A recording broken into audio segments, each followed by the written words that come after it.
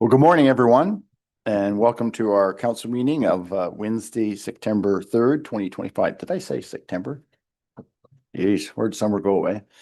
Let's hope we get some decent weather yet before you know what. So we had a published agenda on our website, and which is in front of us today. So I'm going to say welcome to council, welcome to staff, welcome to our guests in our gallery, welcome to the viewing public, and good morning, Chris. So at this point, we will stand and sing our national anthem.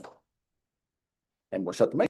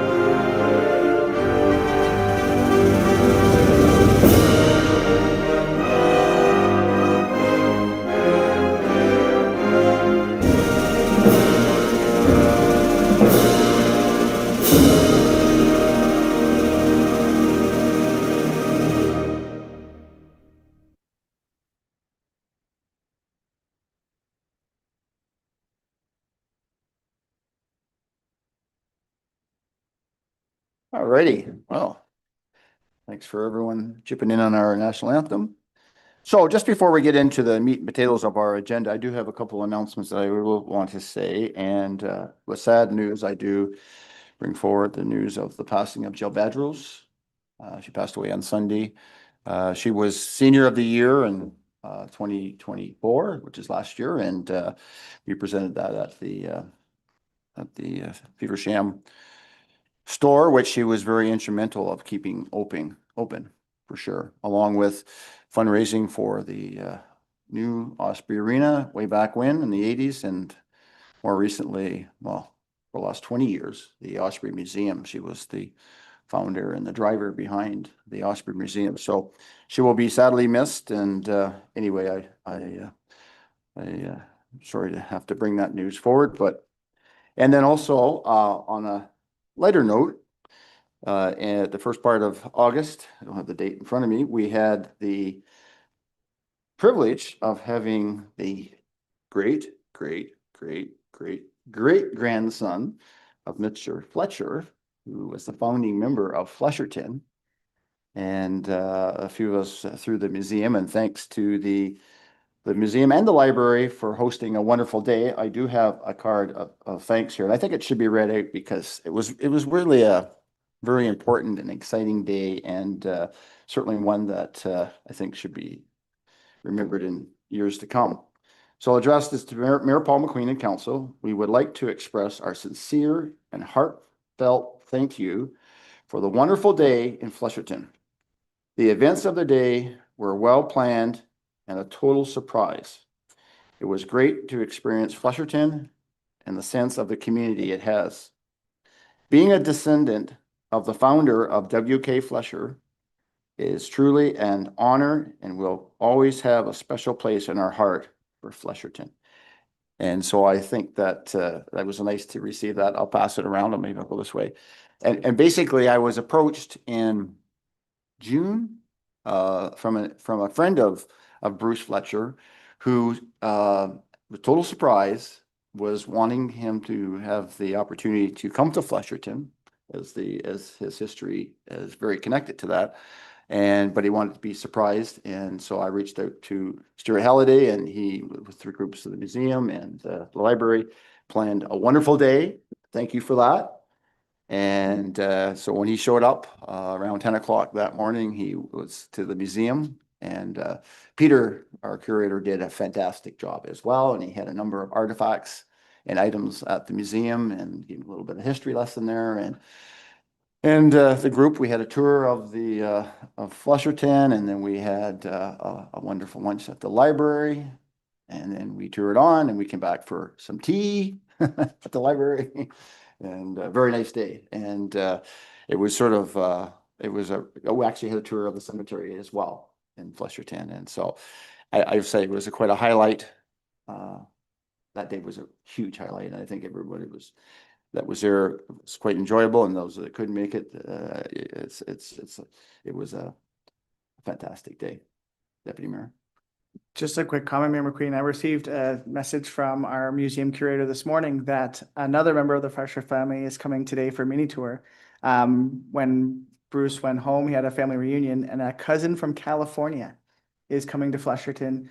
Flew into Toronto specifically just to come to Flesherton to see what it's all about. So our museum curator is bringing him on a mini tour around. So it's pretty exciting how the story has rippled, and just a positive influence in maybe not so positive times is great to see. That's great news. And just to summarize, Bruce lives in Edmonton, or just near Edmonton, and his friend lives near London.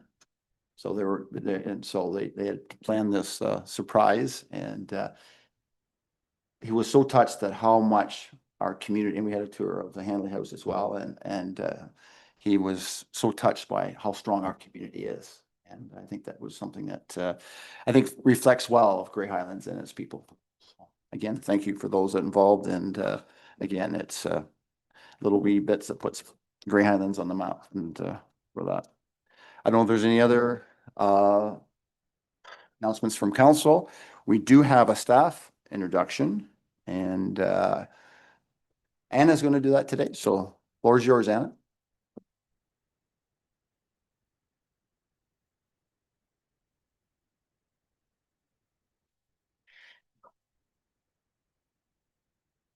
Thank you. Good morning, Council. I'm pleased to introduce Selena Ward, our HR and Health and Safety Coordinator, who started with us in July.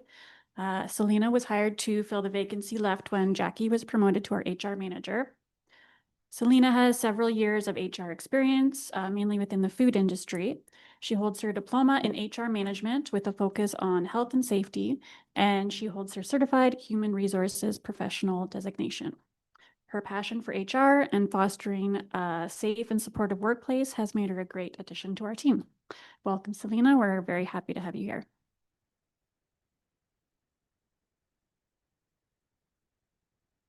We allow you 5 minutes to speak. Yeah, no, I definitely don't have 5 minutes of stuff to say, but I am really happy to be here and really excited for what's to come. So thank you guys. Thank you. Oh, welcome. Thank you. Selena. Selena Ward.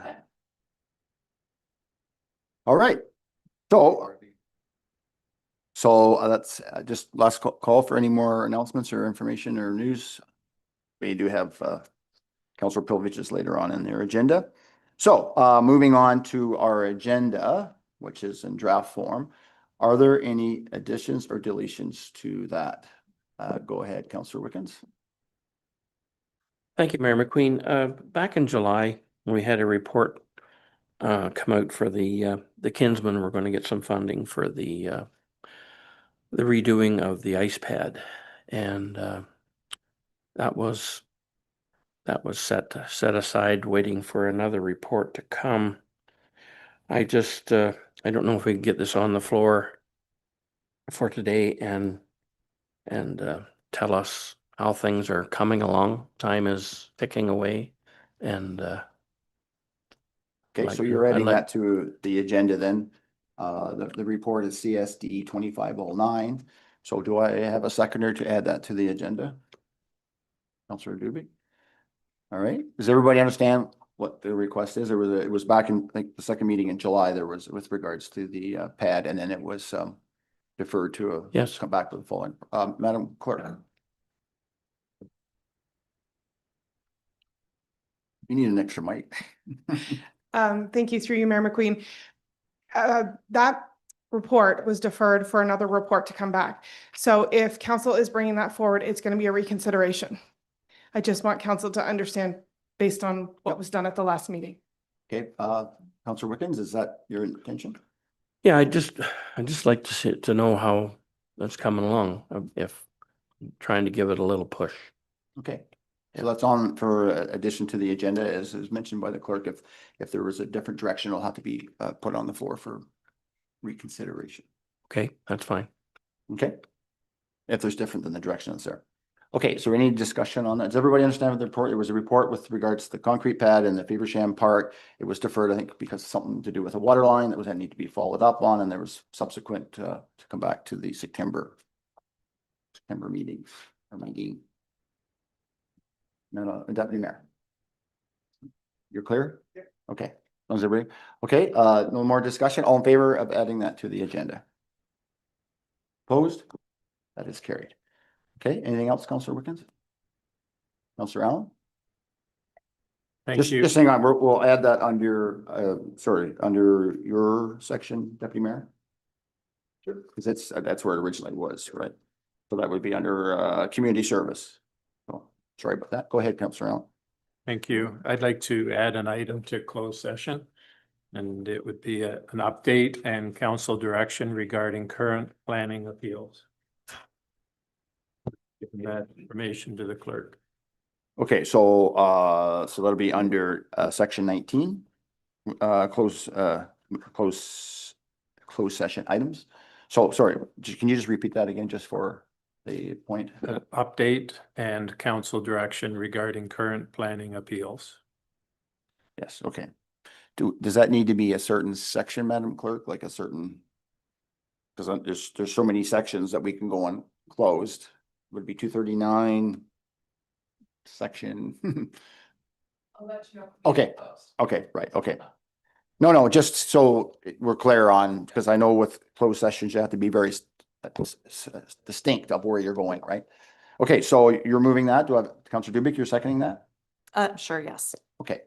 Is everybody okay with the understanding what the addition is? Okay, seeing none, all in favor? Okay, that is carried unanimous, okay? And so that I've penciled that under 19.1. Councillor Dubik, you have an item to add? Yes, please. There was a letter that was circulated by the clerk yesterday from Lady Bank Farm regarding the Heritage Property Tax Refund Program. So I would like to add that letter to item 12.2. Okay. So it's for more information. Do I have a seconder to add that addition? Councillor Wickens? Any discussion on adding that addition to the agenda? Seeing none, all in favor? That is carried unanimous. Just gonna write it, Mike, so it keeps me. You said 12.2, right? Okay. All right. Are there any other additions or deletions to the draft agenda for today? All right, seeing none, I need a mover or seconder to approve the amended agenda. Councillor Wickens, Councillor Allwood. Any discussion on that? Seeing none, all in favor? It's carried unanimously. All right.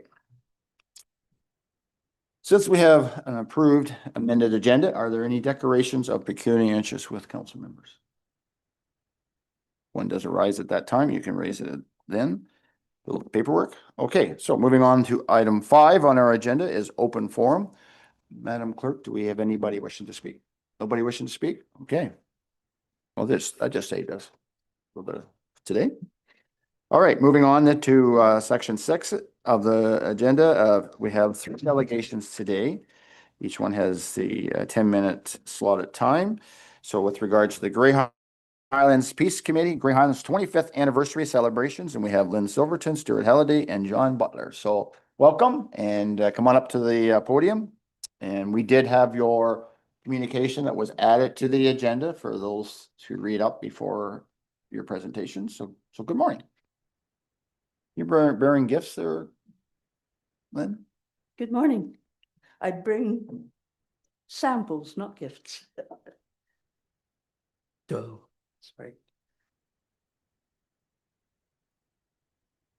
Members of council, municipal staff, Grey Highlanders all. The Grey Highlands Peace Committee is making this presentation to you because we believe we can assist you with the upcoming series of events. Our community celebration of the 25th anniversary of the creation of Grey Highlands. We propose that the Grey Highlands Peace Committee organise and influence the 25th anniversary events across Grey Highlands on behalf of and in close collaboration with the municipality, its council and its staff, and within the budget already allocated. The vision of the Peace Committee is a united Grey County fostering peace, inclusivity, and sustainable growth for all. We say Grey County because some of our members do come from outside of Grey Highlands, God help them, you know. They're with us. And the vision emphasizes the creation of a harmonious, equitable, and vibrant community where every individual can thrive. Within that vision, the mission of the Peace Committee is to delight, to inform, and to promote peace in Grey Highlands. We carry out that mission by strengthening the bonds of friendship, joint celebration, and joint action within our municipality. There are several reasons why we believe we can organize the community celebration on behalf of you.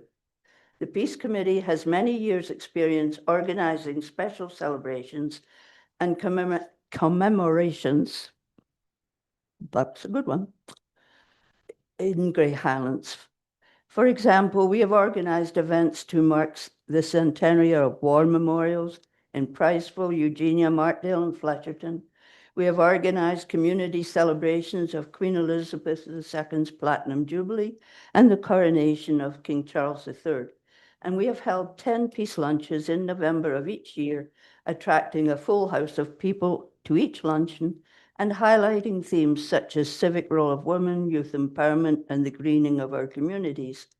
Several of these luncheons have also featured presentations of appreciation to community civic achievers. Our MP and MPP comes as well, and the warden, and of course our mayor and council. We have an extensive contact list.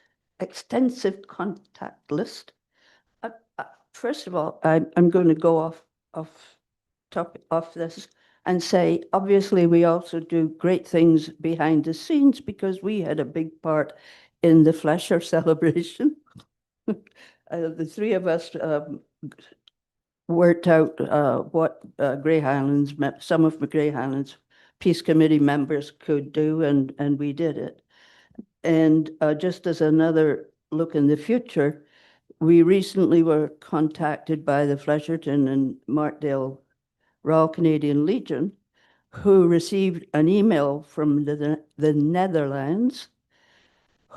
As we know, in Holland, they take great care of the Canadian war sites. And they are doing a campaign of putting faces to graves so that they'll never forget them. And they're looking for this individual that came from, they said, Ceylon, but when I forwarded the string of emails to member John Butler, within minutes, he had sent quotes from the newspapers of back then in 42.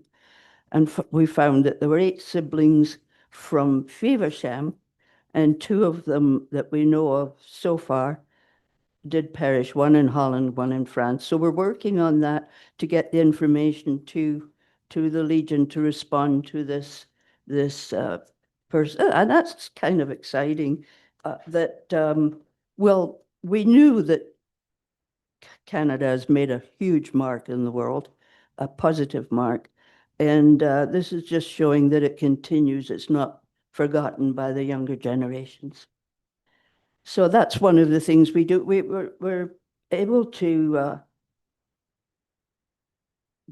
to get into things that are not usually done and do it. So we don't have something to follow. We have an extensive contact list that can be used publicly plus across other relevant community contact lists.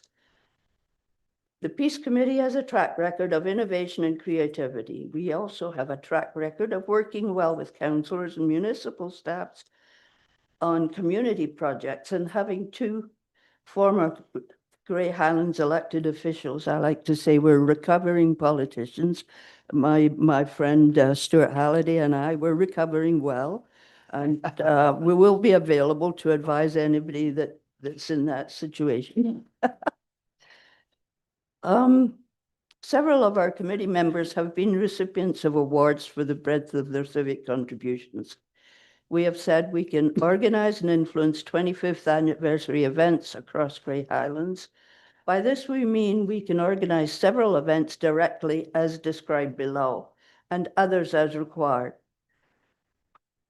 As we can work with other organizations and events to maximize opportunities for them to incorporate anniversary components within their activities. This maximizes community ownership of the anniversary and builds civic bridges that can benefit the community both during and after the anniversary year. One of the things I thought of about 3 o'clock 2 mornings ago was, and hopefully to involve my friend Wilda Allen, to create a booklet similar to the one that we created when I was on council for this sweet centennial, Grey with a Silver Lining. And I'm going to put to the committee and council that we should have one where people can send in the achievements in the 25 years and things that need some looking at. Nothing negative, but positive criticism will only be, I know what it's like to get negative stuff. So we envision 3 anchor events to mark the 2026 as our anniversary year. The first of these is the Mayor's Levy early in 2026, at which the tone for the whole year will be set, emphasizing community growth, community service, and community cohesion over the quarter of a century. The second of these is a community barbecue, or can be a community barbecue, chili cook-off, or other congregate food-related event in the summer of 2026. Hopefully, it can be held at the Heritage Field near Flesherton Library or other suitable venue. We're thinking of that because it doesn't interfere with fairs, setups, and takedowns, and the other events that are throughout Grey Highlands. The third anchor event is the Peace Luncheon in November, and that it's always held the first full Saturday after Remembrance, and that would be November 14th, at which themes of community growth, community service, and community cohesion would be further explored, including an exposition on what the past 25 years has taught Grey Highlands that can help shape its next 25 years. At any or all of these 3 anchor events, the founders of Grey Highlands will be publicly recognized if we can find them, and with John Butler on board, they have no hope of hiding. And they'll be remembered in memoriam too, as if they have passed, such as Stan Baker, etc. In terms of influencing 25th anniversary events across Grey Highlands, we would, for example, work closely with Grey Highlands councillors and staff to ensure that its annual volunteer recognition event for the 2026 traces and celebrates the growth of civic organizations over the past 25 years. We would also work with agricultural societies in Grey Highlands to find ways our fall fairs in 2026 can incorporate an anniversary component within them. In other words, we'll take a booth and spread the word. I'm going to jump on to one way of revitalizing our local pride of place during our anniversary year and after is through broader use of the beautiful Grey Highlands flag, which I think that's the only existing one there is. And there's probably one at the county council chambers. It was once loved but seldom seen now, and I understand it was registered with the organization Flags of the World many years ago. We have a few examples today to show you how the flag may be used to enhance hats and T-shirts, and that's not me. Somebody else pays the $25. Yeah. Yeah, your time's up. So That's just- my time, is it? Yeah, Oh, can I show you these? sure. These are done locally in Markdale. And because ladies don't always wear Ball caps. ball caps, I asked, and Stewart looked after it. Gilligan hat. And there's a T-shirt. And there's the mug that the library created with the library board chair.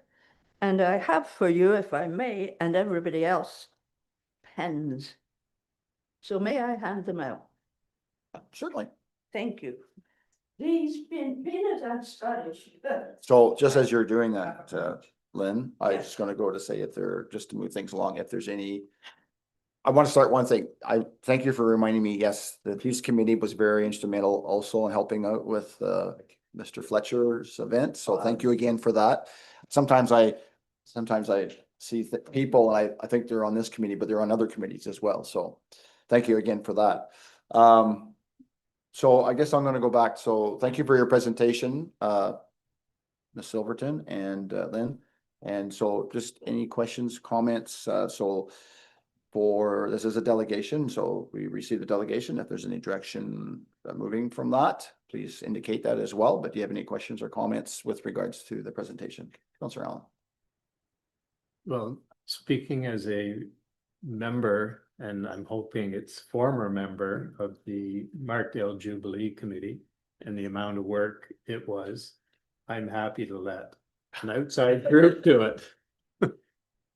Well, I was going to suggest that maybe if the outside group had maybe a councillor or two on that committee as well, just to coordinate that issue, or like maybe the same individuals or others could be part of that, at least to carry that part of the municipal side on that, or bring things back as far as, that was just a thought I had. So Deputy Mayor.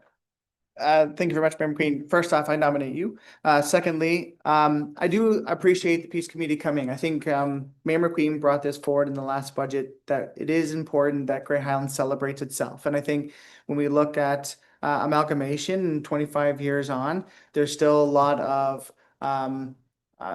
isolation within the community. So celebrating Grey Highlands after 25 years is fantastic. I love the idea of the Peace Committee coming forward with some creative ideas on how to get the ball rolling. I do agree with Lynn Silverton about the experience that the Peace Committee already has in putting on some of this. And to what Councillor Allen said with the challenges, it's not an easy thing to coordinate events, right? And sometimes it's how big a bite are you trying to do? I think it's respectable what the Peace Committee is presenting here is 3 events, building off of 2 that already happen on a regular basis. So there's already momentum behind those and continuing those on. Having a summer barbecue thing, I think is fantastic. Celebrating the flag, I'm very optimistic with what the Peace Committee's brought forward. So I think it's a fantastic idea. And then I would 100% say that the mayor should be part of the celebration of it. Thanks very much. I guess. Yeah. Well, thank you for that. And, I was thinking of a summer barbecue, maybe more as a garden party. That's an old historical thing. They used to have garden parties. And I think I'd call it a garden party would be sort of something that adds a little. With modern sidekicks, because we're a go-ahead modern group. That's right. Thank you for that, Deputy Mayor. Councillor Zuby. Yeah, thank you so much for coming in, Lynn. Just to quickly echo what our deputy mayor has stated, I think the Peace Committee is in the optimal position to help, be the champions, of our 25th anniversary. So fantastic, fully support. And in terms of a motion, do you have something ready, Deputy Mayor? I'd have a question for staff first before motion myself. Okay, perfect. Okay, so let's do the question first then. Okay, question, Deputy Mayor. Is that okay? Thanks, Mayor McQueen. Sorry, Councillor Dubik. Just a question is, in terms of trying to lay out this, obviously the options are receive for information, ask for staff report. Is an MOU needed in a situation like this to delegate authority to this group? I kind of remembering how there was some confusion with how the Jubilee Committee worked, and I'm just wondering from maybe Clerk Van Alstyne, if you can help. The motion wouldn't be just a staff report to me. It would be, we need more direction than that, because what is staff reporting on? So. Okay, I'll take the question to the Madam Clerk.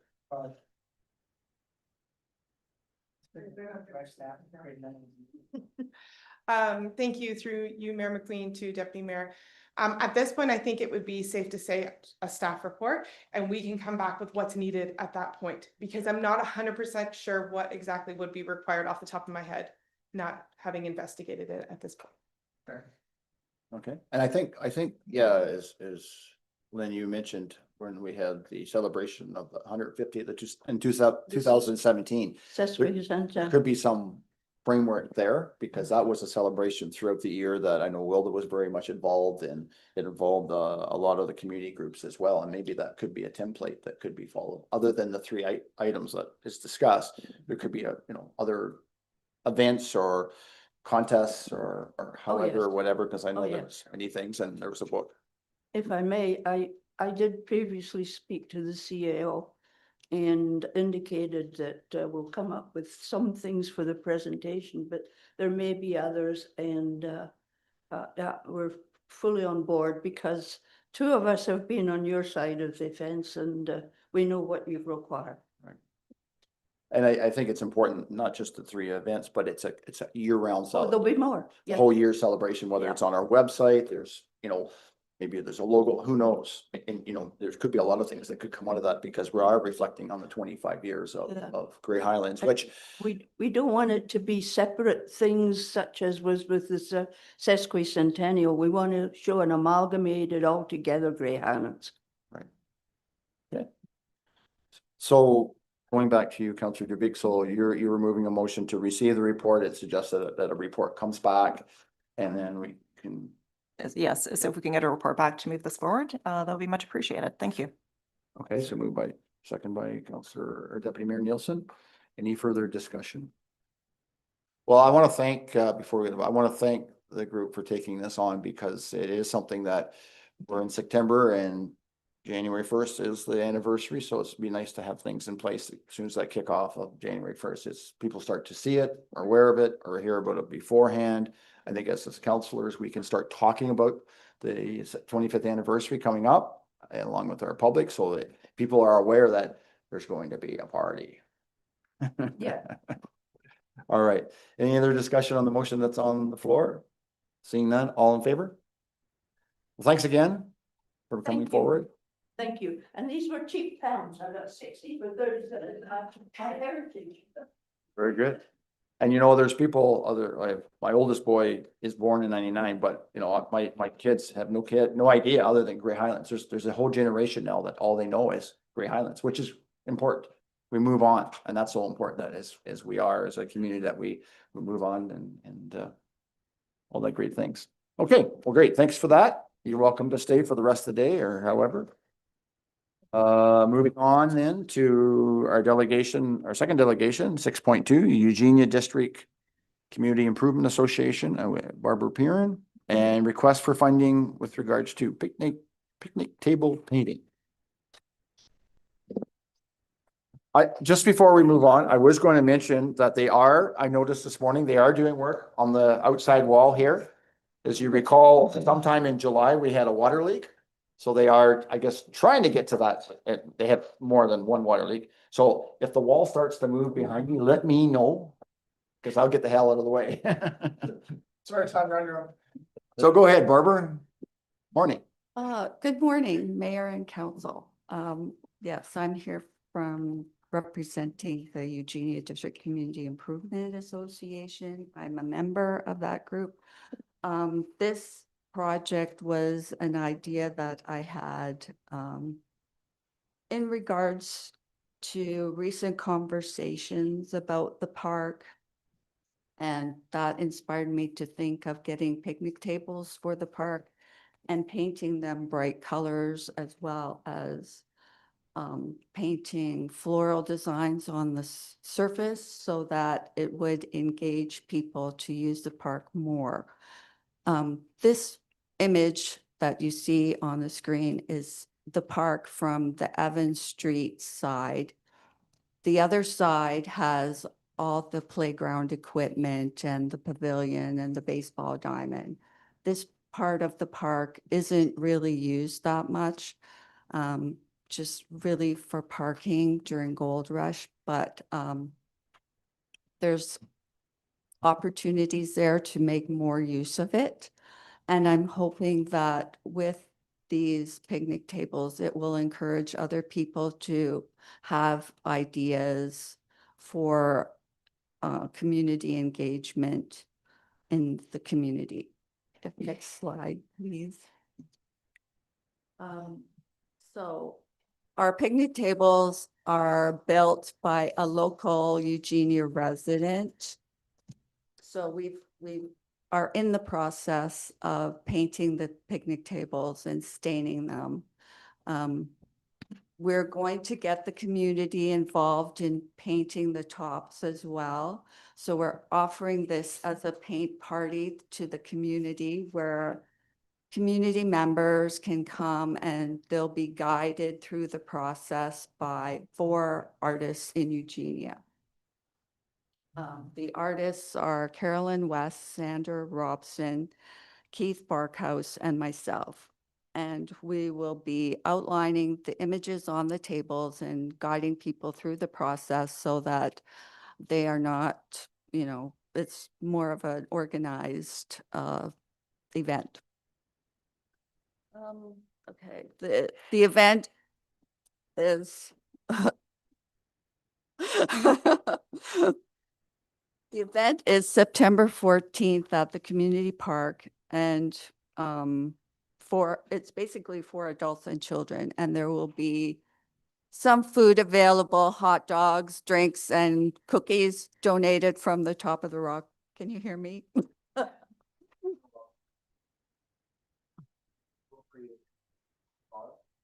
Okay.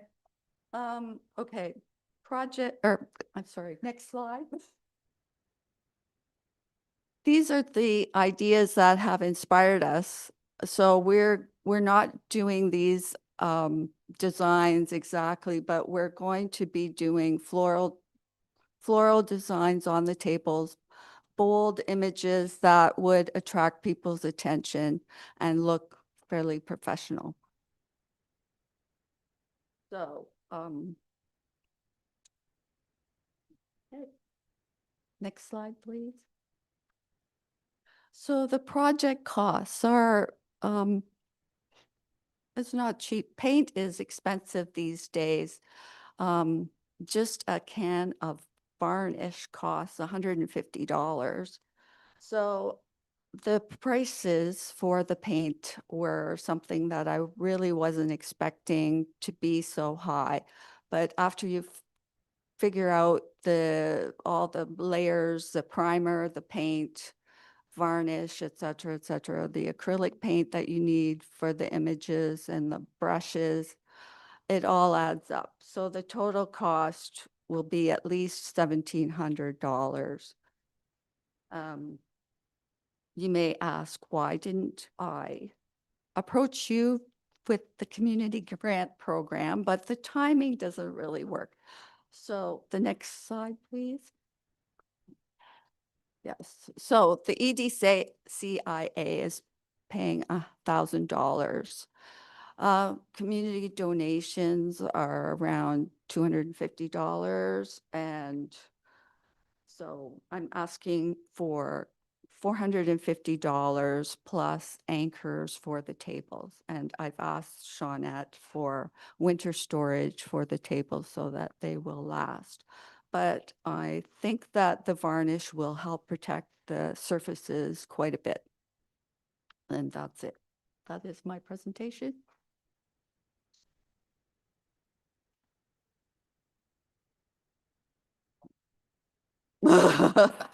Just hang on. Okay, sorry again, I just turned my mic on because I had it off because of the noise. Being anchored, but I know some other parks have had issues in the past where picnic tables get up and have a tendency to walk away. So are you have it also including somehow securing them? That's what I'm hoping that you guys will do Oh, for okay. me. Because I have no experience in that sort of thing, and I know that there are some anchors on other benches, et cetera, in the area. So I'm hoping that the parks Okay. They have a department method will or look something, after that. process. Because these will be like works of art. You don't want them to Right, get up and walk away. Okay, that's right. thank you. Okay, thank you for your report. Questions, comments from council members? Go ahead, council, go ahead. Thank you, Mayor McQueen, and thank you so much for the presentation. I was at the meeting when we had this discussion about painting the picnic tables. I think it's a wonderful idea. Bring some much needed vibrancy to that park. I'm wondering if you and the rest of the committee have approached any of the local retailers in terms of a donation of paint, Yeah. or at the very least getting the paint, at wholesale rather than retail. Yes, Home Hardware is covering $200 of the paint, but actually that will be about half of the cost of the solid stain, the paint and the primer and the varnish. All that will add up to probably about $400. Go ahead. Thank you, Mr. Mayor. And just as a follow-up, worth, in that you, there's no timeline for this and there's no, without specific sort of designs in mind, it may be worth it to go to Habitat for Humanity or one of those types of places, or put out a Facebook post, that kind of thing, asking for paint donations. A lot of those, if you know the Restore Habitat for Humanity, they often have, scads of old house paint kind of thing that are donated. You get your choice of colors for essentially free. Just putting it out there. We're going to be using artist quality paint for the images. We've already got most of the picnic tables finished as far as painting and staining, but thank you for that suggestion. Yep. And I just on that, sponsors were, if you did have other donations, they would be advertised or who donated or however, I'm sure you're aware. Thank you for that, Councilor. Deputy Mayor Nelson. Thank you very much, Mayor McQueen. I think it's fantastic you're coming forward with the initiative that you've taken to put this together. The fact that you're coming and asking for support, but it's I think about 26% of the total cost. So I appreciate how much EDCI is putting forward to this. Just for clarity for myself, so you did just kind of say it, but I think I'm hearing correctly. The project is majority completed already. So it's kind of looking for some retroactive support. We haven't purchased the missing colors of the acrylics that we need for the tops yet. We did get a few freebie donations of artist colors, but we're missing a few. So we're gonna have to buy those. And we're gonna need a lot because we've got, 4 picnic tables, which is like 6 by almost 3 feet. Yeah. So, and the benches plus that. So we need a lot of paint. Is the ask today, how to word this? Is the project going to be able to be finished, completed, and then you're asking for funding retroactively, or is the ask today necessitate the completion of the project? So in other words, without the request being fulfilled, the project doesn't get completed and stays at half completion, or what does that say? Well, if we don't get the money from you, somebody will pay for the paint. Probably me. I don't know. But somebody will have to. Just to get their project completed. Thank you for that. I do have a motion I'm willing to make. So a question to you, Deputy Mayor, with regards to your involvement with regards to community funds and stuff. Is there, I guess a question I will have is there funds in the reserve from the community grant program? So through the community grant program, there is funds that are still available. I believe there's been conversations with perhaps some of those funds being needed to cover the Markdale Fall Fair because of the fire that happened and then the increase in costs in that. But we obviously haven't seen a report on that end. But my motion was just going to be to to receive information. We do need to go for a staff report. That report would include some funding options on how to support this, as well as some of the logistics of the request for support for the storage and the anchors and things like that would be part of that report. So I'll move to receive and ask for a staff report to come.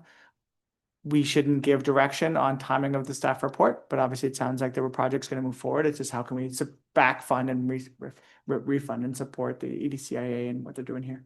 Remember, outside of procedure bylaw, it takes 2/3 if you're going outside that. Yeah, just right now, I think I'm just gonna ask, I'll move the motion to receive information, the delegation, and then ask for a staff report on supporting this project. That's about the Sure. fastest I think we can get done. Is there a seconder? Councillor Dubé? Okay, motion's on the floor. Go ahead, Councillor Dubé. Thank you. So thanks for coming in, and I just wanted to say that, you know, it's inspiring to see citizens as designers and creators. And so, you know, so thank you for taking the lead to beautify and make the park more usable, because it is a big swath of green space that is underutilized. And you know, thank you for kind of spearheading to try and create capacity there, you know, for it to be utilized. So I think that's wonderful. And to agree in terms of just timing. So if you know, I'm hearing that the timing isn't critical. We have time to wait for a report to come back, unless you tell us otherwise. So maybe you can tell us, maybe you can provide a little bit more context about timing for the funding. Thank you. Well, we will be buying the materials in advance, so we will be out of pocket for that until we are reimbursed somehow. So if you don't agree for the donation, then we will try to get the funding elsewhere, I guess, from other community members, etc. I remember in the past, there was a request for armbands that council went over above because of the timing. Councillor Dubé, do you have any follow-up to that? Okay, thank you, Councillor Allen. Thank you. Whether, I'm not sure if the picnic tables are to become property of the municipality or if the Eugenia committee will own them, but regardless, they will be going into our parks. I'm just wondering if the images will be reviewed by staff. Well, do they have a problem with flowers? Do they have a problem with birds? Just asking a question of our staff. I wasn't asking a question of you. Okay, I don't know. I didn't think of that. Great. So that could be something that could come back and In the report. I know that I just recently attended a concert in Toronto Monday night and took the train from Barrie, and there's on the way down there, there's a lot of graffiti. My worry is graffiti, and hopefully that's not an issue around Eugenia Park and stuff like that. So my thoughts are, are you involving different groups of the community to be involved? And that's where I'm coming from, is you have good community buy-in. They also look after it and Right. take, you know what I mean? We're trying to provide ownership of this Yes. to the community. And our plan is for everyone that takes part, they will be signing their name on the edge of the picnic tables to demonstrate to people that this is a community project, to try to, you know, protect the tables from vandalism or whatever happens. But they will be varnished with several coats of varnish, so that would help as well. Protect it. Okay. Well, is there any other comments, questions? So I think from your comment, Councillor Dubé, in the sense of timing for funding, it'd have to come back in the report unless there's a difference, a change, and maybe that report would also reflect on the community grant program as well. So go ahead. Thank you. So just in terms of, you know, timing, because it would be preferable for it to be sped up as quickly as possible in terms of the staff cycle. So I'm just wondering, in terms of getting the report back, I'm not sure if it's we could do it based in terms of the next council meeting, or if it's 2 council meetings away. So generally, in But I progress, would- it's probably a month because, Okay. right, but I'll go to the Madam Clerk or the clerk. Oh, we got Director MacArthur. I could go to Director MacArthur. Sorry, Welcome, good morning. Good morning for you, Mayor to Council. So Shauna has been in discussion with the group on the project and are supportive and have seen the diagrams that are being used. With that being said, we could do a 1-pager for the next council report, just because the timing of the work B that is scheduled for September 14th, we could pull together comments and have it on the next agenda. Okay, Councilor Dubé. Thank you. So wonderful. Thank you. If we can just add that to the motion so that we have clear direction that it will be on the next. Yeah, so that'll be Thank September you. 14th. What is that date? 17th. Okay, so we'll add that to the motion.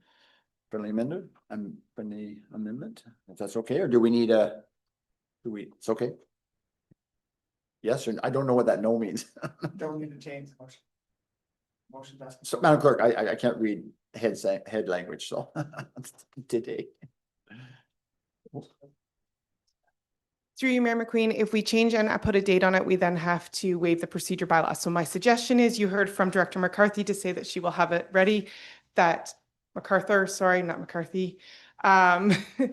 So I would suggest that we just leave the motion as it is. Thank you for that. All right, anything else to add to the motion that's on the floor? Any other questions, comments? Seeing none, all in favor? That's carried unanimously. So thank you and stay tuned to the next report, next council meeting. Okay, I have a question though. Are you wanting me to run the images past staff or?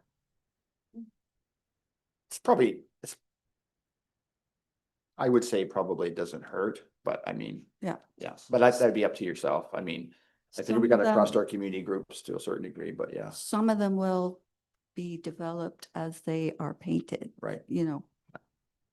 Yeah. So I can provide rough ideas, but that's it. I think probably from the respective Councilor Allen, and I'm not putting words in his mouth, I'm just speaking, but sometimes from a public process, we have to be very careful, Sure. right? Just because things can offend or however. I mean, I'm going to stop there. Okay, all right, thank you. We do, yeah, we're very public. So. Okay, well, thank you very again for coming and good luck with the project, and it sounds exciting. All right, moving on to our third delegation, 6.3, garbage on Grey Highlands Road Allowance, Lucas Oldfield. Is he on, where is he? Oh. On court. He's coming on Zoom, is that what he's, okay. I'll look for him on the screen here.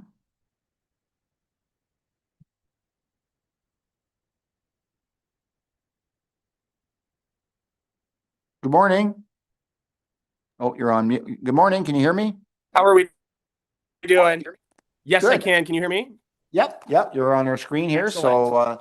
you have 10 minutes. So whenever you're, we have your information that you had provided for the agenda. So whenever you're ready, you have 10 minutes and maybe take some questions. Excellent. Okay, thank you so much, everyone. So the purpose of today's delegation is to discuss the garbage on the unopened road allowances in Ceylon. So if we can go to the next slide, please.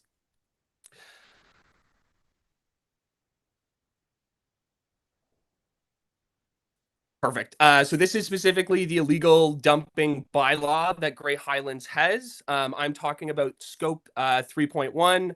No person shall dump, drop, sweep, throw, cast, or otherwise deposit any material whatsoever on any road allowance, or public property. So that's specifically what I'm discussing in Ceylon.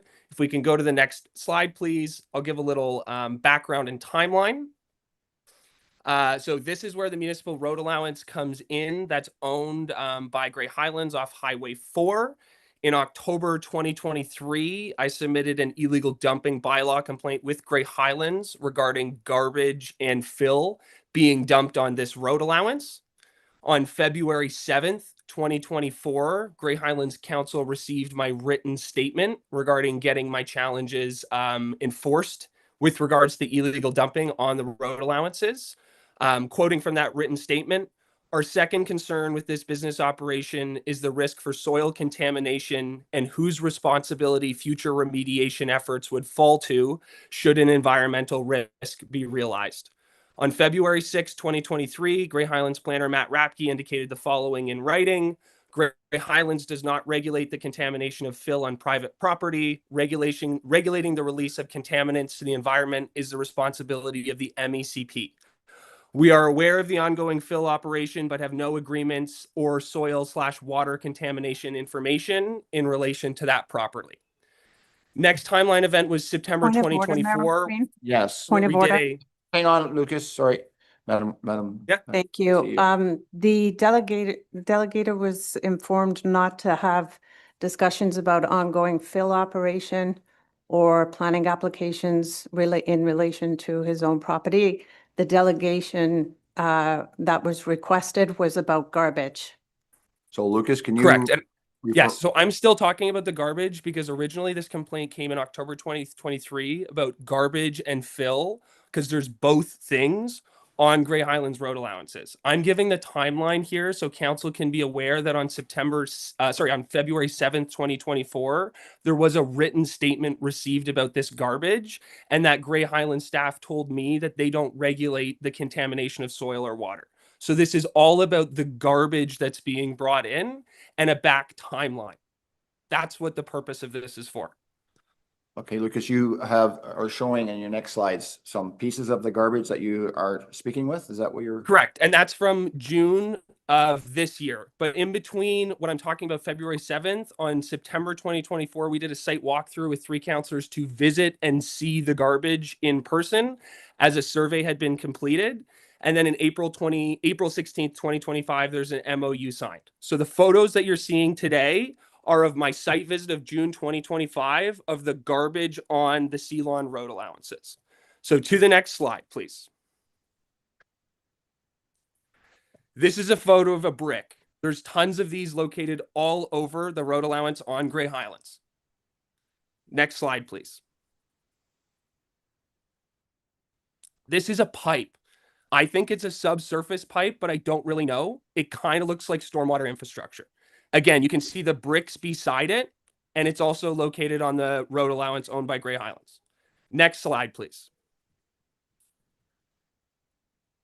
This is like a metal tin that goes on top that kind of looks like a manhole cover. Again, there was a video of me, but it's not allowed to be included, and you can see the rubble pieces beside it.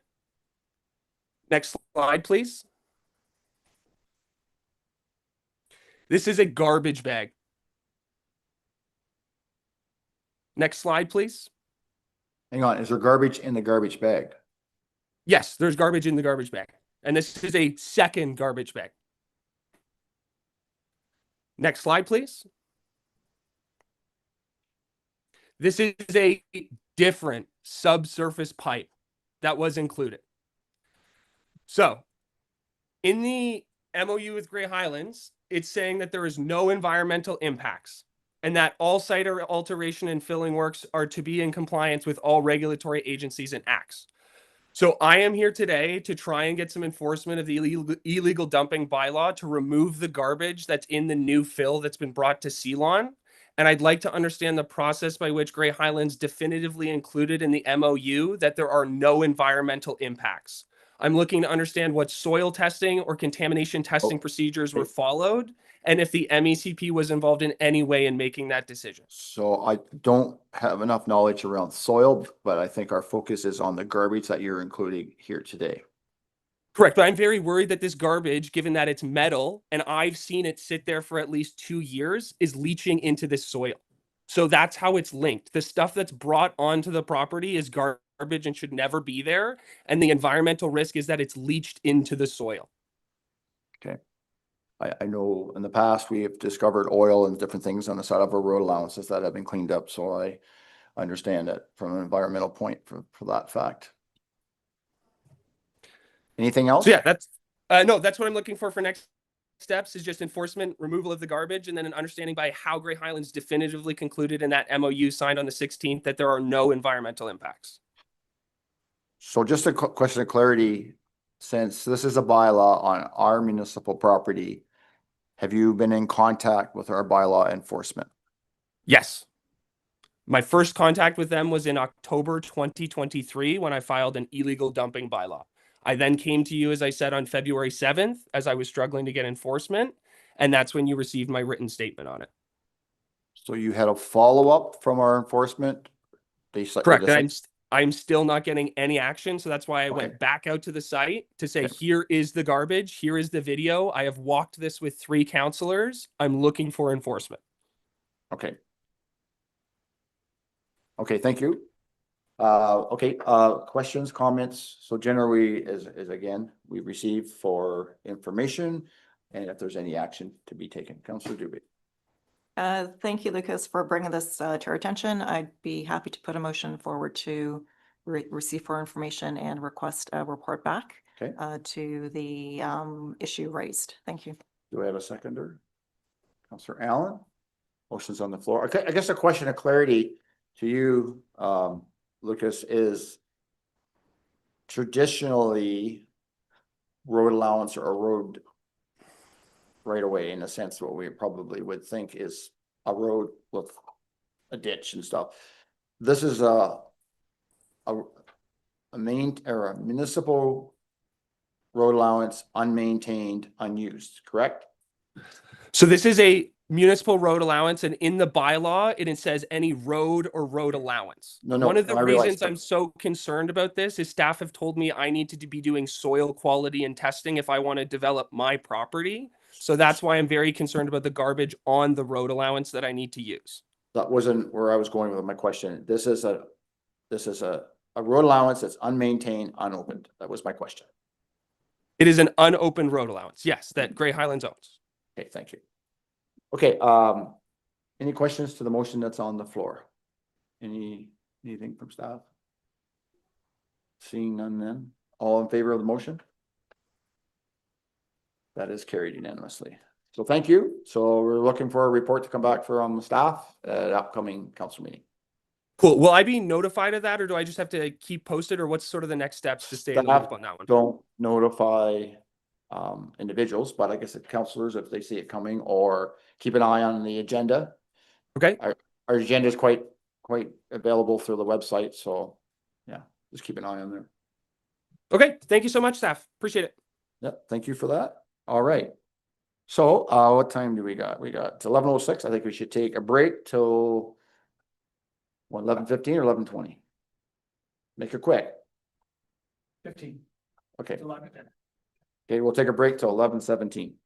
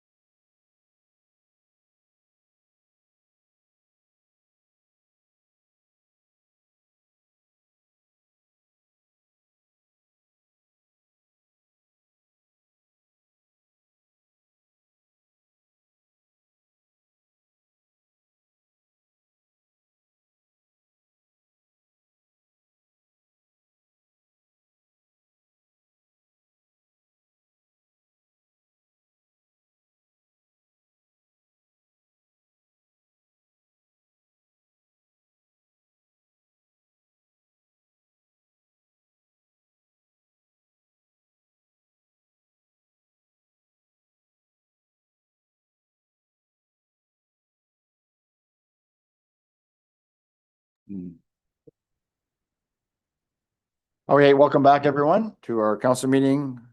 Again, I want to thank all the delegations that spoke to us this morning. Moving on to item 7.1, we have the minutes of August 6th, 2025. Can I have a mover and a seconder for those minutes, please? Councillor Lowhead? Councillor Elwood? Yep. Just moving things along here. Any discussion on those minutes?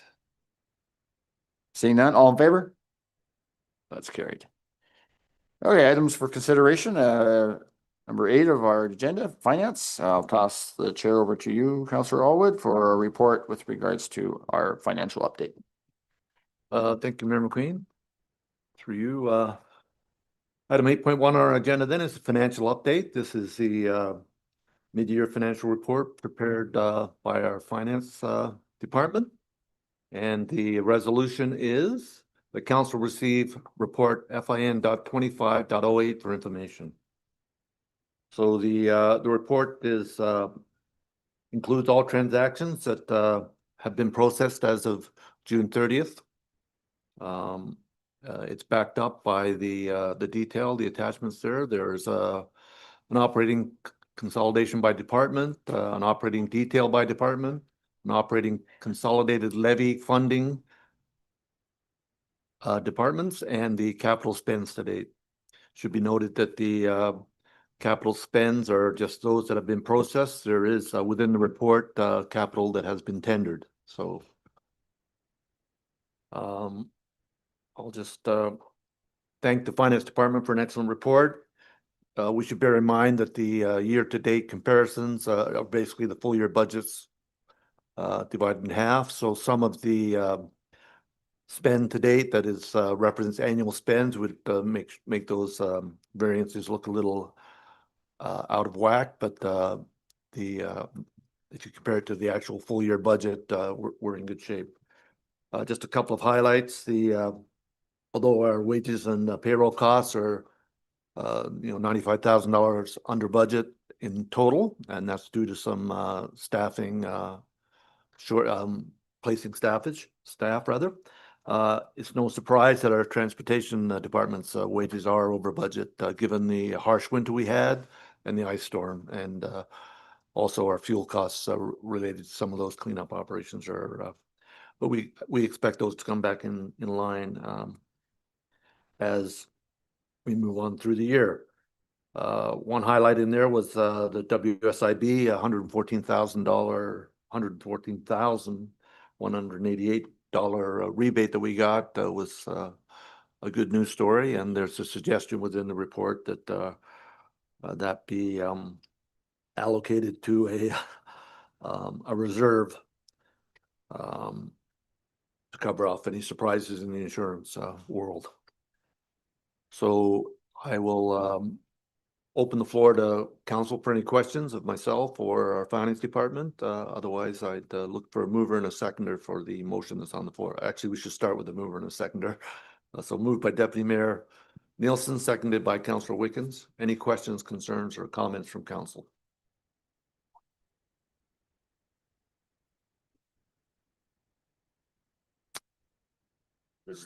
Seeing none, it speaks to the quality of the report. All those in favor of receiving the report for information? Thank you. And again, thank you, Athena and Treasurer McCarthy and your department for an excellent report. I'll pass my mic back to you, Mayor McLean. Okay. Well, thank you for that, Councillor Elwood. And again, thanks to staff for in the report. Item 9, fire, police, and safety. We have no report for today. Item 10, transportation, public spaces. We have no report for today. Moving on to item 11, corporate administration, and I'll be chairing this part with regards to the grant coordinator position update. And the motion is that the council receives the report CAO 2507 grant coordinator position update for information, and that council approve a permanent full-time 1 FTE grant coordinator position. Discussion on that, or would somebody care to put that on the floor? Councillor Dubie, Councillor Woolhead. Discussion. Deputy Mayor. Sorry. Thank you very much, Mayor McQueen. I think the importance of this position stems from the province's continued use of the lottery ticket program of funding.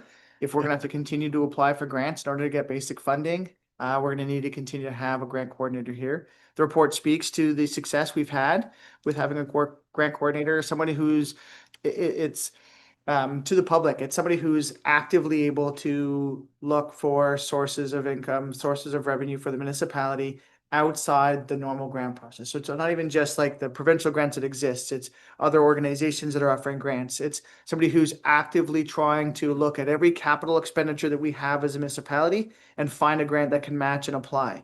The more we have that ability, I've had residents comment on, well, this is, staff's job anyways. It takes them away from being able to execute the day-to-day stuff if they're trying to spend hours finding the grants.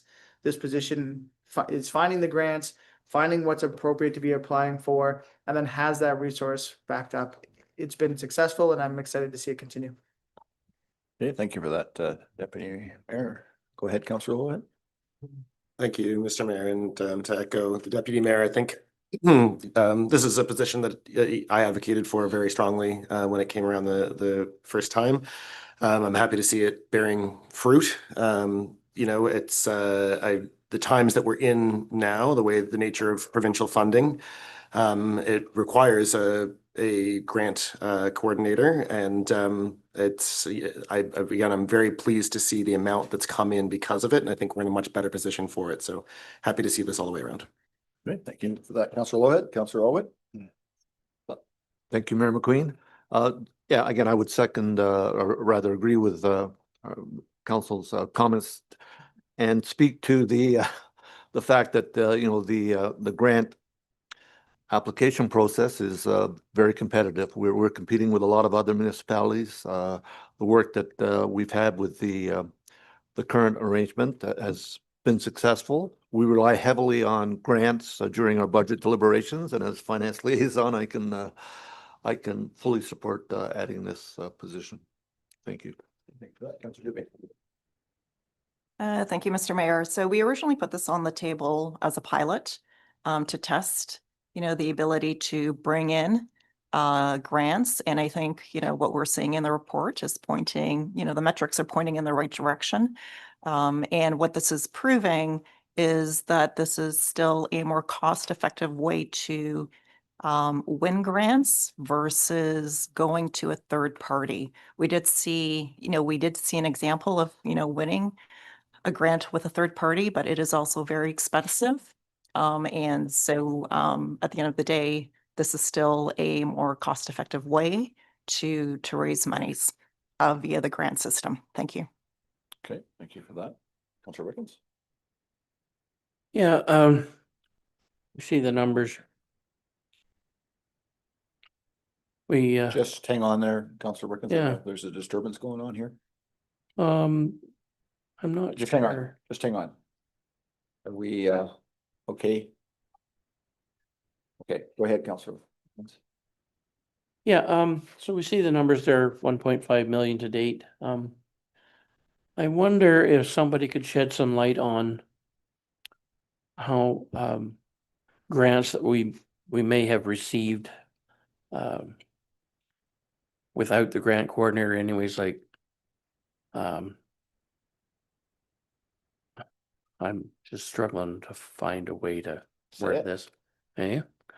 So we probably received types of grants that we would get even without the grant coordinator. I wondered if there's some numbers in there that Who would I go to? could reflect. I'll go to the author of the report, Madam CEO. Thank you, Mayor McQueen, and through you to council. So our grants have been abysmal over the past probably 10, 15 years. We know back in the 90s that specifically provincial grant funding was in abundance. That dried up, and any grants that were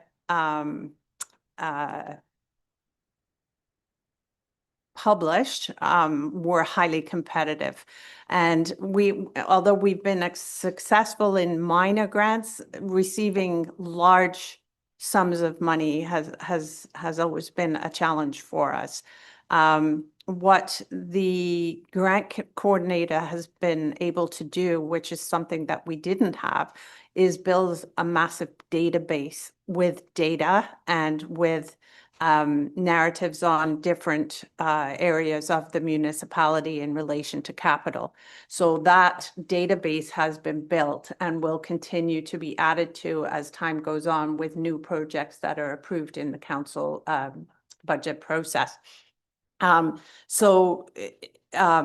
When we were independently applying for grants, that data, collective data, wasn't really available. I mean, departments did speak to departments, but having the ability to have this robust narrative about certain projects is I believe, invaluable, because we can draw from that, and in some cases, we're able to respond very quickly. Some of the funding that we're coming across has very, very tight, short deadlines, and we're able to copy and paste and insert that into a specific grant application. So that needs to be updated on an ongoing basis as well. And our grant coordinator has been successful working with all of SMT and departmental managers to make sure that that information is current and relevant. So we see that, you know, sometimes a grant will be released and the turnaround time can be 10 to 15 days. And we're in a position now to jump on those types of opportunities, which is fantastic, where we may not have had enough time to pull information together to present a wholesome report. Okay, back to you, Councillor Wickens. Yeah, I think the turnaround time is crucial, because all of a sudden you get an announcement and you gotta have it in 2 weeks, right? And that's somebody dedicated on that particular reason and stuff. And it's not just municipal grants, there's other community grants and other things out there as well. Go ahead, Councillor, go ahead. Thank you for that, Madam CEO. And thank you, Mayor McQueen, and again, thank you for this report. I would say it's a fulsome report, but I would appreciate seeing on here an estimation of the money saved through our grant writer in the future, because that's something that I think is, you know, just that's valuable information, not just the money that we brought in, but if we had have gone out to contract with that. I mean, I think the commission is up to 30% or something like that, 25% for some of these contractors. So I think that would be valuable information for the future. Yeah, well, yeah, that's important as well. I know in speaking with the individual, I know that they start to build up a network of other municipalities contacts that they can ask. Okay, and they seem to be very open, like, well, how did you do this, or how did you do that? And I think that's invaluable as well, right? So on that part, and so that not just a database, but just that relationship of, you know, other municipalities and being successful. And I know within speaking with Mr. Vickers, our local MPP, he had told me in June that there is a scoring of like 80%, or there's a rate, and you got to get into that 80% before you'll even be considered on that grant. So and he said that they have staff also there to help you with that, and it's sort of checking the boxes. So it's also in learning and knowing how to check those boxes as well, and actually even following up with provincial staff on that as well. So I thought that was encouraging to hear that and that sort of thing. But yeah, the lottery part is still alive and well, as the deputy mayor has said. So we have to, you know, be active and be progressive and applying for all and every grant that's available to the, you know, available to us as the municipality, for sure. Other comments? Right? It's been moved by Councillor Dubik, second by Councillor Lohead. Loheed? Lohead, yeah. Lohead, like, right. Anyway, we'll stop there. All in favor? That's carried. Sorry about that. All right, moving on. Maybe it's the fumes are getting to my head. All right, so moving on to section 12 of our agenda. We have lots of time here, so it's CLS and planning. So I'm going to pass the chair over to you, Councillor Allen. Thank you, Mayor McQueen.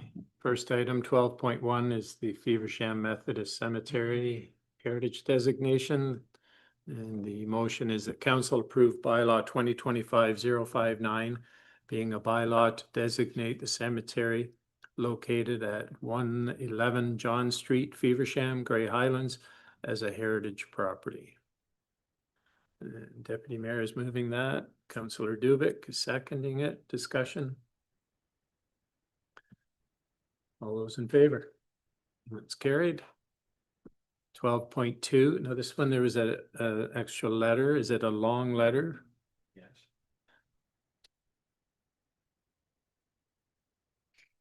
So it's to do with heritage property tax rebate, and the motion is that council receive report CLS 2516 heritage property tax rebate bylaw for information. I'll just ask, is that letter in support?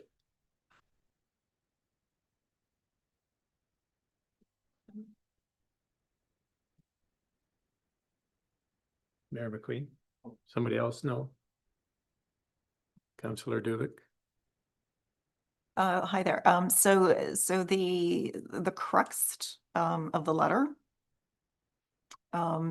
is for there to be a retroactive application of the heritage property tax refund. And the sort of the rationale here was, given the fact that, this has been in the making for a few years. There was the ask of, can it go back, Okay. a few years to benefit from this tax if it was to be put into play. I think we probably all know the answer to that. Okay, all right. So did I read the motion? Yes. Do we have a mover and a seconder? I'm going to read it again just in case. The council received report CLS 2516 heritage property tax rebate bylaw for information. And somebody would like to move that? Councillor Allwood, seconder, Councillor Dubik, discussion. Chair Allen, I wasn't moving that. I just a point of order. There's some options in the report, and I think the motion. Yeah. Okay, I'll get that opened up here. Questions of clarity, Chair? Go ahead. So thank you very much, Chair Allen. Just a question of clarity. So in the report, there's a few different options to just receive this information. In my eyes, would just kind of delay that process. So I think council needs to give direction as to whether or not we're moving forward. Option 2 did have some changes in wording to the bylaw itself, as well as some suggested limitations to it.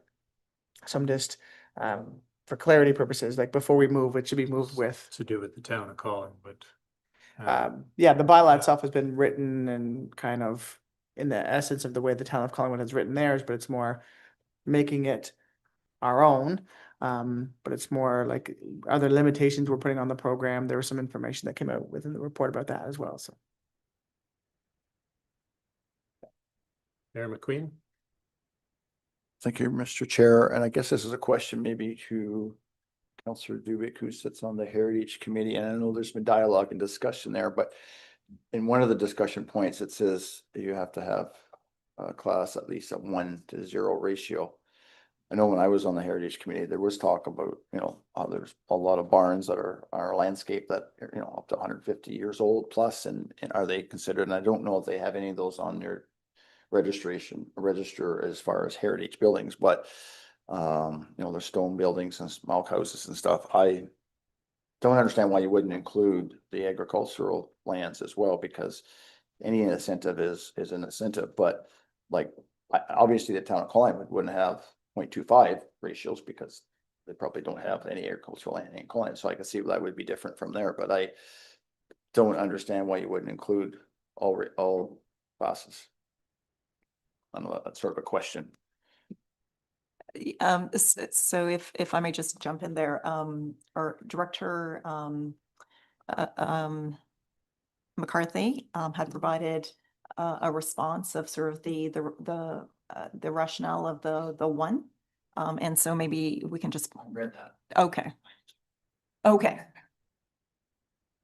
Okay, but I think it's worthwhile if Director McCarthy can just respond to that. Director McCarthy? Thank you, through you. Some additional information was provided yesterday, and just to reiterate that, it was not necessarily recommended, but just something for council to consider, is that anything within the farm tax class does already receive a significant reduction in their property taxes. And as you see in the report, there will be a cost associated with the required inspections. So it was just to consider, I guess, the cost benefit of the cost of the inspection versus what the potential rebate would be. Mayor McQueen, follow up? So a couple things. I think to go to inspection is blowing it way up to, I mean, I know of one particular property that was designated heritage, which was in the Pretty River Valley. It was one of the three, I think, originally. And it had something to do with the staircase. I think, yeah, I can understand the cost of $400. That's more than what savings could be. Like, we have a heritage committee that gives us the information for us to designate it. I don't know why this couldn't go back to them if that's what we need verification. Why do we need to spend another company $400 per property? I disagree with that, because I think we're trying to simplify things in this way. I think we have to, obviously, if a property takes out a building permit and changes the whole dynamics, well, then that's a red flag. You know, if you tear down whatever it is that you're getting the qualifications of that heritage, through that report, it defines every registered property has a full report that says all the particulars of that and why it is there. If it, you know, I mean, just to do this yearly to qualify that, I mean, I'll tell you, on the agricultural side, there's a lot of properties that have farmers sign it and they don't get verification that those farmers aren't farming anymore. It goes on and on and on. I mean, I just think that if it gets designation, and if something triggers that, then yes, but to go out and spend $400 a year to re-inspect every year to say that's still Carol, I think that's not where I'd like to see this go. I think we have to simplify that. If it veers from outside of that report that gives it that qualification, then that's a trigger. But let's keep it simple. And I don't know if there's any comments to you, to the council that sits on the Heritage Committee, but I think we want to keep this simple. Councillor Dubik? Yeah, so thank you for bringing that up, because I think there are views from the committee as well, that in terms of the inspection, it doesn't need to be so onerous. And so I think, you know, I think there is a question of how could we do this more simply? So that there is a question from the committee there as well. Go ahead. So I thought, and the city of Owen Sound has done this, and it was through County of Grey, that we make a request. And if the county and the lower tier agree to it being a heritage property, the school board automatically, and maybe through you to the treasurer, I thought that was a process that would go through, because the city of Owen Sound has done it on heritage properties, because they have a heritage committee and they have designation. But part of that is long as two of the three agree to it, then it automatically falls into a lower category. And maybe I'm wrong, and I know there's some process on that. So maybe through you to staff, can you explain that? Clerk Van Thank you, through you, Chair Allen. When a bylaw is passed at the municipal level, if the county has their own bylaw, it will follow suit with whatever the municipality does. And once both of those are done, you send it into the ministry and they provide their part of the refund as well for the education. Okay. Councillor Allwood, go first. Thank you, Chair Allen, for you. In the report, there's a couple of items related to costs. Right now, it's being funded through the CIP reserve. That can't go on indefinitely. There was some suggestion that there'd be a cap on the municipal portion of the rebate. That should be considered, but I just wondered, what future funding options are available if we were to support this program.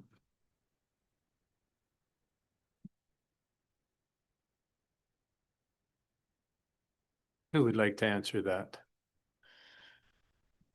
Director McCarthy. Thank you, through you. It would presumably fall to the levy as an impact, unless another opportunity became available. Okay. Deputy Mayor. Thank you very much, Chair Allen. I think my question was going to be similar to Councillor Alwood's. I mean, when we're looking at the cost of this item, to Mayor McQueen's comment about simplicity, I agree with that in terms of the inspections. But if we're taking on a cost of operating the actual program, then we do need to consider what is the level of the discount we're giving. So if we're doing something simple, in my eyes, which would be like keeping it simple, like Mayor McQueen is suggesting, saying, we're not gonna do the inspections every time. You can apply, you're designated, fantastic. We've gone through the process for heritage designation, but you're gonna receive a $500 off of your taxes, or a specific amount and not a percentage of your taxes. May be a better way of keeping it simple. If we're trying to say you're going to receive, similar to the way the farm tax credit, where you're 0.25 of your residential rate, and we're going to say you get a 30% discount on your taxes for heritage, then maybe we want to be a bit more stringent when it comes to identifying and qualifying whether they still maintain that heritage designation. And so I think that's part of the keeping it simple. I mean, the report does suggest that council sets a number, and I think it just to the letter that came in saying, you know, this has been going on for a couple of years, how come you haven't got this done? We could have applied already. The premise is there's question marks on how we're going to actually implement this. It's not as simple as straightforward as saying heritage designation gets a discount and here it is. It's that has an impact on the tax levy of every other resident of Great Highlands that needs to be considered when it comes to doing things like this. So I like and agree with Mayor McQueen in terms of this should not be an onerous program to implement, but then would also quantify that with, it would not be a significant discount to the tax. Maybe receiving a nominal $500 or $1,000 a year in your rebate. Realizing that depends, like there's a different ratio for different values of home, but setting it at a number rather than a percentage keeps it simple and straightforward. There's still a discount for people. There's still an incentive for them to become heritage, but it makes it a bit more simplistic in terms of our own processes for implementation. Okay. Mayor McQueen.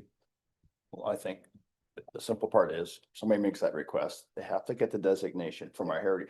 The whole part of our heritage committee is the ability to give information for us as a council body to designate a heritage or portions of. Once that's done, then they can pour it and make the request for a bylaw that goes from here. The county has to make the decision. Once it's in the system, what's the cost? It's a process. It's no cost. Keep the costs out of it. It's other than the staff time to process it, but we have processing lots of different things. Unless you have a minimum fees and charges to process your property for heritage, maybe that could be on the fees and charges to process that application. Sorry, I don't mean to speak in just you. I find this is very hard when I'm not sitting in the middle like it was before, but anyway, I keep it simple, but the catch-all is it has a designation. And if that changes, there's a documentation. If it's from a complaint or from a, somebody's been out and they're making from the building side, there's a new application to remove the whole building. Well, then that's a trigger. But to try to and in the sense of the bigger, it's the ratios that goes into the system. So what are we, is it 8 properties, 12 properties? I forget what it is in the report. 8. The small percentages of the big picture of our, like maybe 1 cent would change on your taxes. Like it's such a small spot in the bigger parts. And I think, and you go to the community of benefits, I think from a community benefit, from a tax base, or is that if somebody's taken the time to preserve something for that 1 cent that you may pay extra, I think there's a great benefit there. Right. So I think in the sense of how that's going to really affect your bottom line is it's so 0.00000. Like, I think it's more to the point of what's this body want? Do we want to support something that supports heritage, and you look at cities across Ontario, across country, things have been tore down and gone. And maybe if there was a little bit of incentive, they may still there for future generations to enjoy. And I know that was sort of my debate way back in 2005 when we created the Heritage Committee. It's an important part of this community. Thank you. Deputy Mayor, you kept trying to raise your hand there. Did you have a comment? I think so. Thank you very much, Chair Allen. And just a comment back to Mayor McQueen is that, and I don't disagree at all with what you just said. My question is, then what is the incentive we're willing to give? So to your comment about the 0.0, if we say give a 50% decrease on your property taxes because you're a heritage property, then you're going to see a significant number of heritage properties pop up. And if we say we're going to give 30%, you may see less. And so what is that ratio of what we're wanting to incentivize, right? If we're going to say, if to your earlier point of saying agriculture should be part of it, so then a farm property comes, and you're right, we have many fantastic heritage barns across the municipality. And so then if all of those property owners come in and say, well, for an extra 30% off my property, I'm going to definitely work through the system and apply. So that's where I think right now we have 8, and we just need to realize the future costs of something. So if we're going to implement the bylaw and say we want to put this into place, it's how big is that incentive is going to generate how many customers we're going to have to that program. And so that's the part where, for myself, to keep it simple, we have a straight dollar amount regardless of the value of your home, and that might make it easier to on both ends. There's still the incentive. I fully agree with what you just said. It's just how do we balance that with the potential cost? I said you were done. Mayor McQueen. Okay, sorry, so sorry, just a second. Councillor Dubik has been waiting patiently here. I'm going to go to her first. Thank you. Just to Mayor McQueen's point, so thank you for raising that up in terms of what are we trying to accomplish here, because I think that is, I think the intent, of this is very important to be clear on. It is to incentivize heritage and the protection of heritage. Heritage does have an economic role to play in our municipality, and so that is the reason why we're doing this. If we think about just the interest of place, understanding history, people taking tours, we're talking about street tours and heritage tours. This all has, I think, a very big impact. And so I would hope to say that because we do have a heritage committee, and because this is already in front of us, that's been in the works for a couple of years, that there is strong support for heritage in our municipality. To the point about what is that dollar amount and how do we incentivize? We do have 8 currently. If we put this into play, do we think that's going to jump drastically in the next year or two? Probably not. There is a process to be able to identify and to get designated. So I'm not too worried about sort of putting out a percentage, and considering maybe a cap, maybe to start with, just to get a bit of a sense of sort of how this is.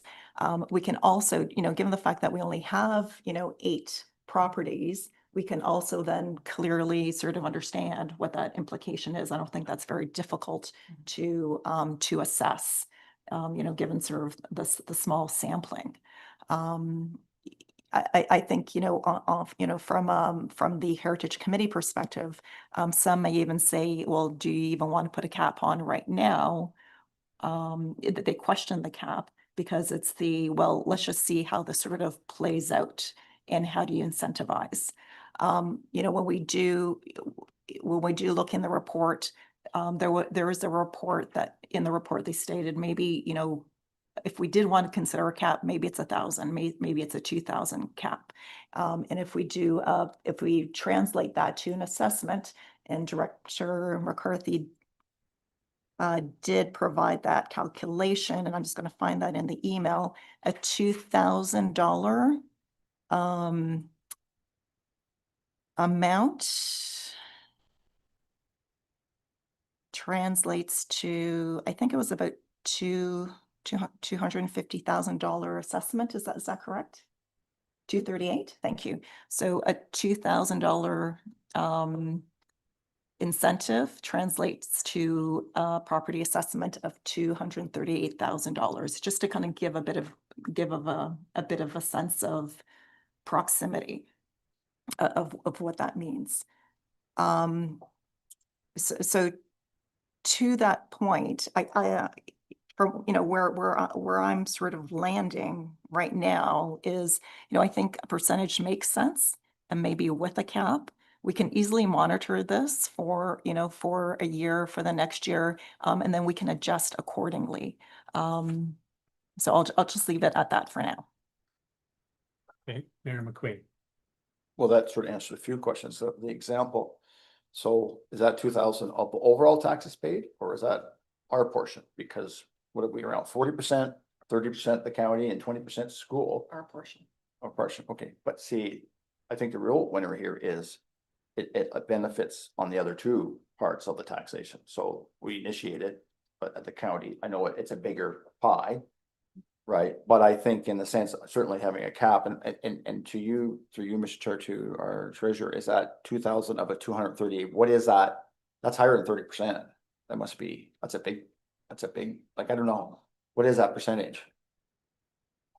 So if somebody had a property that a 1-to-0 ratio of 238,000, and you said it equates to $2,000 taxes, what is that percentage of the taxes are being paid? Because I don't think we want to give them no taxes, because that's not where we want to go. Like, I could see 30%, like they're like something that's, but not, what is that? So if somebody had a assessed value of 238,000 in Grey Highlands, what is that full taxes? And what's the 2,000? Is that half of that, or what is that? Or is that all the taxes? Director McCarthy. Through you.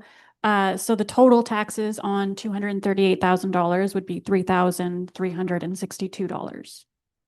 And then presumably, was it, I believe, 40%? 40%.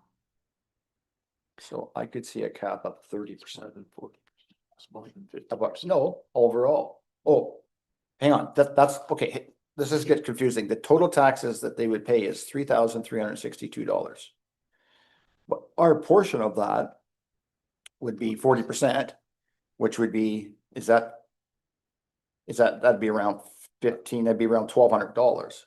40% of that, right? Full portion is the 2,000. That's our 40%.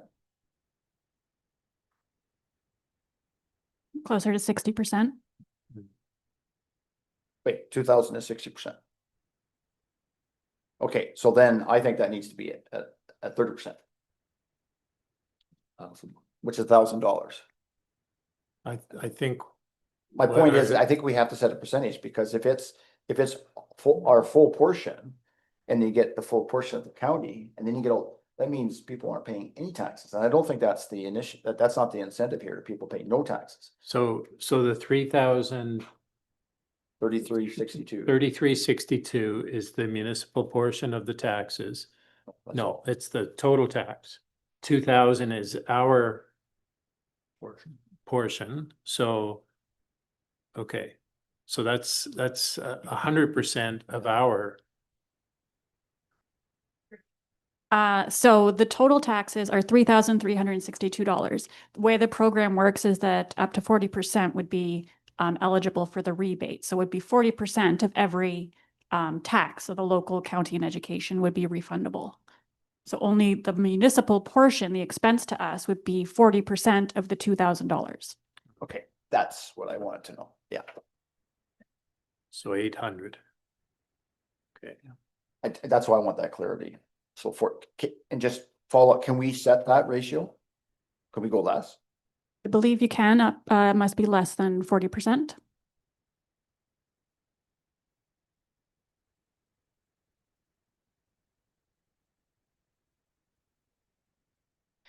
In the draft, it recommends 20% in the draft bylaw.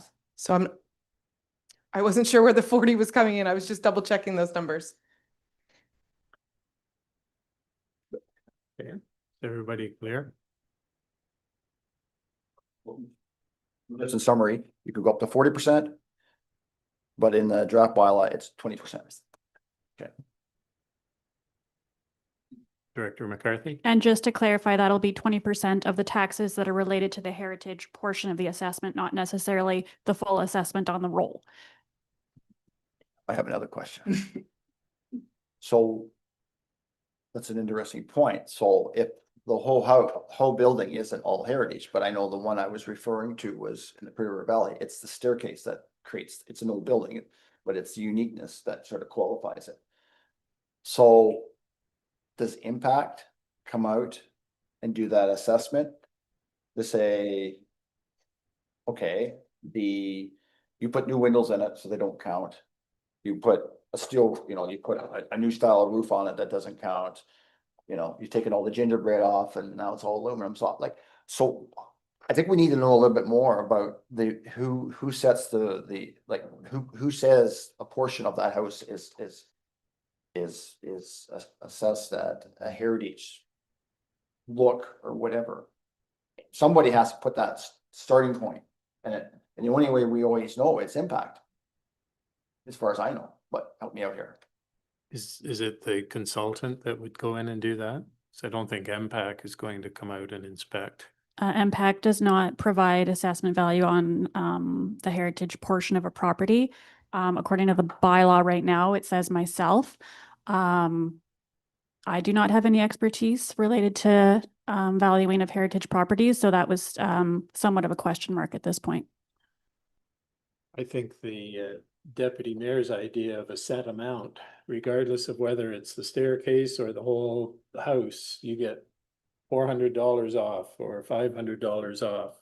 I guess I'm not supposed to give my comments when I'm sharing. But Mr. Chair, the part of this process, it only takes a portion from the taxation here, but it also leverages the other two portions.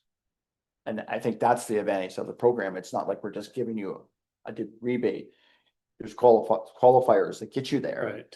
But it's also part of a system that we do. Once it's determined, we don't have to touch it unless there's a complaint saying you've tore that portion of it down and you no longer qualify. This could cost us a lot of money, sending somebody in to inspect the house and do a report on what percentage of that building is heritage. And anyways. Councillor Dubik. Yeah, thank you. So I think this goes back to the comment of the Heritage Committee designates, what is of significance, of that property. So they do that assessment and evaluation and then the designation at the end. And so then it comes back to the inspection piece. And again, I think there needs to be, we need to simplify that somehow, and make it less onerous and less costly. I'm not sure what other options we have, or what other standards there may be, instead of having, say, like an annual inspection, that's cost like, $400, at each trip, but that sounds very onerous. And just to the discussion around, sort of the portion of the property that's of heritage, in option 2, it talks about removing sort of that portion language because impact isn't provided, and then we're not necessarily going to go out there and try to provide it. So I think so that is a limitation that, we should, that I think, is a reality. Thank you. So, Mr. Chair, I want to give an example of the old fire hall. Before the municipality sold that building, we only designated the old part of that fire hall. Not the new part, the old part. But I'm thinking of, and I'm going to say it, it is a private business today. So if it was to qualify, and I think it rightfully should, now it's commercial versus residential, but proportionately, and I know it's through the Heritage Committee that has the write-up and the designation. I think there's a lot of value in that write-up. They go through painstaking time for that whole report to even why it qualifies for a designation. But if you look at the Munshaw House, And I know it has designation now. But that house, that building is probably I know it's 200 years old. I think not whether a portion of this and a portion of that, but the building itself is there today. And if that keeps the building and gets in disrepair and it gets torn down, if that keeps that building into the point it gets repaired, the building itself, whether it has changed the windows or changed, like the roof has wooden shingles on it, so they've got a loan through, trying to think of the group at the time, Lilac, or something. There was a name of it. But if it keeps that building standing, is that not the purpose of what we're trying to do here? Versus going out and designating whether it has a portion of this or a portion of that, because even that building that's in the Prairie River Valley is an old building. It's the old building that was, you would know, Dan, if I said the name. But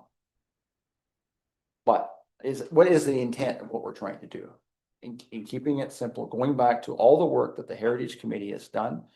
And eight, at the end of the day, if we get flack back that we allowed 8 properties to save a little bit of tax because they go to the painstaking of looking after something old, and we know what it is to look after something old versus new. And the first thing people do is go new. So. Okay. There's no motion on the floor because Councillor Allwood said he wasn't moving that. So Clerk Van Alstyne. Thank you through you, Chair Allen. There's been a lot of discussion on this matter. This is why this bylaw has taken 2 years to come to this point. And obviously there's still some clarity required. But some of the recommendations that staff made in the report were not incorporated into the draft bylaw because that wasn't the direction provided, but it is there. And one of them is taking out or portion of, because we couldn't establish that 50% of this building is heritage or not. The inspections, I've reviewed quite extensively the City of Owen Sound's bylaw as well as the Town of Collingwood's, and both of them require inspections. And the intent of the inspections is to maintain those heritage features. Whether you provide a rebate or not, if there's no proof that those things are being maintained, how are you supposed to ensure that it's there for future generations, especially when properties change hands? The intent of the person who initially put that bylaw in place may be to preserve that building to 100%. The next person takes ownership, that bylaw is still in place. They can still apply for a rebate, but maybe they don't like this feature or that feature and they make those changes. And those are the things we're trying to avoid. So that's why the inspections are such a big part of the process. If you wanted cost savings, you could look at biannual inspections or new ownership inspections, things like that. But there's also got to be a trigger for staff, and there's got to be a trigger for the Heritage Committee. And I can tell you from experience, all of our systems do not talk to one another. So there's a lot of moving pieces. The one other comment I wanted to make is that the reason that this has been brought forward from the Heritage Grey Highlands Committee was because there's a deadline for listed properties. And that deadline, I believe, is 2027. We currently have 12 listed properties that they would like to designate. Obviously, there's ownership. They have to get permission from owners and things like that.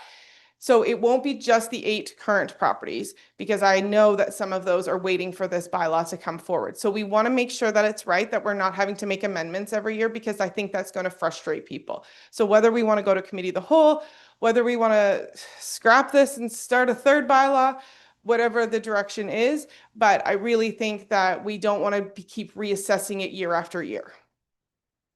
Thank you. I'm just going to ask our treasurer one question. So I think Councillor Allwood said there's our portion, but then there's also the county and the education. So if we say 500, you can't, what are they going to say? But could we do a bylaw that says 30% to a maximum of 400 or 500? Was that discussed already? Okay. All right. So then that gets us out of that. The county can either do the same or do 30%. So anyways, okay. Last comment. So I think we move this to a committee of the whole, but just in the sense of enforcement. Do we enforce all our bylaws? No, it's on complaint base. Somebody changes a bylaw to do something. Same with the property. I mean, we're getting too way into the weeds. And I think, is it the bigger part of the building or the pieces in it? To me, it's the building. And if you do this, whatever, if that building is gone, unless you completely clad it and put steel on it and change it from, I don't know, but it's still the building. That's the part, I think, in my mind, that you're trying to preserve. You're not gonna get much out of a cemetery. They're not gonna say too much, but I just put it in. But no, we need to go to the committee of the whole. I move a motion that we move this to a committee of the whole and include the heritage, members of the heritage committee as well at that committee of the whole. Okay, so the motion should be that council receive report CLS 2516 Heritage Property Tax Rebate Bylaw for information, and that it go to a committee of the whole. Future committee of the So whole. we're receiving this report. So who would like to move that? Now I'll move it. Somebody like to second that?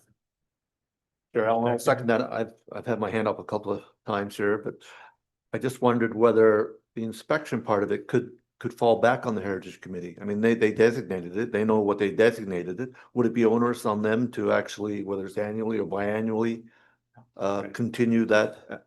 Those are the sort of things we should have some answers to at the committee of the whole discussion. Yeah. But because it's really just removing portion, inspection, and then establishing that cap, like our percentage. Okay, So so that It will doesn't be, unless you have a heritage committee. that will be a committee of the whole discussion. New information? Councillor Dubik. Thank you. So one thing that's top of mind for me is also just ensuring that we're continuing to move with pace. You know, I think we're getting close and we do want to get this over the finish line. Wondering, you know, if we are taking this to the committee of the whole, does staff, like right now, would they have an idea of which committee of the whole we could take this to? I don't know that we have any scheduled, do we? Through you, Chair Allen, we have nothing scheduled for our September committee of the whole hold. Okay. So it can go to that meeting if that's the wish of council. Okay, And go ahead. And as a follow-up, you know, to help with that discussion, just also wondering if we could also have you know, an example of the financial implications. So, you know, if it was like, you know, 20%, you know, with a cap of whatever, you know, based on an assessment of this, if we could have sort of, you know, just a sample of what that would look like to help us go through the numbers, that would be very helpful. Thank you. Okay. Councillor Allwood. thank you, Cheryl. And again, somebody mentioned that we should have representation from the Heritage Committee at that committee of the whole. So I just wanted to reinforce that point. Thank you. Okay. Clerk Van Alstyne. I apologize, Chair Allen. We can definitely invite the members of Heritage Grey Highlands, but keeping in mind that they're a volunteer committee, there is no requirement for them to show up. Yeah. Okay. Mayor McQueen. Back in 2005, we determined that we were going to have a heritage committee. You cannot have designation unless you have a heritage committee that can bring that recommendation, as I understand from the legislation. So I think the heritage committee does have some like legislative value, and I think there's some, because you cannot have designated properties if you don't have a heritage committee. And also, if there is properties that are going to be that are either registered or registered heritage properties, or if they are on a list, there's a certain process before a building permit is issued. Our staff are supposed to check to see if there has designation, and if it can't get demolished or demolition before there's a process of being circulated through I don't know if it's through the building code or through the Interior Heritage Act, but there's a certain process. If a designation is to be scheduled to be demolished, there has to be a reporting back to council to determine whether council feels that. So there is a role. You may have to research it, but I know from my history being on the Heritage Committee, there is a certain legislative rule that they have over above a committee. Okay. I'm not trying to throw back at clerk. I just know from my experience being on when we started this, maybe it's changed, maybe the legislation has changed. I don't know. But the clerk was saying they are volunteers. So if we we can't tell them to come to the committee of whole. We can invite them, but you can't tell them. So, okay. All right. So motion's on the floor to receive for information and to move it to committee of the whole. It's been moved, seconded. All those in favor? That's carried. Was there a? Okay. So do you want me to recess or would you like to? Probably should. Okay, recess until 1 o'clock for lunch.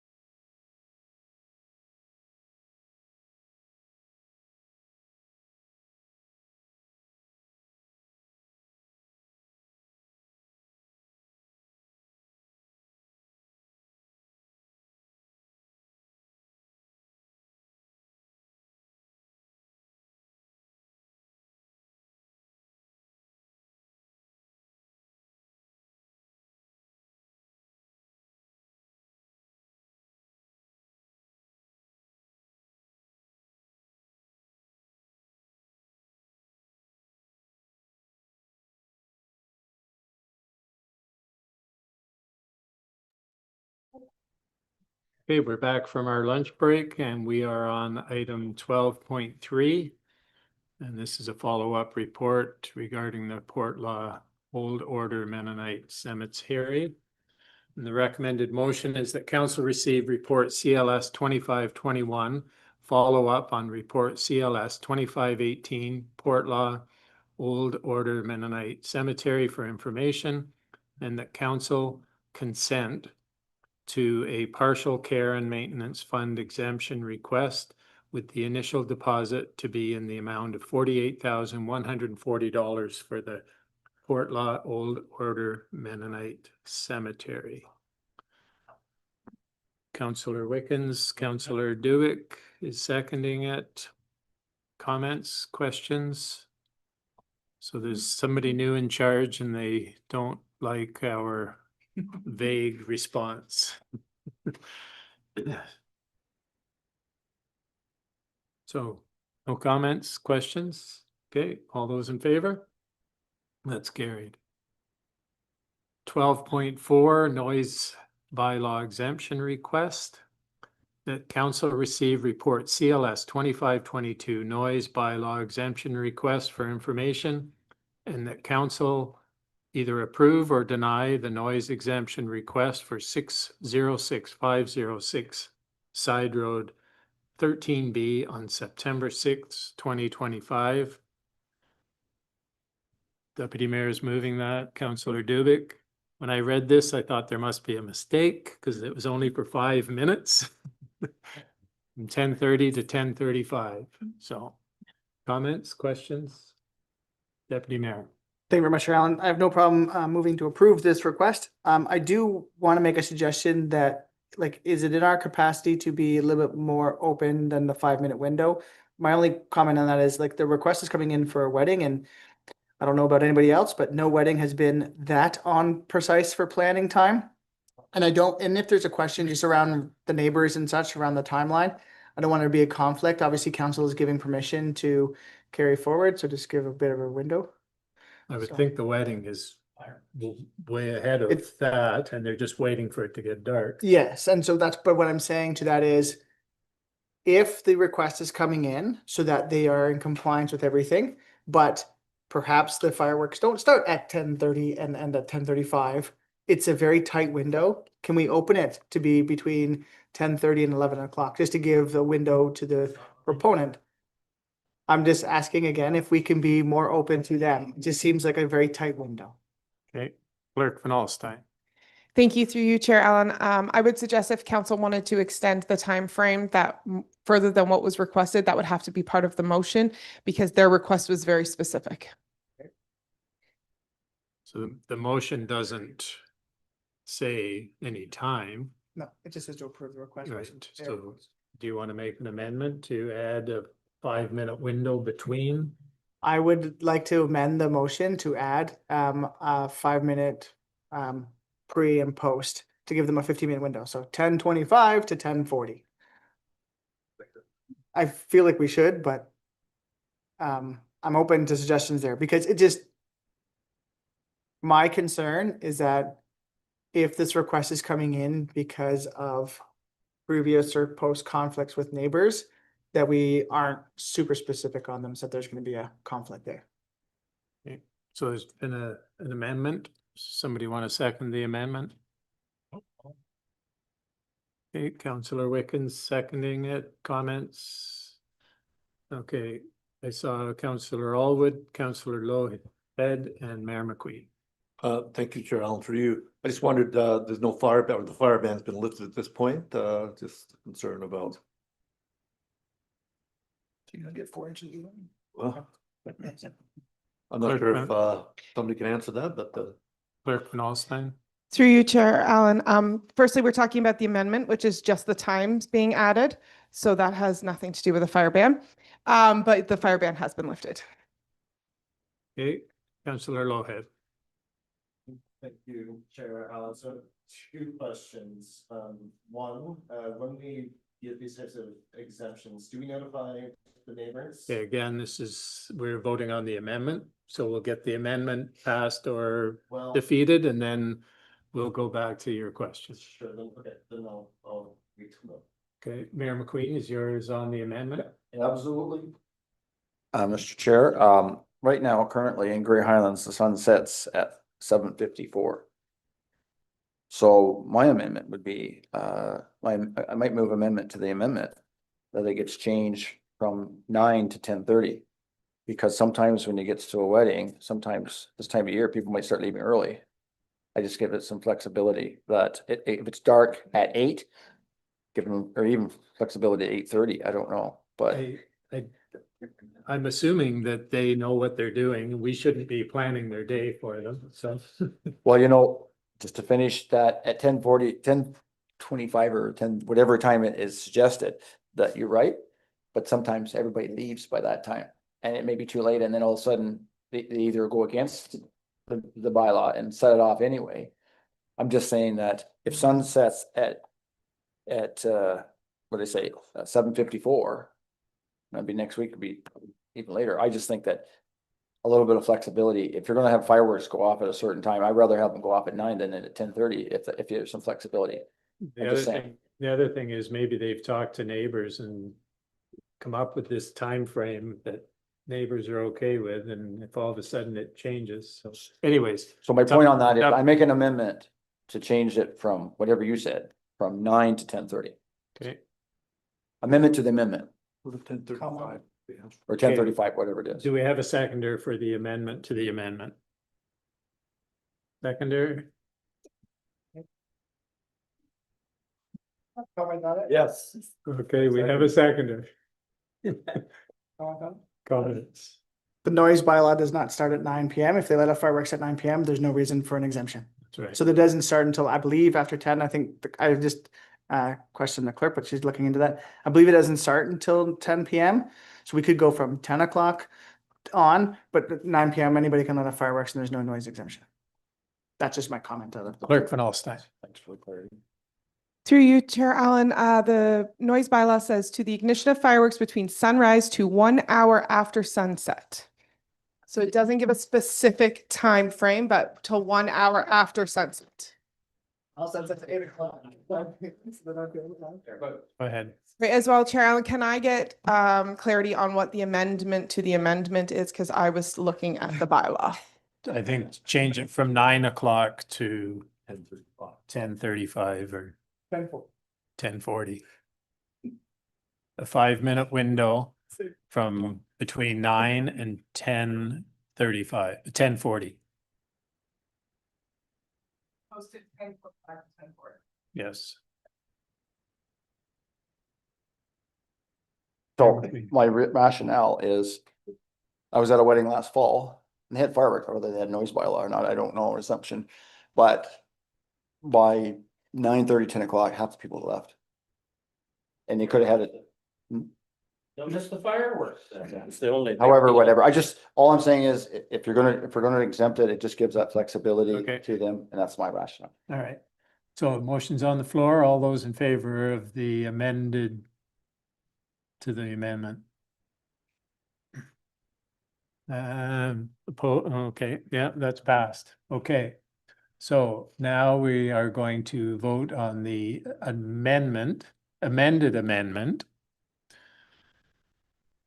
Correct? So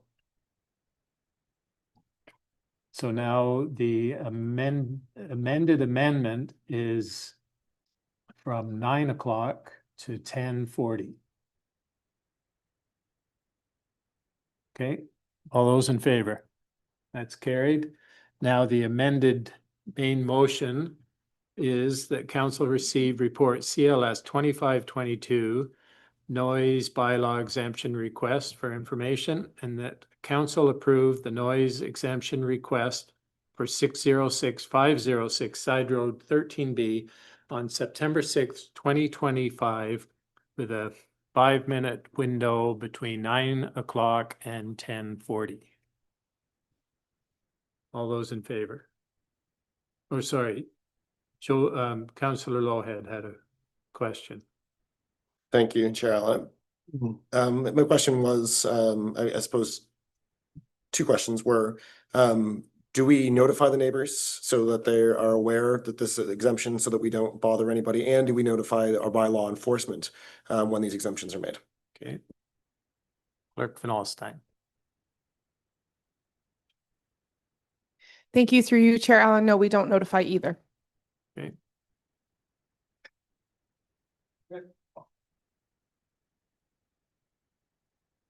So you don't get a notice by a lot, you let your fireworks go off for 5 minutes.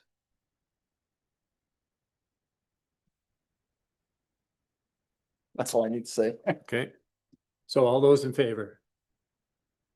That's carried.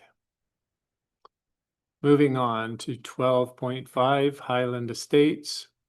The council received report PL 2525, consideration of zoning bylaw amendment for Highland Estates for information, and that council refused the zoning bylaw amendment for Highland Estates, and this is because the county voted down the official plan amendment, OPA 22.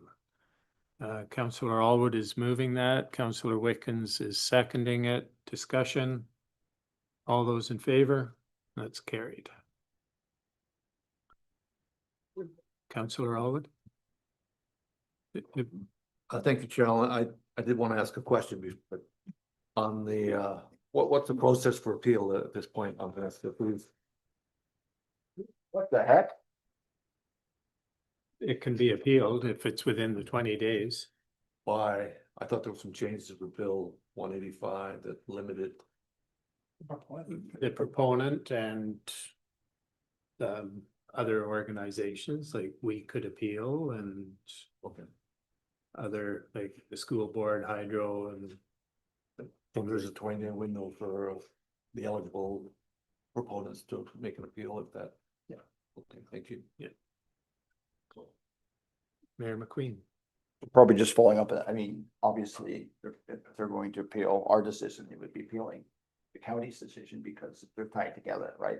Yeah. And I guess that's something that maybe we can follow up with the county staff at our next week's meeting, I guess it's in that sense, but it wouldn't make sense to appeal for the zoning if you didn't appeal for the amendment to that plan, right? But obviously, it would be in tandem for sure. Okay. Okay, you need to. Thank you. So with the appeal process, they would have to appeal at the county level before they appeal this decision to refuse the bylaw? Yeah, we have to turn it down because it doesn't fit in with the Grey County official plan. Okay. Thank you. Okay. 12.6 Beaver Meadows Incorporated, that plan, that report PL 2525. Okay, the reports are wrong because the previous one is also PL 2525. So correct that. The report PL 2525 related to planning application Z18-2025 be received, and that bylaw 2025-067 being a bylaw to approve zoning bylaw amendment Z 18-2025 be approved. So that planning report may change, or will change, may change. Mover, Councillor Allwood, seconder, Councillor Wickens, Councillor Allwood. I think the planning report for the Highland Estates was 25.24, not 25.25, so. Thanks.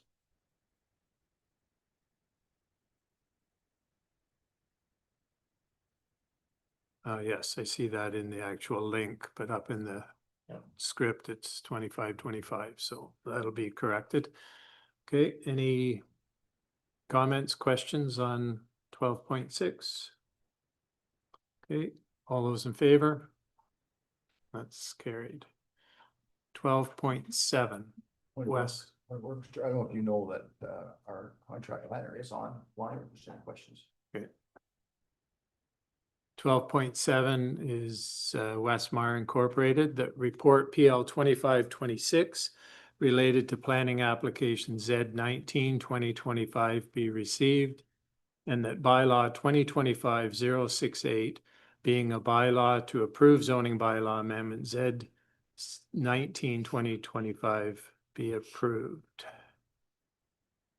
Councillor Wickens and Councillor Dubik. Okay, there's in the report on page 2,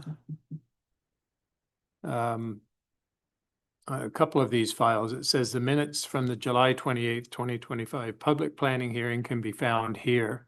But if you click on that, you just get a planning report, same as earlier on page 1.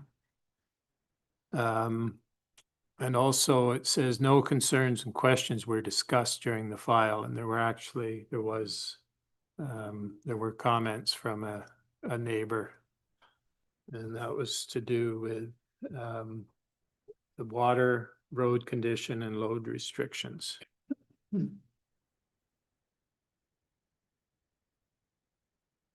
I wasn't able to find minutes other than going to the draft minutes that we received.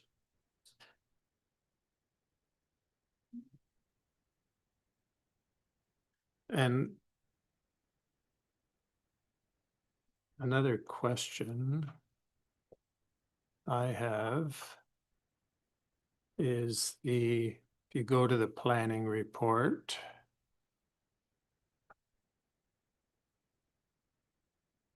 page 2 of 32,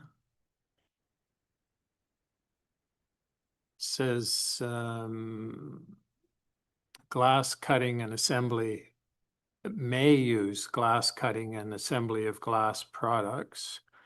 And then down in the exemption, it's the 437 is an existing exemption that permits the manufacturing and fabrication of metal and glass products within an OFDU. This is the first time I think we've seen that glass products is included in that exemption. Looking back, under that exemption for other files, it was not included. So I just wonder why all of a sudden glass products is showing up. Our contract planner is on.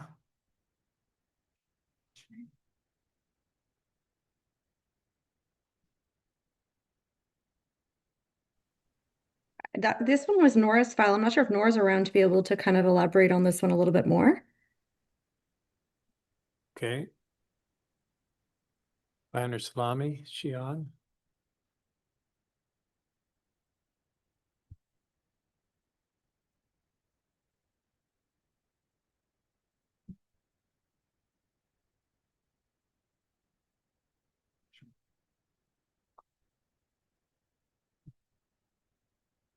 Different file.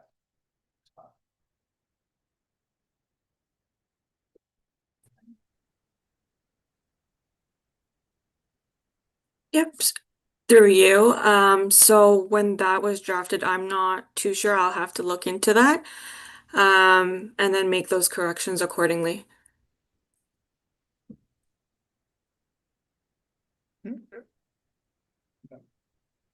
She's not, so the planner says that she's not sure when that was changed. So if this is a different use, the comments from the neighbor was based on that type of use, glass, cutting or fabrication, and how much water it would use and the wastewater. So I'm just wondering if we need more clarification as to, that's pretty broad description. CAO Govan? Thank you, Chair. I would suggest that council defer it to the next meeting to get this sorted out. There's Thinking. 2 or 3 different people who've been involved in it, so we need Okay. clarification. All right. Is there somebody who'd like to defer this file till the next meeting? Councillor Dubik and Deputy Mayor. All those in favor? That's carried.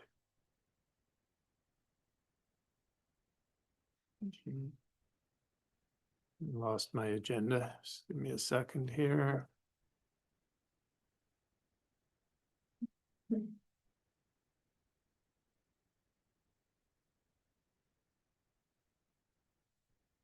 Okay, 12.8 NBH Enterprises that report PL 2527 related to planning application Z20-2025 be received, and that bylaw 2025-069 being a bylaw to approve zoning bylaw amendment Z20-2025 be approved. A mover and a seconder. Councillor Dubik, Councillor Wickens. Discussion. So Mayor McQueen, you said this one has the comments. Yeah, if you go click on the first link, and it gets into minutes of the July 28th, and it says comments were heard from the neighbors, and one was noise from generators, increased traffic on gravel roads, large size and rezoned area structure, view of structure, but increased consumption of water. You mentioned something about water, right? Our proposed farm. I think at that meeting, there was maybe some confusion on the two files, right? Maybe. Yeah. And again, if you click minutes from the July 28th meeting are found here, it doesn't go to the minutes. Yes. Okay, any other discussion? I don't think there were comments on this file. I think the ones that are shown there should have been the previous file, so this one didn't have comments. I keep track when I'm chairing the meetings. Okay. No other discussion? All those in favor? That's carried. 12.9 is Chapman's deeming bylaw. The council received report PL 2524. That's a repeat of another one up further. Okay. Right, okay. The council received report PL 2528 related to deeming bylaw D01 2025 for information, and that council approved the related bylaw being bylaw 2025-066. So this is just putting all that property together. Deputy Mayor and the Mayor, mover and a seconder, discussion. Okay, all those in favor? And that's carried. And I think that's it. Thank you, Councillor Allen, for taking part of that portion of the agenda. Moving on to 13, Community Services, and I'll pass the chair over to you, Deputy Mayor, for your few files there. Thank you very much, Mayor McQueen. First item under my section is 13.1 Cleaning Services Contract. That there were motion on the council agenda is that council receive report CSD 2513 Cleaning Services Contract and proposed Parks and Recreation Caretaker position for information, and that council approve the combination of custodial services contract with the Parks and Recreation Caretaker duties into a new in-house position of Parks and Rec Caretaker with an FTE increase of 0.325. Does anyone wish to move that recommended motion? Moved by Councillor Dubik, seconded by Councillor Allen. Any questions or comments regarding the report? Mayor McQueen. Just briefly, so it's an increase in FTEs, but then there will be a decrease in contract cost. So it's almost like a wash. Yeah. Within the report, it shows the difference will end up being approximately $1,343 per year with a weekly cost change of $26. Yeah, the only thing when I read that was thinking about benefits and where it That may not have been in the contract part, but I think it makes sense. We've tried the contract part for a few years and. Part of And the only the- other question I have was cleaning supplies. Will that be over above, I'm sure? Typically the clean supplies probably were supplied by us to the contracted cleaner, but Okay, just the cleaner comes in and does the physical labor, whereas the municipality for WMS, it'd be our responsibility to have the cleaning supplies in-house. Treasurer McCarthy, sorry. Related to your first comment, Mayor McQueen, the estimated cost impact does include benefits, so all associated costs with the change. Yeah. Thank you for that clarity, Treasurer. Any other questions or comments? Seeing none, call the question. All those in favor? That is carried. Moving along to 13.2, Building Services CBO report. The recommended motion is that council receive report BLD 2503, Building Services first and second quarter for information. Can I get a mover and a seconder? Moved by Mayor McQueen, seconded by Councillor Allwood. Any questions or comments on the report? Mayor McQueen? yeah, when I went through it, I was pleasantly surprised that we're almost on track of last year. You know, the numbers and stuff like that. I mean, they fluctuate, Yeah. but as far as the houses where we collect development charges, we're. Number of buildings is pretty equivalent. Building price tag is a little different. I guess we had some larger scale development in terms of the new school and such going on last year. But yeah, it's exciting to see that Grey Highlands continues to move along. Lots of reports out in the, world that suggests buildings are slowing down, constructions are slowing down, but here in Grey Highlands, we continue to move along. Any other questions or comments? Seeing none, call the question. All those in favor? That is carried. 13.3, conditional permit agreement for water treatment plant.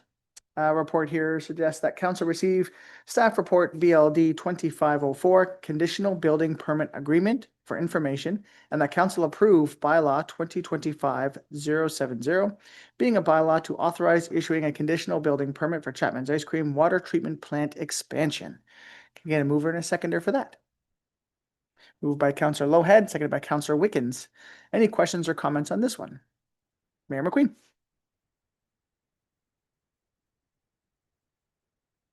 When I'm looking for it, it was with regards to the allocation. Basically, it's going to take us down to about 15%, which basically we're in a holding pattern until and I guess my question maybe to the director is, what's the estimated time that we'll be able to increase? And maybe that's putting you on the spot, because basically if we have planning files coming forward, basically we're not doing anything. Because I would say probably the 15% will cover us for infilling. So I think at some point, I think we need to have some timeframes just for those that are making applications. And in the sense of, and I know we're still going through that process, but I think would be good to. Point of order, Chair. I think this is a different report, but Mayor McQueen is discussing.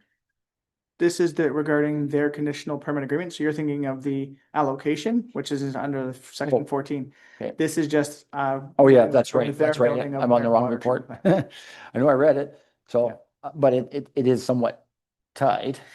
Yep. I mean, they're building their water treatment plant, which may produce more effluent that's going to go into our lagoon system, which we're yeah, their allocation, but. I'll wait till that other report. Sorry, you're right. Okay. So I couldn't find it. Actually had a response from too. See, but that's okay. Any other questions regarding 13.3? Councillor Allen. So silly question, I hope, maybe not. It's saying water treatment, but it's wastewater. I'm assuming. Okay. Because I always thought it was water treatment or wastewater treatment. So they're gonna pre-treat and then it goes through our system. Okay, just as long as that's what I thought, so, okay. There's nods of approval from the director on that comment. Any other questions or comments? Seeing none, I'll call the question. All those in favor? That is carried. 13.4, I believe, was added, and I wrote down 13.4, but I failed to write down what it was supposed to be. My apologies, Clerk Van Elstein. Through you, Chair Nielsen, it is the request for financial support on resurfacing of cement pad at the Feversham Park. Right. Thank you very much to that. So that was Councillor Wickens who wished to add that to the agenda. Councillor Wickens, I'll look to you and then perhaps to Director MacArthur. All right, so just as time is ticking along, I wanted to see how the report on the water connection was coming along and when we could see it forthcoming. So the item was to have a conversation. If anything direction needs to be changed, then we have to have a motion to reconsider. However, barring no motion being on the floor, I'm going to go to the director for comment. Director MacArthur. Through you, Mayor, to council, I would say that the water issue has been clarified and staff are bringing forward a report during the 2026 budget deliberation for council. So that's For towards the water? Yes. So the question is, do you have any comments on the ice pad resurfacing, like the Yes. request for the concrete? Yeah, so second to that, we had to go out, as noted in when we brought the report forward in July, was to clarify if there was any conflict between the water and the pad. So staff have determined there's no conflict. A bit of maybe misunderstanding with staff and the user group. We understood that the contractors were already booked and in place and the pad restoration was going to occur in August. So staff have now been out in contact with the group to see, we were of the understanding that additional funding was not required at the time. But seeing it's being brought up at council today, we're clarifying. I'm understanding now that perhaps they do require that funding. So it's my apologies, we should have brought that report back to council. So we need to clarify that and bring that report back to council. It was for $7,000. So to you, Councillor Wickens, sounds like staff are working with the user group and we'll be coming back with a report soon. That sounds good. Sooner the better. Sounds fair, Councillor Wickens. Mayor McQueen. To Mr. Chair, I understand the purpose of this being, and I can't tell you the motion offhand, it was defer the decision to have a report come back.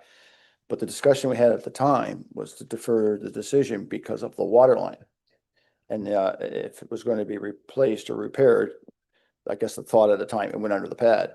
I visit the site with the kinsman, and the water line that serviced the old pavilion doesn't even go underneath the pad. There's a temporary line that sits there that goes from, since it was severed, and if we all remember a few years back, somehow it got severed or it quit working. So there's a temporary one that they have from the Snowhawks building that goes on the surface, waters the flowers, that's really what you wanted it for. And it's blown out come winter time before it freezes. So the point was is that it doesn't go under the pad. And I think there's been as Director McCarthy said, that she thought that they were moving forward in August. I know, speaking with one of them, they had conversations with Shawnette, but nothing had got followed up. And it's almost like, I think from staff's perspective, like, I don't think there's an issue there. It's just, they're waiting to get that confirm that they can go ahead and put the surface on the pad. Now the dollars, I think that is maybe the something, because I think at that time in July, they were looking to get that funding. So I think going back in the sense of the clarity, I think fall's coming and the weather's changing, and they're looking for clarity on that. I don't know if they can wait 2 more weeks to book the contractor, or can we make a decision today that this was on the agenda in July, and the only reason it got stalled is because confirmed where that wire line is.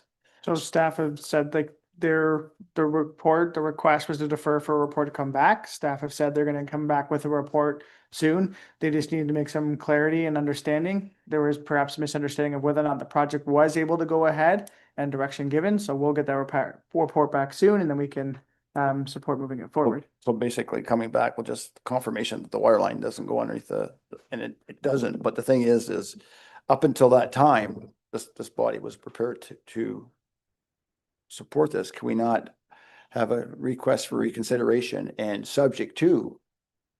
And we get moving, so then they can make a decision within, because we don't meet till the 17th, we make a decision, then they gotta book the contractor, you could be getting into October. I don't know, I just know when you're booking, so can we, Director can we, McCarthy? can we have a reconsideration that gives the flexibility, we've done that to staff, that providing there is no issue, they can move ahead. We'll let Director MacArthur respond. Through you, Mr. Mayor, to council, I would say that we did put in writing to the group that they could proceed with the project. So I don't think that is an issue. It's the funding piece. So based on timing, I think if the group wishes to go ahead, staff agree to that. It's just the funding piece. If that's a requirement, that could come back at a later date. So Mayor McQueen? So back in July, I don't know if the funding was an issue. The issue was the wire line. So what I'm saying is, can we deal with the issue of the funding today? Because it was in front of us So in July. So then to Clerk Van Alstyne, a motion to reconsider the item to get put back onto council for communication. If we wish to change direction, motion to reconsider the original deferral is what would come back onto the floor. Clerk Van Alstyne? Thank you. Through you, Chair Nielsen. This one is a little bit complicated because it's a deferral motion, and the deferral specifically says to come back with the report on the Feversham Park water line. So my suggestion would be that you would need a motion to reconsider. You would put that motion back on the floor, you would vote again, and you would lose that motion and provide alternative direction after that. Okay, motion to reconsider takes 2/3. Yeah, so I'm gonna put that motion, just a little bit of a tidbit. It was over the water line. The report can still come back on the water line.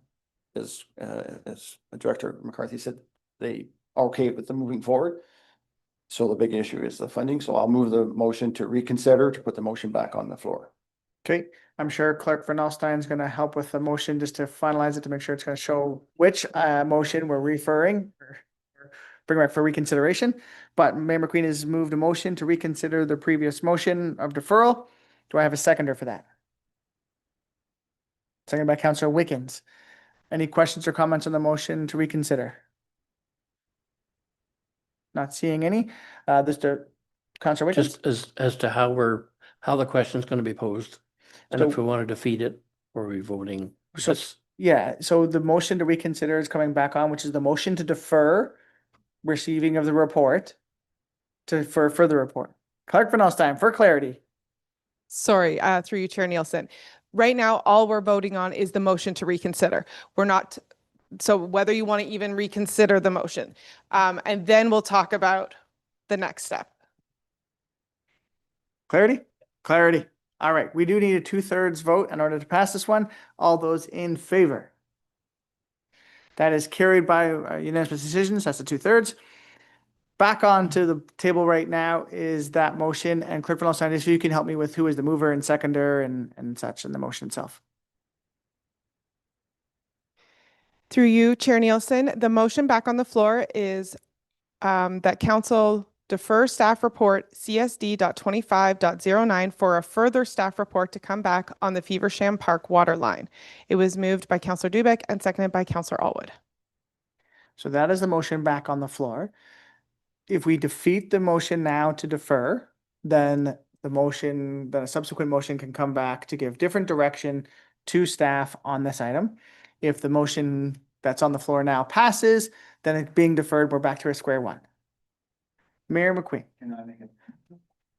The motion is to defer. Can you amend a motion to defer? I don't believe so. Motion to defer. A little part is we want a report to come back about the water line. So if we this motion and item was only on the request for funding. So if we defeat the deferral, staff are already working on the water line because it's a subsequent issue from a previous motion well back in the past. Then you do the motion that the PAG can go forward, but a report's gonna come back. Yeah. to the water line. Yep. Any other questions for clarity on where we're at? I think we all understand. So I'm going to call the question on the deferral of the motion. All those in favor? All those opposed? That is defeated. Now we are back to there's no motion on the table. However, we can discuss. No, we've defeated the deferral. So then we're back to receive. Okay, help me out, Clerk Van Alstyne, because I don't have that report in front of me, which is making this more challenging in my brain. Thank you. Through you, Chair Nielsen. That's why I was jumping in, because you don't have the report in front of you. You're correct. We've done everything that we need to do at this point. Now it's a new motion, but I can give you the recommendation that was on the original report so that council is aware what staff are recommending at that time. Which is that council receive report CSD.25.09, request for financial support resurfacing of cement pad at Feversham Park for information. And that council approve the Feversham Kinsman's request for $7,000 contribution towards the Feversham concrete pad restoration project, and that the project be funded through the Asset Management Reserve Fund. So we're looking for a mover and a seconder of that old motion or a subsequent motion. So Councillor Allen, you're willing to move the motion as written? Okay, seconded by Councillor Wickens. Any question, Mayor McQueen? So as I remember going back to the report, I think the Kinsmen have raised a significant amount of money toward this. I think it's around 50,000 or there. I know it's in front of you right now. And so it is coming from our asset management reserve. I guess this is municipality of Grey Highlands asset. And I when I was out there, it's very deteriorated. Like it's the old ice surface back in the 70s, old arena. So I think there's a bit of an issue with health and safety, like kids playing and tripping and falling. Because right now at the point, you can see the old free end too, the Freon or maybe it was antifreeze at the time, I don't know, tubes, and you could see mesh and stuff. So this is a community group that's prepared to take it on. I'm going by memory. I think there's 50,000. They've raised a lot of money for it. I think they're asking for 7,000 to sort of finish the project. It gets it moving. It makes it a better asset for us. And I think this is a good example where a community group has fundraised for a Grey Highlands asset that's going to be there for the community for many, many years at the park. So similar to the one earlier today we had. So that's the report from before, Mayor McQueen. We're very, very close. $40,000 was the total cost for the project, seeking $7,000 to help cover the cost of labor. it was back in July. But back in July, as I said, very close. You did a fantastic job, and you had the button here, so you can have it back. So the motion is back on the floor, moved by Councillor Allen, seconded by Councillor Wickens. Any other questions or comments on this, which is to approve the funding of the concrete pad and let that project move forward? Seeing no questions or comments, calling the question. All those in favor? That is carried unanimously. So, Just a follow-up. Mayor McQueen, follow up. Do we need a separate report to bring one back on the water line, or will that just come automatically? I do not believe so. As staff have said, they're already working on that as a budgetary item. Yep. So, seeing all that's done, Mayor McQueen, chair is yours. Bye. Well, thank you for that, Deputy Mayor Nielsen. And so moving on to section 14, environmental services, I'll pass the chair over to Councillor Dubik for some reports. Thank you, Mr. Mayor. So we are on item 14.1. There was a number of recommendations, so we'll take that one by one. So recommendation number one, that council receive the unapproved minutes of the 2025-0805 Joint Waste and Diversion Site Committee meeting for information. May I have a mover and a seconder?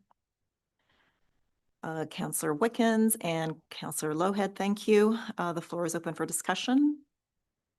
As I see none, we'll take that to a vote. Those in favor, and that is passed unanimously. Thank you. Recommendation number two. So regarding JWDC 2025-17, that council direct staff to request remaining capacity for each member municipality to be included in the Markdale Holland annual monitoring report going forward. So this was just a request for some additional information in the report. May I have a mover, Councillor Allwood, and second by Councillor Allen. The floor is open for conversation. I see none, so we'll take that to a vote. Those in favor, and that is passed unanimously. Thank you. Recommendation number three, that council resolve the joint waste and diversion site. Sorry, thank you. That council dissolve. Thank you. The joint waste and diversion site committee and replace with the joint waste and diversion site board under section 202 of the Municipal Act as a joint municipal service board. and that council directs staff to bring back a draft joint waste and diversion site board agreement to the JWDSC for comments. So that's just clearing up some of the verbiage and the specific formation of that board, and it's because it's a board and not a committee. May I have a mover and a seconder? Councillor Wickens and Councillor Allen, thank you. The floor is open for discussion. Deputy Mayor.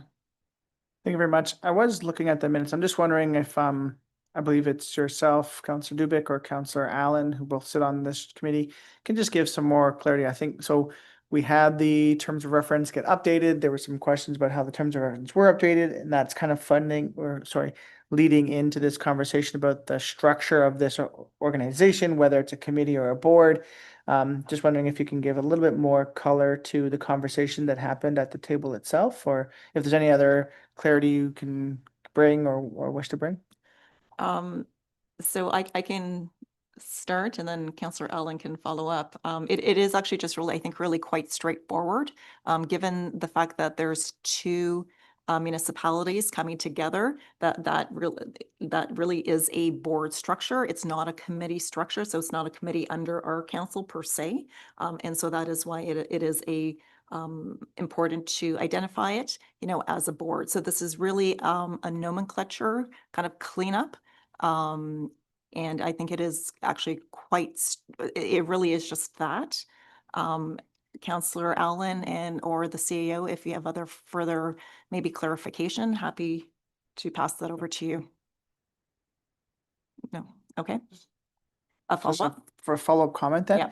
Yeah. When I think of boards that the municipality is involved in, if we look at the police services board or the library board, there's been more autonomy to the structure of that. And part of that includes financial autonomy in some cases. So I'm just wondering, for clarity, we have recommendations coming from this group now regarding funding for the landfill site. By making it a board, will it give more autonomy and financial capabilities to this structure? That's kind of like the clarity I'm looking for. Like a committee, we know that our committees can't say we're going to spend money. They have to go through council for request. In this sense, as a board, is it going to get allocated the funds and then they make the decisions? So great question. So the answer, like the quick answer, is no. All the processes still remain the same. And we are still obligated, to go to our separate councils to gain the approval. So that process does not change. It's really more about, and we see we have a guest speaker here. Sorry about that. I'll hand it over to the clerk, but that process in terms of how we gain approval for monies doesn't change. Over to you. Thank you, Chair Dubik. I'm going to contradict a little bit what you just said. A board does provide some more autonomy than the committee does. And what I mean by that is our council still, approves a budget every year. They allocate however many dollars to that waste diversion site. At that point, that board can then they can kind of allocate those funds with the exception of staffing. So if there was one-offs, so for example, like this waste shredder, that is something that is, coming up next, that would still be a request the board would have to come to council with because it's over and above. But the day-to-day operations and things, the board would have a little bit more autonomy with that stuff. So it does change the structure. A board is not an advisory group to committee. So they don't have, or to council, sorry. They don't have to ask council for everything and then council approve and report back.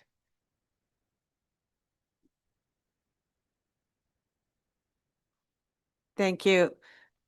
Thank you, Chair Dubik, through you. So this board falls under the Municipal Act. The Library Board and the Police Services Board fall under their own respective acts. Those acts dictate that those organizations are to prepare a budget for council approval. This act doesn't say that, so the budget would still be under council or the mayor, as it is in 2026. In essence, they are an advisory board. They're not operational, whereas the library and the police are operational. So they would continue to meet, discuss, and then go back to their respective councils. That is part of the mandate of this board. Okay, so thank you. So we had a good conversation. And so I think it goes back to the fact that our processes, as we did agree to in the committee, does not change. Okay, so thank you. Councillor Allwood.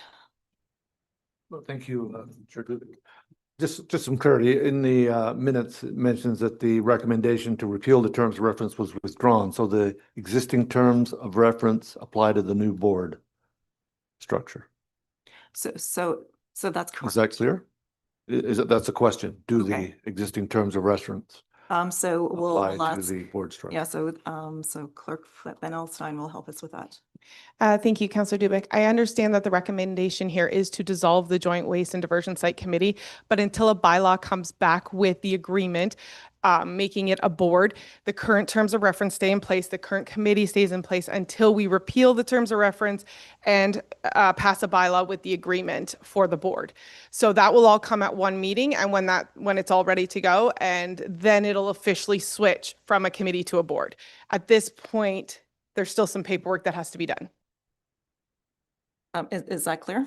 Councillor Just to Allwood? follow up if I may, so there'll be new terms of reference when that bylaw come forward for the board structure. Is that, I understand that right? Clerk Van Elstein? Through you, Chair Dubic, it's actually going to be a board agreement, not a terms of reference, but ultimately it's going to lay out those specifics. Okay, thank you. Okay, thank you. Councillor Wiggins?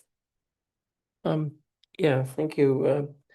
What's the time frame for this changeover, and will the members of the committee be the same members on the board? Yes, so the members are still remaining, sort of as is, and in terms of sort of that, when that sort of that lips, Clerk Van Elstein? The recommendation here is that the draft has to go back to the Joint Waste and Diversion Site Committee. So I'm not sure when their next meeting is. It'll have to go to them, then it'll have to go back to councils from both councils from that point. So there is still a bit of time before it's going to happen. Okay, thank you. Any further discussion? Okay, I see none, so we'll take that to a vote. Those in favor? And that is carried unanimously. Okay, perfect. Oh, okay, so, and those opposed? Okay, so there is one opposition. Okay, thank you, Mr. Mayor.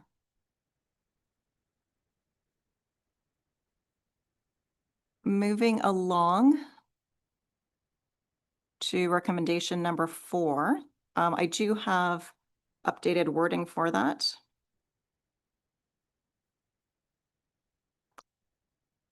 If you bear with me for one moment.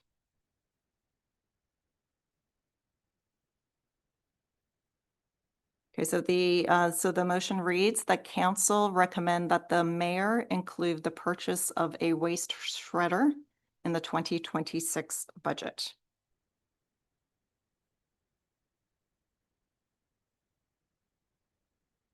May I have a mover and a seconder? Councillor Allen?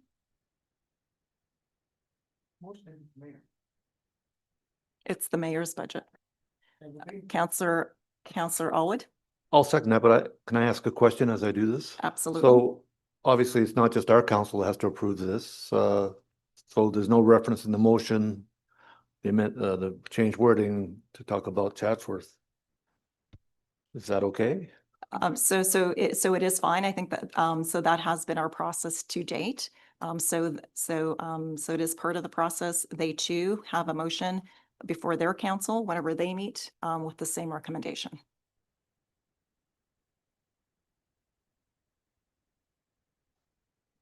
Just a quick follow-up. Sure, Councillor Allwood.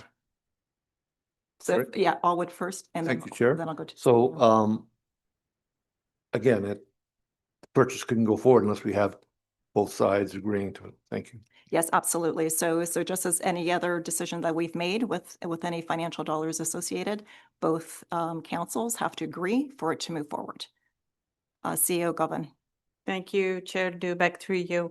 I think it's important to point out that the agreement that is with between Chatsworth and Grey Highlands is going to remain in place. There may be some housekeeping amendments in relation to the title of the body that is looking at these items and meeting on the landfill site. So that agreement outlines the purchases and how they are distributed between the two municipalities. So that still will remain in place. Mayor McQueen. A couple questions. So should it say 2026 capital budget? It's a capital purchase, isn't it? So it would be a capital purchase, but I'm not sure if that needs to be qualified in the motion itself, because it's a capital is still part of the overarching budget. I guess, yeah. And then the other question is, I can't remember, but when it's a capital purchase, is it 50-50? Or is it still based on percentages each year? Because I know there was a change there and had to be some clarifications there. Yes, and so that does depend if it's a fixed asset or a non-fixed asset. Yeah. But I will allow Director Moyer to comment on that. Councillor Dubik is correct. There's a definition in the Yeah. current agreement on whether it's fixed or non-fixed, and then it spells out in the agreement specifically how it is split. So it comes down to basically if there's wear and tear based on usage, then it goes off the non-fixed, and then it's a fairly complicated calculation on how it's done over a 3-year period, I believe. So the first year, the first half of the asset is split 50-50. And then for the next 3 years, it's split based on the usage. But the governing municipality covers the full cost and then recoups it back. So it's not super straightforward, but our treasurer has it down pat. Mayor McQueen. So, well, it is important to the sense of the cost, and I thank you for that clarity. So basically, if it says right now roughly 900,000. So 50-50 would be part of 450 for simple math. The other 450 would be broken down over 3 years. And so currently the past year, what was our split? 70-30? Right there. Okay. So then you got the 450 left. You divide that into three, so it's like 320. Right. 315 or 318 or whatever. Sorry, 18. No. Whatever 3 into 450, but that split would be on those 3 segments. Mm-hmm. So the cost to Grey Highlands could be somewhere around 600,000. Yeah. And so today's motion is about adding it to the budget. No, And then, no. and I do appreciate there are sort of the financial numbers, and we will need to have those numbers in front of us. Yeah. So that when we decide our budget items, we can have that in-depth conversation. Because those are big numbers, and we would need to have all the numbers in front of us. And my other question, do we have any money in reserve for that? Have we started to build a reserve for that? So we do have a reserve. The Grey Highlands has a reserve. I think we started with 25,000, or is it $50,000 now? 100,000 in total now. Thank you. All right, any further discussion on this item? Okay, I see none. We'll take that to a vote. Those in favor? And that is passed unanimously. Thank you. Moving along to recommendation number 5 regarding JWDC 2025-22. I have new wording for that as well. The council recommend that the mayor include the scale house replacement in the 2026 budget. May I have a mover and a seconder? Moved by Councillor Allen, seconded by Councillor Wickens. The floor is open for discussion. Deputy Mayor. Just a first question. So when looking, it says the pump house, sorry, the scale house was purchased in 2019. And it does say it was used. Just how old is this structure? Like it's the disappointment, and 7 years later, we're looking to replace the full scale house. I'm just wondering how old is the structure to maybe help wrap my head around why we're replacing so early. It seems early. Yeah, so the committee, the board did have a good discussion about that. And so I'll pass it over to Director Moyer for further details. Through you, Chair. So what was purchased in 2019 was a used like mobile site trailer.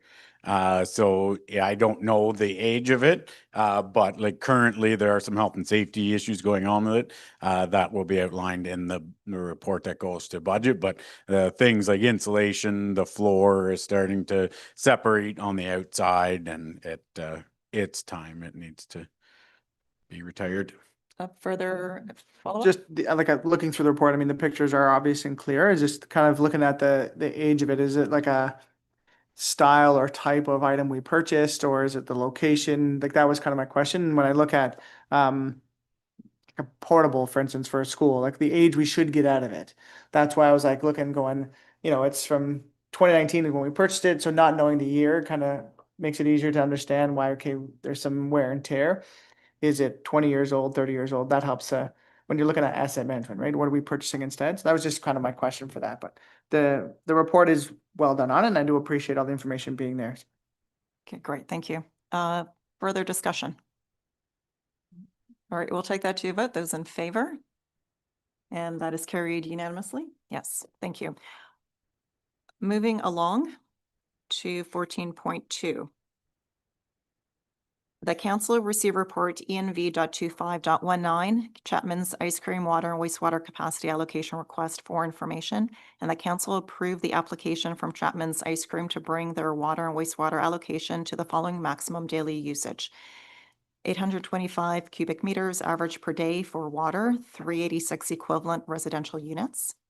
500 cubic meters average per day for industrial wastewater with a maximum of 700 cubic meters per day for 444 equivalent residential units. 75 cubic meters average per day for domestic wastewater, 67 equivalent residential units. And I council direct staff to bring forward a capacity allocation bylaw for Chapman's Ice Cream allocating the water and wastewater capacity. Deputy Mayor is moving that. And Councillor Wickens has second. The floor is open for discussion. Deputy Mayor. If I may, Mayor McQueen, I'm going to preempt your continuing of your question because I was ready to answer it, and then it was like the next item. We did receive a report not too long ago, but a month or two, on allocation for some of the development that's happening within Grey Highlands. In that report, it did show the estimated timeline to bring forward the expansion to our lagoon system that exists, currently going through the EA. But more importantly to me, it's when looking at what we're trying to allocate to Chapman's now, we've already allocated a significant portion to the main developments that are happening in Grey Highlands. So we are supporting the continued development of those projects that have started and moving forward. So I'm comfortable for myself, at least, allocating the water to Chapman to allow for this expansion, which is a significant economic boon for Grey Highlands and Grey County, knowing that we're still moving forward with some of the housing projects, especially the Loon Call development, and supporting Devin Lee, who's been one of the initiators of a lot of the development within Grey Highlands. So yeah, that was just a comment I was going to make to where you were headed. Yeah, so great, thank you. And just a point of fact, the EA and tendering is expected for the lagoon is expected to be done in 2025, 2026, with construction in 2027. Mayor McQueen. So thank you for that clarity. And it wasn't in the point of saying we've done some and now we have room for the here. It was a point of those that are maybe applying for the future. And I think we need to make that known very clearly that, 2027, right? And what that looks like. I think we just have to be, as growth continues, and we don't want to turn growth away, there has to be the understanding of when that time frame is. And that's the part I'm trying to raise, because I would take that the 15% will cover our infilling. But also, we're banking on a lot of development charges on a lot of different things. So if our development gets delayed, even with the two ones that we approved partially, that's going to slow down our development charges possibly. Or the economy just floats along and we're the same. But there is, there is other things, because we have like a water tower that's being debentured, and part of that's from development charges that come back over a period of time as well. So understanding on moving forward with this expansion, because it's outside of our municipality, on the building side, we will not get development charges on that as well. So there is a bit of a sliding rule here on that sense as well. So anyway, just that we need to be very open with our public and communication and sort of that status of where things are moving forward with that increased allocation. I think that's important, that because we do, I mean, I don't want to send the wrong message that we're not open for business either. Right. So we have to be very forthcoming, and with our two developments, I think we agreed to you, Deputy Mayor, that we feel that there's enough time frame for those two developments to get to a certain stage, which probably hopefully buys us, where we are in the economy that it is. But I understand our planning department has been pretty busy, and there's applications and filings that are there, and with regards to a couple apartments and all that kind of stuff too, right? So that's just we have to be very bringing things up to date and very forthcoming on that. Yep, no, thank you very much for those comments, Mayor McQueen. Councillor Elwood. Thank you, Chair, through you. In regards to the mayor's comments, I mean, we recently allocated for the Loon Call and Devonley phases. If we allocate this application, the timing of that, I mean, it says it will drop down 15%, at which point we would not be able to authorize any allocation of major developments until the expansion is complete. It's a wastewater issue. But we're confident that the timing of these projects and the timing of the expansion will not put us in that position. Is that a fair statement? Director Moyer, would you like to answer that question? Yeah. Through you, Chair. So I think, we're all speculating at that point in time. One thing to keep in mind, I guess, is like this Chapman's allocation hasn't been changed, as it said in the report, since many years ago. So like the 360, when you look at some of the usage that they've had over the past, is already or can already be put into the system. So we need to realize that, I guess, as we move forward, and then we might be able to adjust that 15%. But we have to figure out a worst case scenario on paper. This is what it's looking at, and we have to make sure that you guys are aware that that's where it will put us. But that's kind of where we're at, I guess. And as for speculating, I guess to answer your question, that I'm not the person you need to ask for that. Thank you for that. Councillor Elwood, follow up? I just thank you, Chair, through you as a follow-up. So, the allocation that we're using here is based on a number. We feel that we may be servicing more than that right now. Is that what you're saying? Or did I misunderstand you? As far as Chapman's go? No, sorry. I think what I was trying to say is what they have on paper right now versus what's going into Lagoon mightn't be the exact same number. So we may have already be seeing some of that flow. So they're just getting everything on paper now so that they're clear where they're at moving forward, and so are we. So I think we can monitor our numbers that come into Lagoon and then make sure everything matches as we move forward. Councillor Elwood? Good, thank you. Any further discussion? Okay, I see none, so we'll take that to a vote. Those in favor? And that's carried unanimously. Thank you. And we're moving along to item 14.3. The council received report ENV.25.20 WM contract and non-eligible sources blue box update for information, and that council authorized staff to negotiate a one-year contract extension with WM for waste collection, and that council delegate authority to the Director of Environmental Services and the Director of Finance to negotiate with Circular Materials and WM to continue providing curbside and depot collection where possible to the non-eligible sources. Put this on the table. Deputy Mayor and seconder. Counselor Wickens? Okay, so the floor is open. Mr. Mayor. So have you indicated option? Are you still open for discussion? So it's open for discussion, so we could, yeah. So. Sorry? Just to say for clarity, the motion on the floor is option one. Yeah. Oh, sorry. Yeah, motion's been moved. So the motion that's been moved is option number one. It just doesn't say option one. It just says 1-year contract. Right? Within the report, option one is staff recommendation and it shows the same motion. Okay, so, so just speaking to that then, so basically in this motion is including option one. That's what you're saying. Correct, yes. So Okay. yes, the motion on the floor is option number one in the report. So I may be moving an amendment to this, to changing it for a 2-year contract extension. And the reason being is this will come up a year from now, which is September. And it's coming into an election cycle. Yeah. We ran into this before at the last election cycle. And if you have a lame duck council, how does that council make a decision? It can't. If it's lame duck, then it goes back to staff. So my amendment will be is to negotiate a 2-year extension. I know, and I think our contract, it was 1 year plus 1 year. Exactly. However that wording needs to be, but I don't think this is smart to come back in election cycle when that council, that body may not be able to make a decision.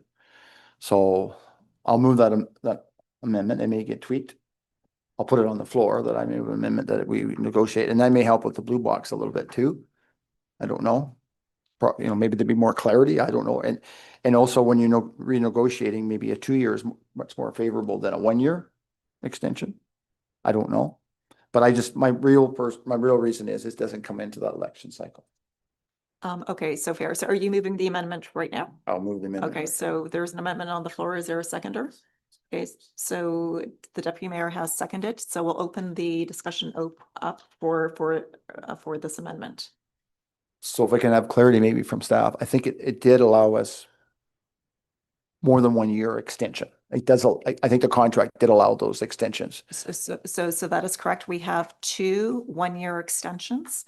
And Mr. Mayor, did you have a question there about, the doability or sort of the pros and cons for staff? I guess on that contract, I think I'd be curious to know if the wording, and do we need to put it in the motion to sort of oversee that wording? Because it may be worded that it says 2 additional 1-year extensions. And do we need to change it in the motion that we negotiate a 2-year extension subject to the point of wording of 2 1-year extensions? I don't know if there has to be some wording that clarifies that, and maybe it comes back.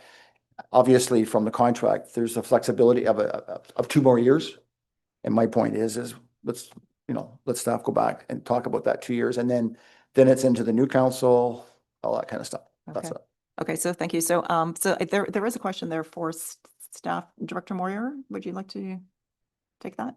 Through you, Chair. The question was the difference between 2 optional 1 years or a 2 year.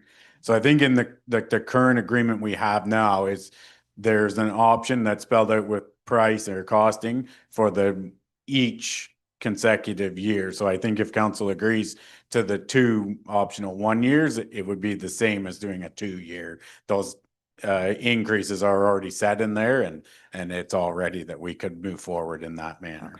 Okay. So that's straightforward. Mayor McQueen, a follow up on that? Yeah, I know we're working out certain configurations. This is like the 3rd year since it's been in play. I think generally from what I hear, it's moving along fairly well. I know there was a few kinks, and there's always kinks in weather and road and stuff. And I know there's a few complaints in the wintertime, issues and stuff like that. But anyway, I think I think at this point, to do the 2 year gives it much more time. Plus it doesn't get into that cycle. So I'll leave it at that. Okay, thank you, Mr. Mayor. Deputy Mayor? Thank you very much, Chair Dubik. I don't disagree with Mayor McQueen. I mean, there was challenges with trying to get this done right to Lame Duck Day and the last term of council. And so I appreciate the mayor's foresight and seeing the potential conflict there again.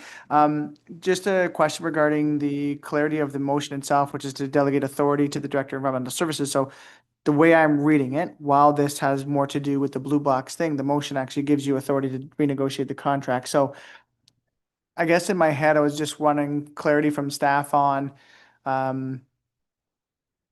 if this was coming back up a year from now in September, this council has just delegated authority for staff to do the negotiations.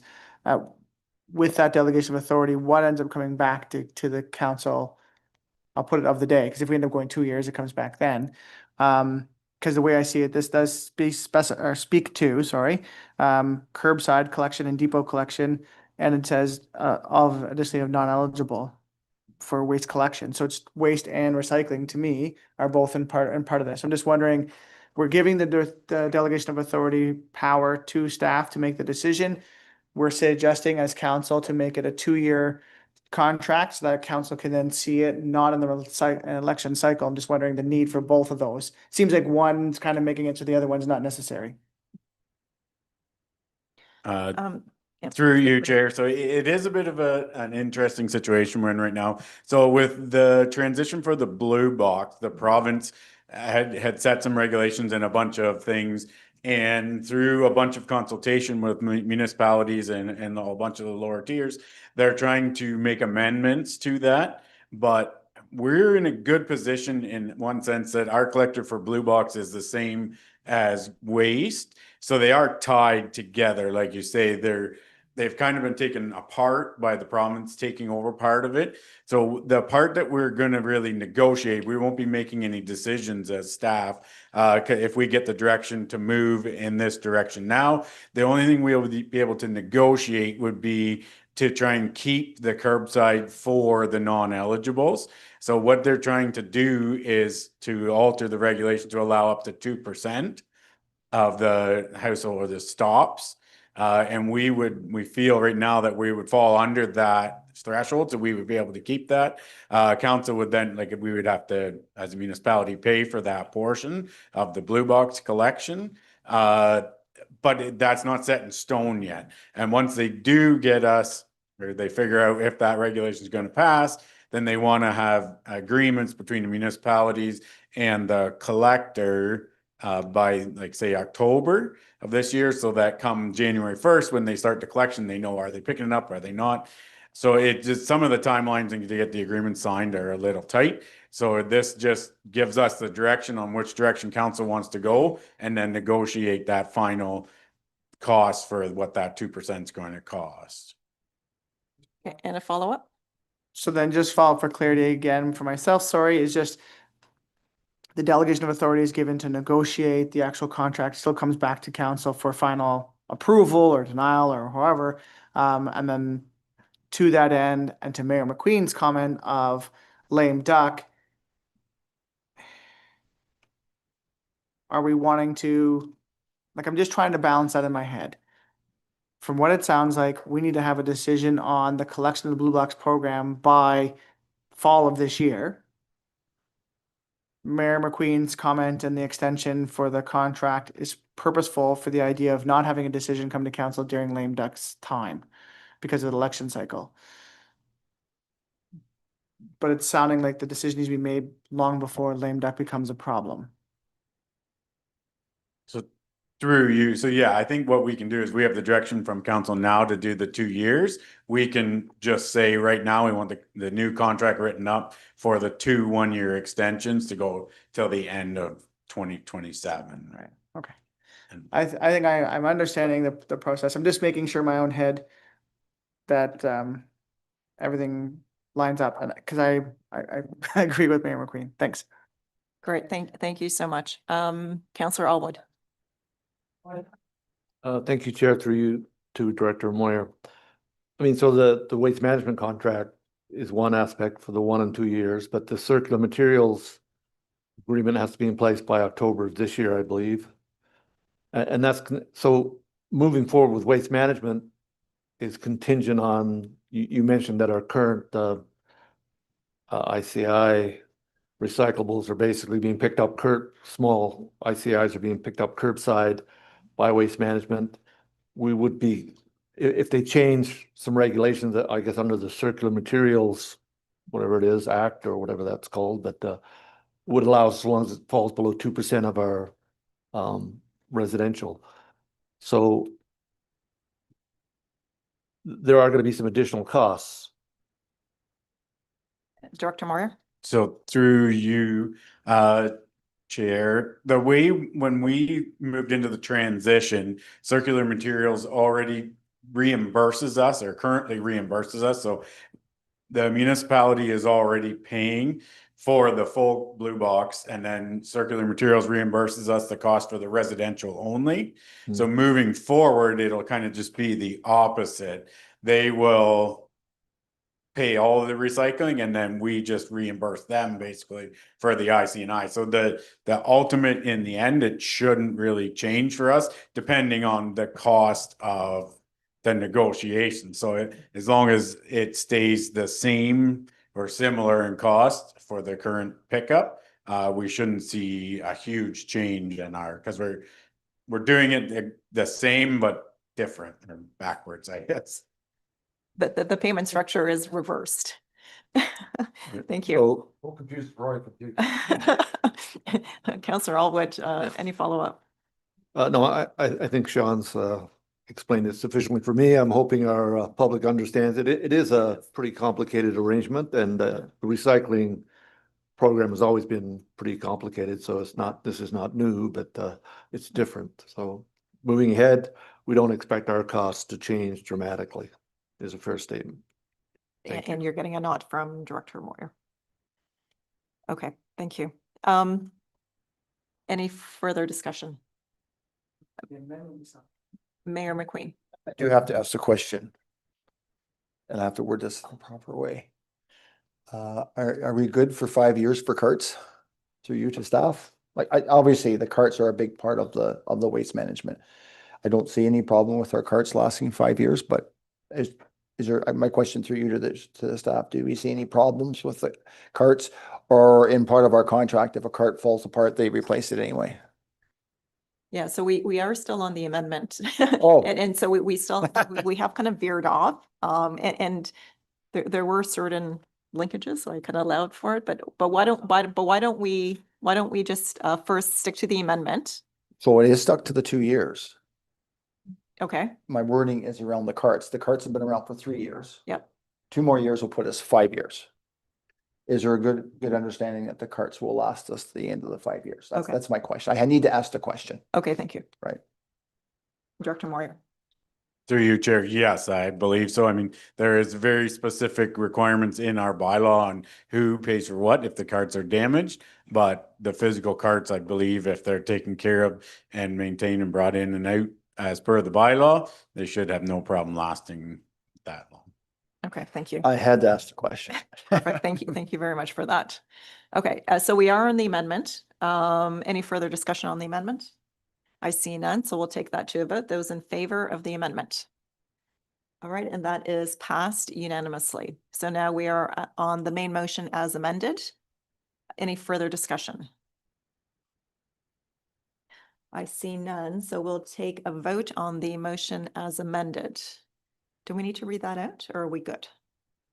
We're good? Okay. So we'll take that to a vote. Those in favor? And that is passed unanimously. Okay, so we are done. And we are done my section, so over to you, Mr. Mayor. Oh, it's actually back to me. Well, thank you, Councillor Dubik. Okay, so don't go way too far. So on to item 15, motions of which notice has been given. And we have 2 motions that are from yourself, Councillor Dubik. So I'll leave it to you to read your motion. Wondering if we could maybe take a break. Sure. What time have we got here? Okay, so it's 2:24. Can we come back at 2:35? Okay, 2:35 it is. Thank you.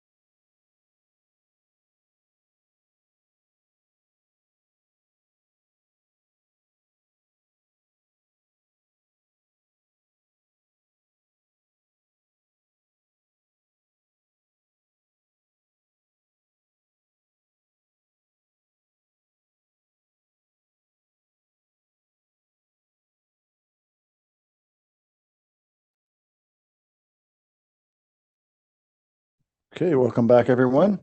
And moving on to our section 15 of our agenda, we have two notice of motions. Yep. So they're both by Councillor Dubik. So 15.1, Councillor Dubik, if you want to read off your notice of motion, and then we'll look for yourself and the seconder. Okay, great. Thank you. So I'll read it off and then we can get into maybe some just explanation. Whereas annual group bookings of over 50 hours are subject to a 20% fee discount for the ice rental season, and whereas the Rockland Arena season is shorter than other Grey Highland arenas, now therefore be it resolved that the council adjusts the Rockland Arena's annual group booking hours to be 40 hours, and the council directs staff to update the fees and charges by law accordingly. So I'll move that.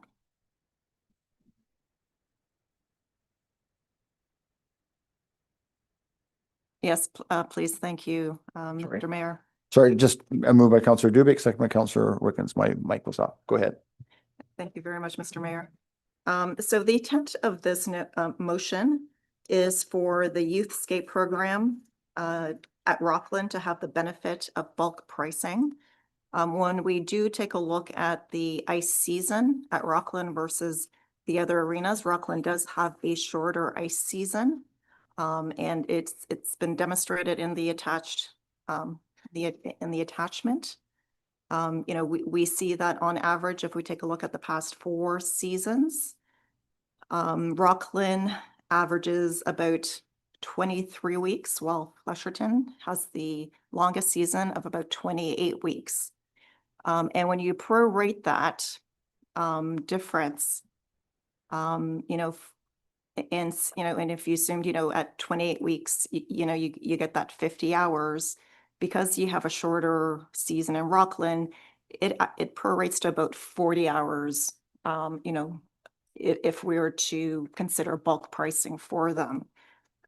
Their skate program with 71 kids on Tuesday nights includes a pre-skate, basic, and figure skating, ages 3 to 18.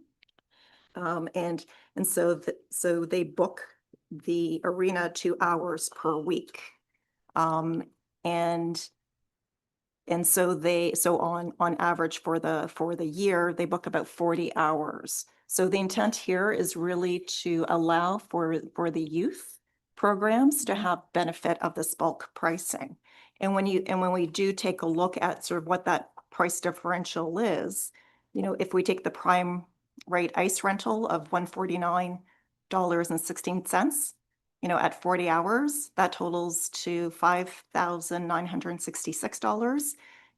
If you place a 20% discount, it goes from $5,966 to $4,773. So that's a difference of $1,193.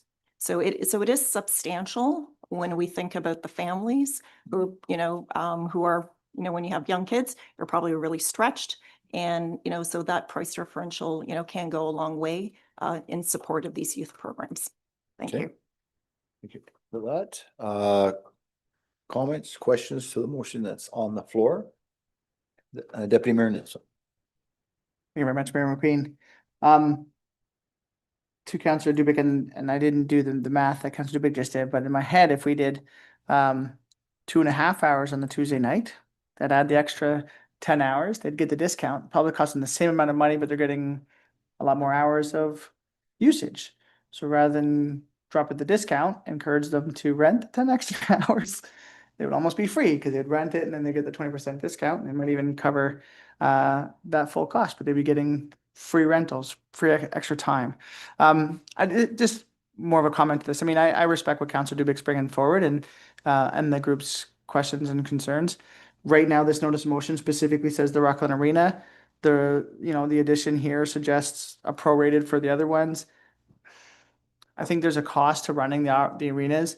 Staff and council put forward policy, and I just would hope that we can maintain the policy that exists as we try to move forward and try to balance, trying to keep 4 ice surfaces operational and the income that's provided. Okay, Councillor Dubik, do you have a follow-up to the comment that was made? So I do not. I think I think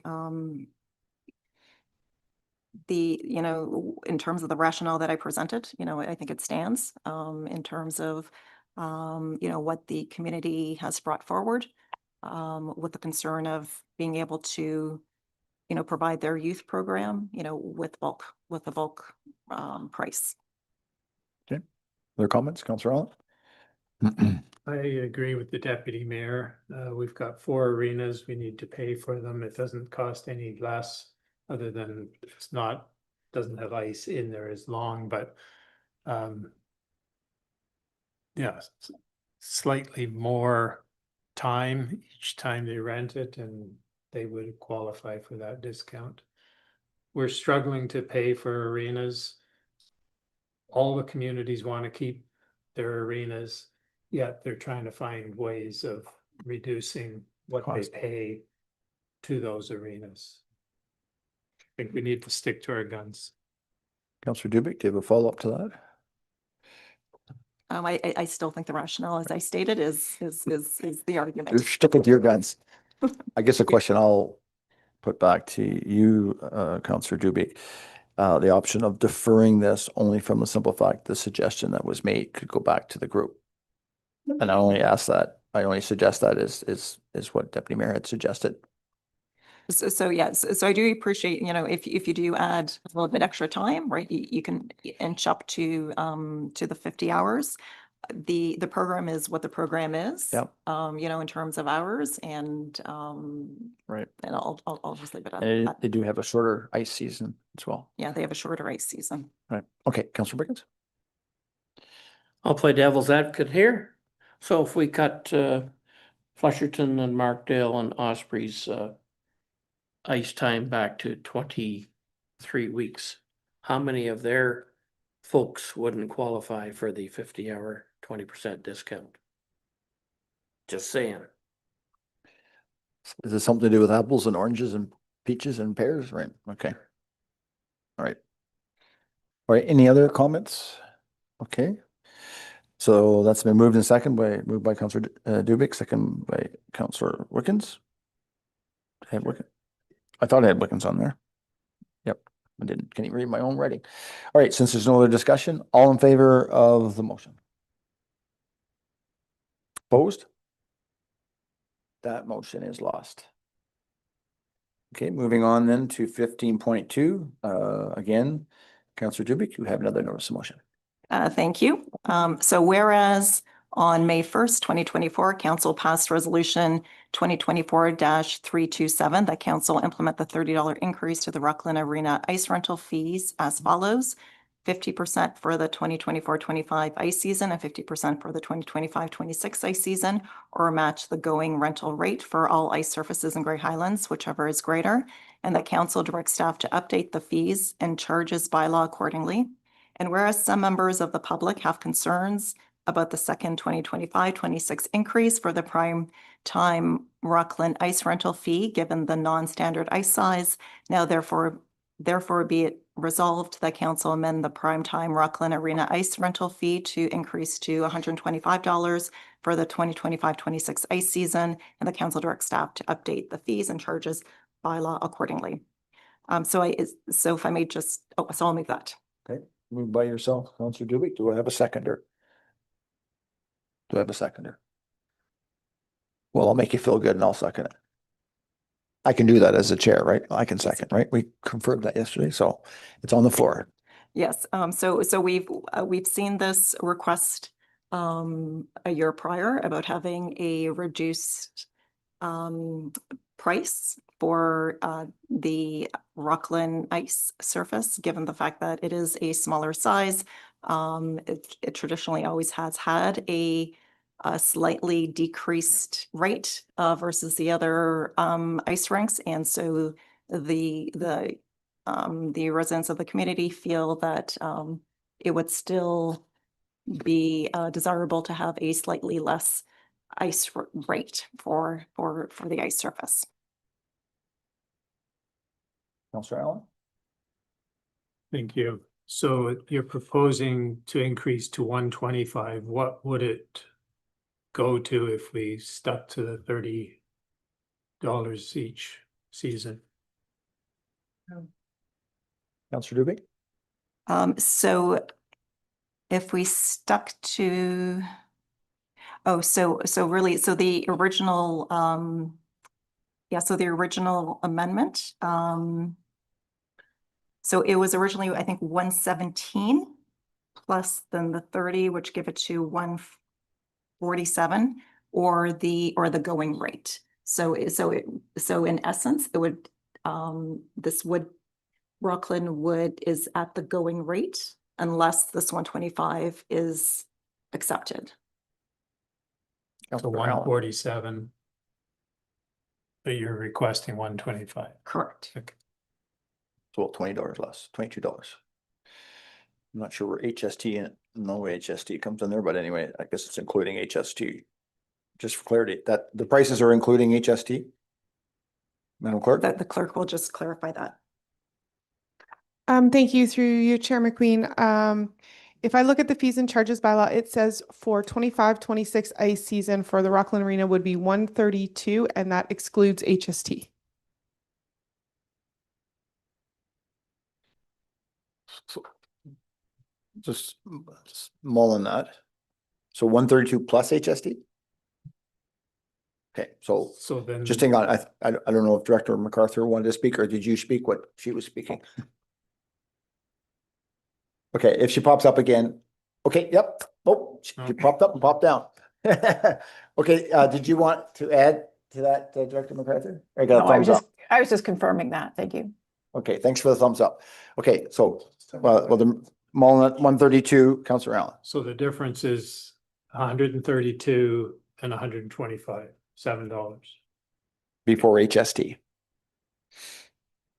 Okay, everybody's, so $7 decrease. Deputy Mayor? Thank you very much, Mayor McQueen. I think, you know, when we seen an increase across the board to level the playing field in all of our ice time and arenas. Council saw that report. We realized why there was a need for an increase. We hadn't done an increase in our ice rental fees in a few years.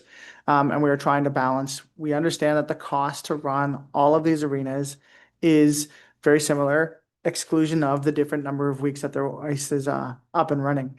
Rockland was given the 50% increase 1 year, allowing them a period of adjustment and then a period of adjustment leading into the next ice season. They had kind of a year heads up that the cost would be coming, whereas some of the other groups just got the full change in one term. So again, I understand why Councillor Dubik is bringing forward the notice motion and the rationale behind it. However, Grey Highlands' council, we put forward a policy. We should kind of stick to that policy. They've given the 1 year 50% discount on the increase with the objective to increase it the full percentage moving forward. So, okay.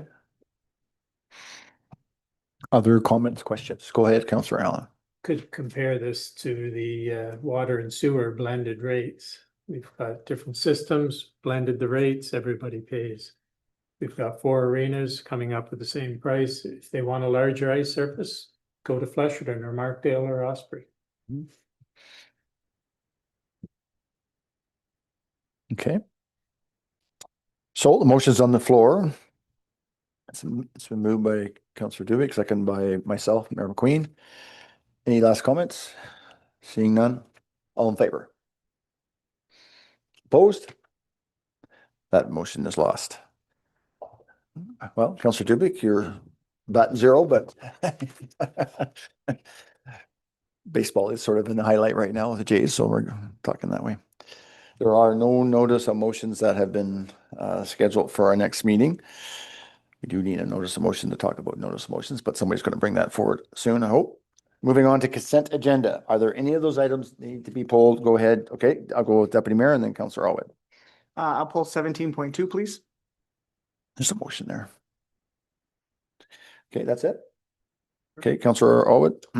Okay, the mayor, sorry, Deputy Mayor beat me to the punch on 17.2, but I'll pull 17.5. Okay, I see there's library meetings, heritage meetings, or sorry, senior meetings and library meetings. I don't know if they need to be pulled. Councillor Allen, maybe I'm speaking too soon. 17.3 and 17.6, please. Okay, yeah. All right. Well, I thought maybe the heritage one would be pulled by Councillor Dubik, but not. There's this information there, really. Okay, so I need a motion then to move the remaining consent items, which is only 17.1. So can I have a mover in a second? Oh, 17.4. Yeah. Right. Okay. Councillor Wickens, Councillor Elwood, the items from the consent agenda be approved, with the exception all but 17.1 and 17.4 are the ones that we're considering at this point as consent items. And consent agenda items. Any comments, questions on those two sets? Go ahead, Deputy Mayor. Thank you very much, Mayor McQueen. Just a comment on 17.4, the Museum Advisory Board meeting minutes. They just wanted to comment to the attendance that we've been seeing. So far, year to date, we've seen a significant increase. I wouldn't, maybe not significant, but we've seen an increase in attendance at the museum. Still some great parlaying with the curator and the local schools, seeing lots of students and teachers come in, making use of the museum. There's been some updates to the space at the museum to allow and accommodate the children a little bit easier in the one hallway kind of towards the bathroom of the museum. So it's been fantastic to see kind of more and more people come in. For myself, I know I've been volunteering on second and fourth Sundays of the month, and see the people who come into the museum are rarely locals. It's significantly the number of people who are just driving by and seeing the open sign and coming in. I've had people from outside of Canada come in. I've had people from Toronto and urban centers come in. So it's been nice to see kind of that as we are open and more engaging, we're seeing more and more attendance into the museum, with all of the comments being almost identical, that they are shocked to see the quality of the museum given the space we have and the size of municipality we are. So it's always kind of there's a bit of pride to the way the museum surprises everybody who comes in. So just wanted to kind of just highlight that a little bit. Also, within the curator's report, there's some comments as to the visit we discussed earlier from Mr. Fleischer, and some of the fun that was had on that wonderful day. Thanks. Well, thanks for those comments, the Deputy Mayor, and thanks for your time to be able to spend there to have the ability for people to showcase our museum, because it is well, it's a great site, what Peter has done there for sure. And I know that I did have a comment or an email after our showing of TVO Crossroads, that a lady emailed me and said, yeah, I saw your show and I went to visit the museum, but it was closed. So anyway, so it's interesting how people pick up on that, right? Okay, is there any other discussion on those minutes or the other heritage minutes? Go ahead, Councillor Dubé. Great, thank you, Mr. Mayor. Yeah, so on the Heritage Grey Highlands committee meeting minutes, I just wanted to maybe direct your attention to 5.3 in the minutes. It's the 2025 Ontario Heritage Conference report. So we did have 2 members that attended the conference, and there were some very good notes on the conference. So if anybody's interested in here and sort of where sort of the latest news around heritage, it's a very good read. I did want to thank our chair, Nancy Matthews, for participating. She's a VP of the CHO, and she provided an overview at the conference of sort of tips and tricks for Municipal Heritage Committee volunteers. And so do want to thank Nancy Matthews for doing everything she does. Okay. Any questions? So I have what's the upcoming tea party? Pardon me? There's Councillor, certain member privileges, member Halliday that talks about an upcoming tea party. Oh, was that it? Yeah. No, but, oh yeah, because these Yes. minutes are before, yeah, right. Okay, and I see that the next meeting is until October 28th, so you won't have that conversation about our committee of the whole meeting, so you're gonna have to get ahead of them early, right? Yeah, I've attended when I was on the Heritage Committee, I attended a couple of the Heritage conferences and they were quite interesting if you ever have a chance to go. Okay, since there's no other discussion on those consent items, all in favor? That is carried. Okay. So moving on to 17.2, Deputy Mayor, you're first. Thank you very much, Mayor McQueen. First, just highlight that it was our first meeting of the new Economic Development Advisory Group being made up of just council members. Member Allwood was gloriously nominated to be chair, and then Mayor McQueen beat me to the punch, so I'm the vice chair. But there is a motion that I would like to bring forward to council, and that is that the Economic Development Advisory Group received a delegation from Affordable Housing in Grey Highlands, a high for information, and that the Economic Development Advisory Group recommends that council supports a donation of funds to a high in the amount of $5,000 for startup costs for consideration of the mayor's 2026 draft budget. The conversation went around supporting them getting up and running and started. Mayor McQueen spoke to some of the conversations he's had with a high so far and trying to work with Bright Shores in that meeting that council had discussed earlier. And I'll let Mayor McQueen speak to that further if he wants, but just moving that motion as it was part of the minutes. Okay, do I have a seconder for those minutes? Councillor Dubé?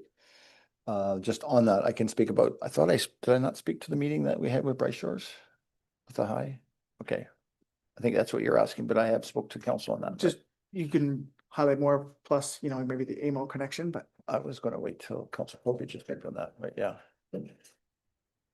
Okay, so that motion is on the floor, and again, this is something that I thought there was some. Did they not present to council on this? They did, yeah, right, so. But that was just, must have been just receipt for a delegation at that time or whatever.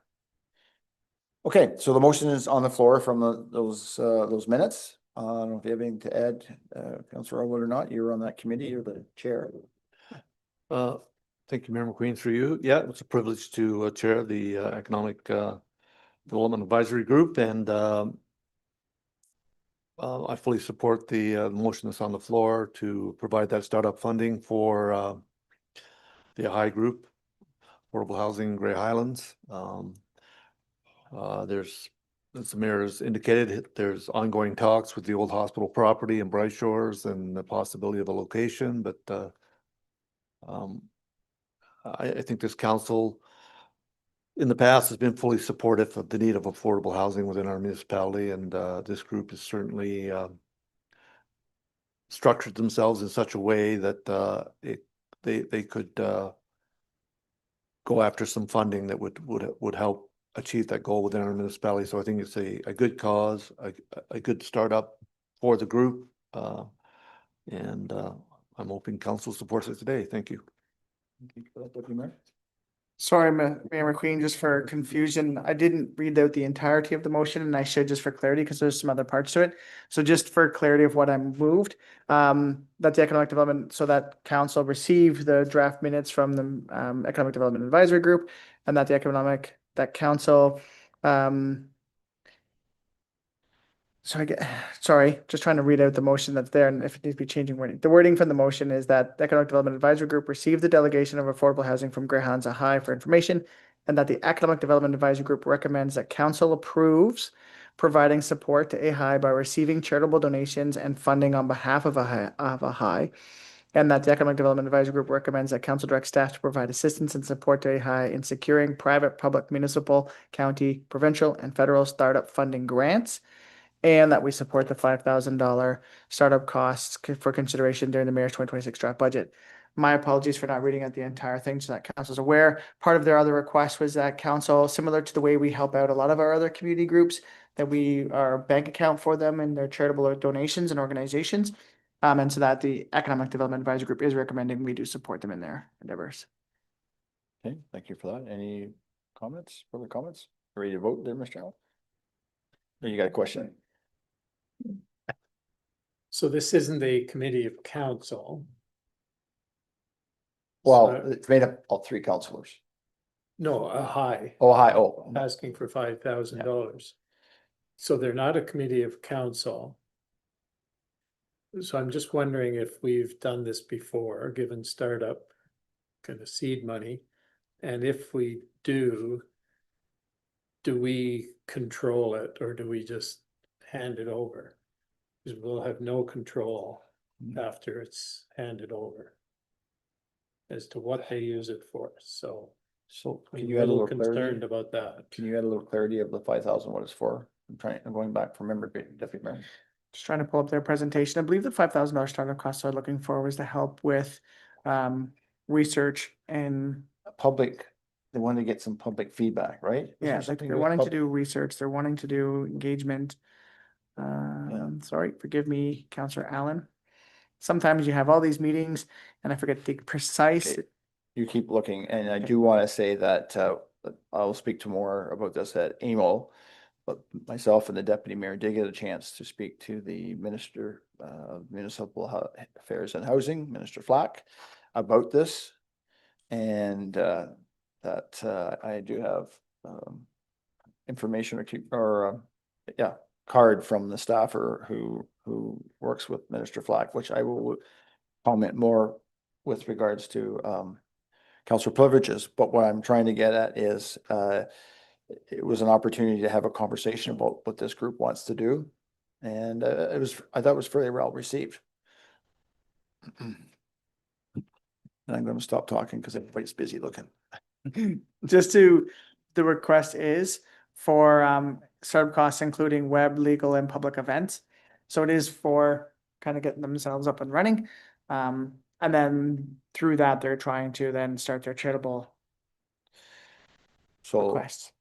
I mean, we could defer this if you want more of accountability to that, Councillor Allen, in a sense of reporting back or however, like, I mean, sometimes we give out money, but we have a strict reporting back mechanism or a strict, that I think we have done that in the past of, funds, what exactly was it, or a report. I mean, sometimes we've had that even from our CIP or our community grant programs, we've asked for reports to come back, or even the MOUs, we've asked reports back.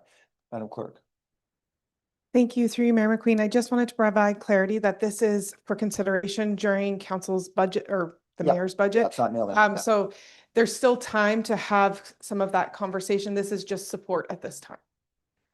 And you're right, that this is for recommendations at that budget process, but we could also subsequent ask for more detail or more reporting back as well at any given time. Okay, we still got a lot of day here, so you're getting dead, Deputy Mayor. Just quickly add, I believe it was relayed to the group that it would be part of the budgeted conversation, so they're not expecting the funds anytime soon. But it was part of it for public engagement. And I think part of the public engagement was to build some funds or to get some funds as well, part of it. Okay, it's there. Thank you for bringing that forward, Deputy Mayor. Any further comments? Again, this is only for consideration on the budget itself, but certainly by supporting this gives the group much more hope, I guess, in that sense. Any comments from Treasury? Okay, good, just caught it there. Go ahead, Anna. Yeah, I'm just looking for clarification on what's being approved for the charitable donation receipts, if anything. It's asking for it, but I don't think, so that wording is that the Economic Development Advisory Group recommends that council approves providing support to a high by receiving charitable donations and funding on behalf of a high. So what would that say? What would that look like? That's what I would like to determine. So I just want to confirm that council isn't approving that at this point. You're deferring that to budget as well. That's approval. So okay, so you're saying is the one part is the money is going to be considered at budget time, but you're asking, are we going to be collecting donations now? Deputy Mayor, do you have a? Just for clarity, I believe the request is that we pretty much become their bank account now. If they start to solicit donations now, they can, similar to the way we work with some of our other community groups. I do have concerns with that and would need more information regarding committee structure and exactly, reporting and how the funds will be spent. So just for clarity, like I just, in my head, sorry, and the staff, I'm just trying to, if I look at the way our relationship works with EDCIA, they were a separate body. They make their own decisions. They're not a committee of council. They had a bank account with us from the funds that come through for boat launch and stuff. Is it similar structure to that one? Like the mechanism was the money is just, we collect it and store and work as their bank account. It's not our funds. We're just helping them out that way. Okay, so I'll go back to Anna and then I got a whole bunch, I better go to the Madam CEO. Okay, Madam CEO. Thank you. This is an entirely different situation. This is a corporation. It's a not-for-profit corporation. It is not a volunteer group building a gazebo, a municipal asset.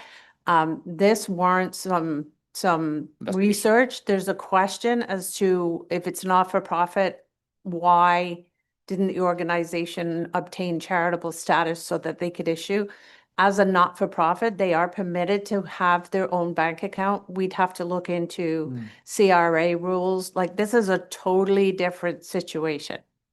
So then on that part, I do have Councillor Wiggins and Councillor Alwyn want to speak as well. Do we want to put in there that either a report comes back or how do you want to, how would we work this in the sense of all that details that you just said? Do we want to take this out of the motion right now? Madam CEO. Thank you, Mayor McQueen.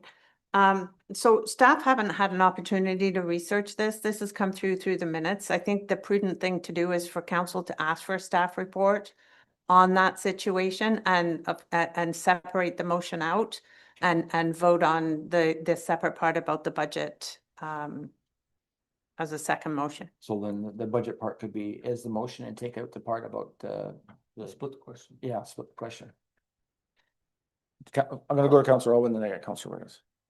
Thank you, Mayor McQueen. So I would ask that we split the question, that we basically deal with the request for the startup costs and then the providing assistance for support to high and securing public, private, municipal, county, and provincial, federal startup funding grants. I mean, basically, it's almost like a 3P arrangement. We would need to have, and I guess we'll ask for a staff report, but I'm thinking that there would need to be some sort of MOU in place to describe how that works. Or if we ever move forward with that property and the municipality has to be involved, we may want to set up a committee that includes council reps on them as well. I don't know. I don't, like, if the municipality gets more involved with it, there may be more involvement we need from council members on whoever. I don't know. Okay, I have Councillor Wiggins and then go from there. CEO Govan and Councillor Alwood beat me to the punch. I was gonna see if we could split this up because there's 4 asks in there. Anyways, thank you. So, Madam Clerk, can we deal with the budget part first in the split and then take out the Receive the report and budget. yeah, receive a report. That economic development advisory recommends that council supports it during the budget process, and then we'll deal with the other part. Does that sound right? I just want to make sure we know, because the motion on the minutes is a little different than we have on the floor. That talks about this body, not that body. Madam Clerk. Thank you. So the motion that I think should be the first consideration will be that council receive the unapproved minutes of the 2025-07-30 Economic Development Advisory Group meeting for information. Okay, the Deputy Mayor, you're moving that. Who did I have for a second, or I didn't have Councillor Dubik? Okay. So the Mayor, Councillor Dubik, any discussion on receiving this? Seeing none, all in favor? Okay, carry. Part 2. That council approves providing support to affordable housing in Grey Highlands, AHI, by receiving charitable donations and funding on behalf of AHI, and that council directs staff to provide assistance and support to AHI in securing public, private, municipal, county, provincial, and federal startup funding grants. So would this be something that maybe that would be deferred subject to a report coming back, Councillor Elwood?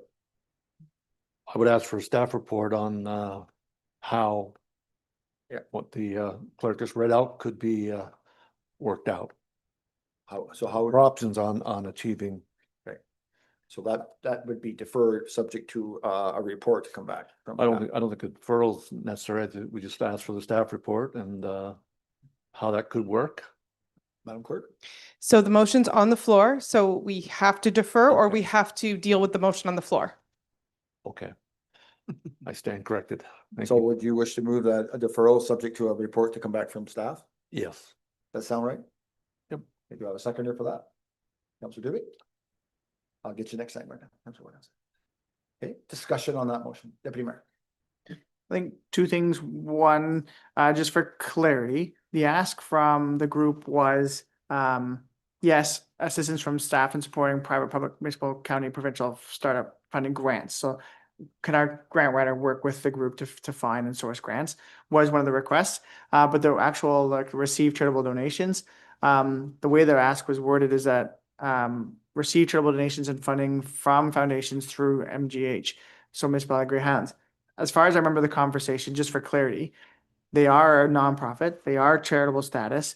What they're looking for was to pretty much use Grey Highlands as their bank account, that any funds that were donated to them would come through us. So I fully understand what staff are saying in terms of just wanting clarity. I'm just trying to provide clarity from what I remember of the conversation with the group.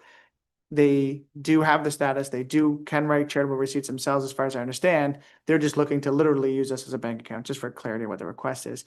In terms of,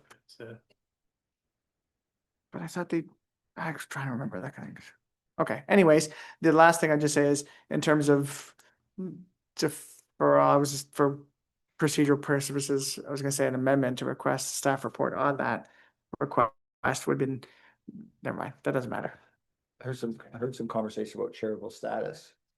So when if you're a non-corporate, do you automatically get charitable status? You have to apply for that as the top. Okay.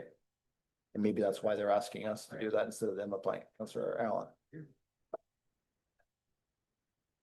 This is a external group that is basically using the municipality as their staff and financial institution, and I don't know what, I think the cause is great, but if we're going to be doing all the work, it's going to take staff time to do this report. We're going to be doing all the work, then perhaps it needs to be a committee of council, not a nonprofit group. And I know we basically, pretty sure we decided we didn't want to get into doing this, but we also didn't want to get into doing it for another group. So I'm having a bit of a problem with this. So I don't know if I should share our conversation that we had with Minister Flack at this point. Because is the report that came from Bright Shores saying that they're going to go to a real estate appraisal and talk about selling it. I can say, I guess the discussion that we had with Minister Flack was, and he's a pretty straight direct man, he said, cut to the chase, what do you want? And I explained to him that we have this group that's also that is registered as a nonprofit that wants to move forward with housing on that lands. And I said, but Bright Shores wants to make money. He says, the heck with it. Don't quote me on those. The heck with that. Maybe he said some other words, but he said, it's going to take a bit of time, but he said, if this is for housing, because housing is a big issue. That's why I got to reach out to his assistant right away and get working on what he meant by, because you see it in the news, school boards and stuff, they're struggling for cash. Probably the health system is struggling for cash too. But he said if there's a good cause, because right now that property is owned by the province. So you bring good points, and so I think if we were to get some communication back from the Minister of Municipal Affairs in a real positive sense, I think the municipality should be in control more so than an external body. I mean, I think this group is our volunteers. They're working for a strong. We're getting off topic. He asked a question, Madam Clerk. Thank you, through you, Mayor McQueen. We're talking about the deferral at this point. We're not, and that's what staff are supposed to bring back in the report is some of the conversation that's happening. So let's just focus on that. I guess the question I have is, can staff have enough of ins to bring a report back? Do they have enough information to bring that report? And so they're going to have to reach out to the group if they're going to bring that report back. Okay. So that's what we're at right now, a deferral to bring back a report for all the good reasons. Any other comments, questions on that? Seeing none, all in favor? Opposed? That is carried. Okay, and the last one was the budget, right? Yep. Do you want to read out? So everybody's clear. That council supports a donation of funds to a high in the amount of $5,000 for startup costs during consideration of the 2026 mayor's draft budget. Are you moving it? I'll move them. Or something? So, Oh, it's already been, yeah. okay, we're just, oh, okay, so better, yeah. Councilor Rob. Shouldn't it just be referred to the budget, not the council, That's what I was thinking. just kind of like the ones you did earlier? Just, Support and principle, we refer to them. just refer this to budget. Councilor Alwitt. Again, sorry, again, through the chair, the budget process changed. Now it's the mayor's budget until it gets in front of council, so it needs to go there first. I'm not sure I'll go to the clerk to see if that wording needs to be changed, but I think the process remains. The motion that's on the floor describes the process. Thank you. Madam Clerk. So the motion is already on the floor. So any changes would require an amendment. No, this is not how I would have worded the motion, but this came out of a committee group. So this is how the motion is presented. And ultimately it's saying the same thing. They're asking for, the motion is asking the mayor to include it in his draft budget. Well, it's not a, that a complete. It's a consideration. And, yeah. So I think Councilor Allen, there's still. Councilor Allen. But it says, recommends that council supports a donation of funds to Ohio. We don't know if we want to support that yet. It should just be that council consider the $5,000 request in the mayor's 2026 draft. I hear an amendment coming. An amendment? Can I comment on it before we go there?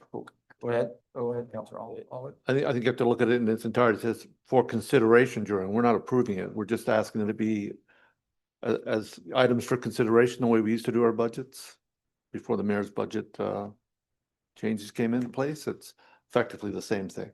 But it's saying that council supports a donation. Right. And we don't yet. We're just sending it to budget, just like we sent the weigh scales and the scale house to, we're not supporting it, we're just sending it to budget. Councilor Allen, you make an amendment to the motion on the floor. Okay. Okay, oh, Madam CEO. Thank you, Mayor McQueen. I think it should say that council supports a request. Yeah. But we have to make that amendment, because it's on there, it's right. Madam Clerk, can we make an amendment to change that, what's being said? Thank you, Mayor McQueen. Yes, we can make an amendment. And I just wanted to point out that our ones we did earlier today said that council recommend that the mayor include in the budget. So whether council supports or council recommends, ultimately it comes down to the mayor. Wait. The strong mayor. Okay, can somebody move that amendment? Deputy Mayor, Councilor Allen? Okay, well, because it's funny how we get bogged down in little things and. But not that everything is, it's important, it's all important. The details. Let's wait for the correction to the amendments. Just makes minute taking so fun, eh? How you doing, Madam CEO? I haven't talked to you much today. I'm hard to see you. Gonna have to make a little cutout table here so I can see. All right. Let's wait.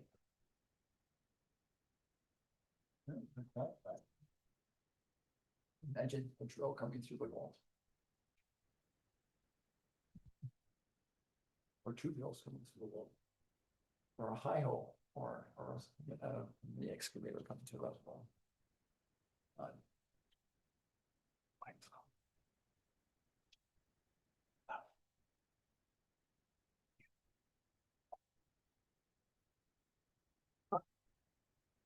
I don't have the wording of the amendment completed, so but we know what we're trying to say, so. As you worded it before, everything gets referred back to the mayor's budget or however you need that. So ultimately, we're gonna take out the word supports a donation of and recommend that the mayor include. Yeah, that is that. I have to work on the wording a little bit more, but. I think that's what it's being. And then that gives more time for the report. But, oh, yes, it was Deputy Mayor and then Councillor Allen. Okay. Everybody understand the amendment? All in favor? Opposed? Okay, that's carried. The amended motion that was split out, that's talking about the budget. Any discussion?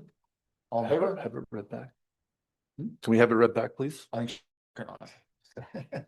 Well, the amended motion. Well, The motion is amended. Madam Clerk, it's been requested, you hear about. The main motion as amended, that council recommends that the mayor include the $5,000 donation of funds to a high for startup costs for consideration during the 2026 budget. Any discussion? All in favor? Opposed? That's carried. All right. Whew. We got everything in the minutes, right, Deputy Mayor? No, it's, I saw it. I was gonna add it. 17.3, Senior Advisory Committee meeting minutes, Councillor Allen. Okay. Real quick, the Seniors Advisory Committee recommend that the recommend that council direct staff to send this resolution of support to the Ontario Health Coalition, Provincial Minister of Health Sylvia Jones, and Federal Minister of Health Marjorie Michael. So I hope everybody's read the letter, but on page 3,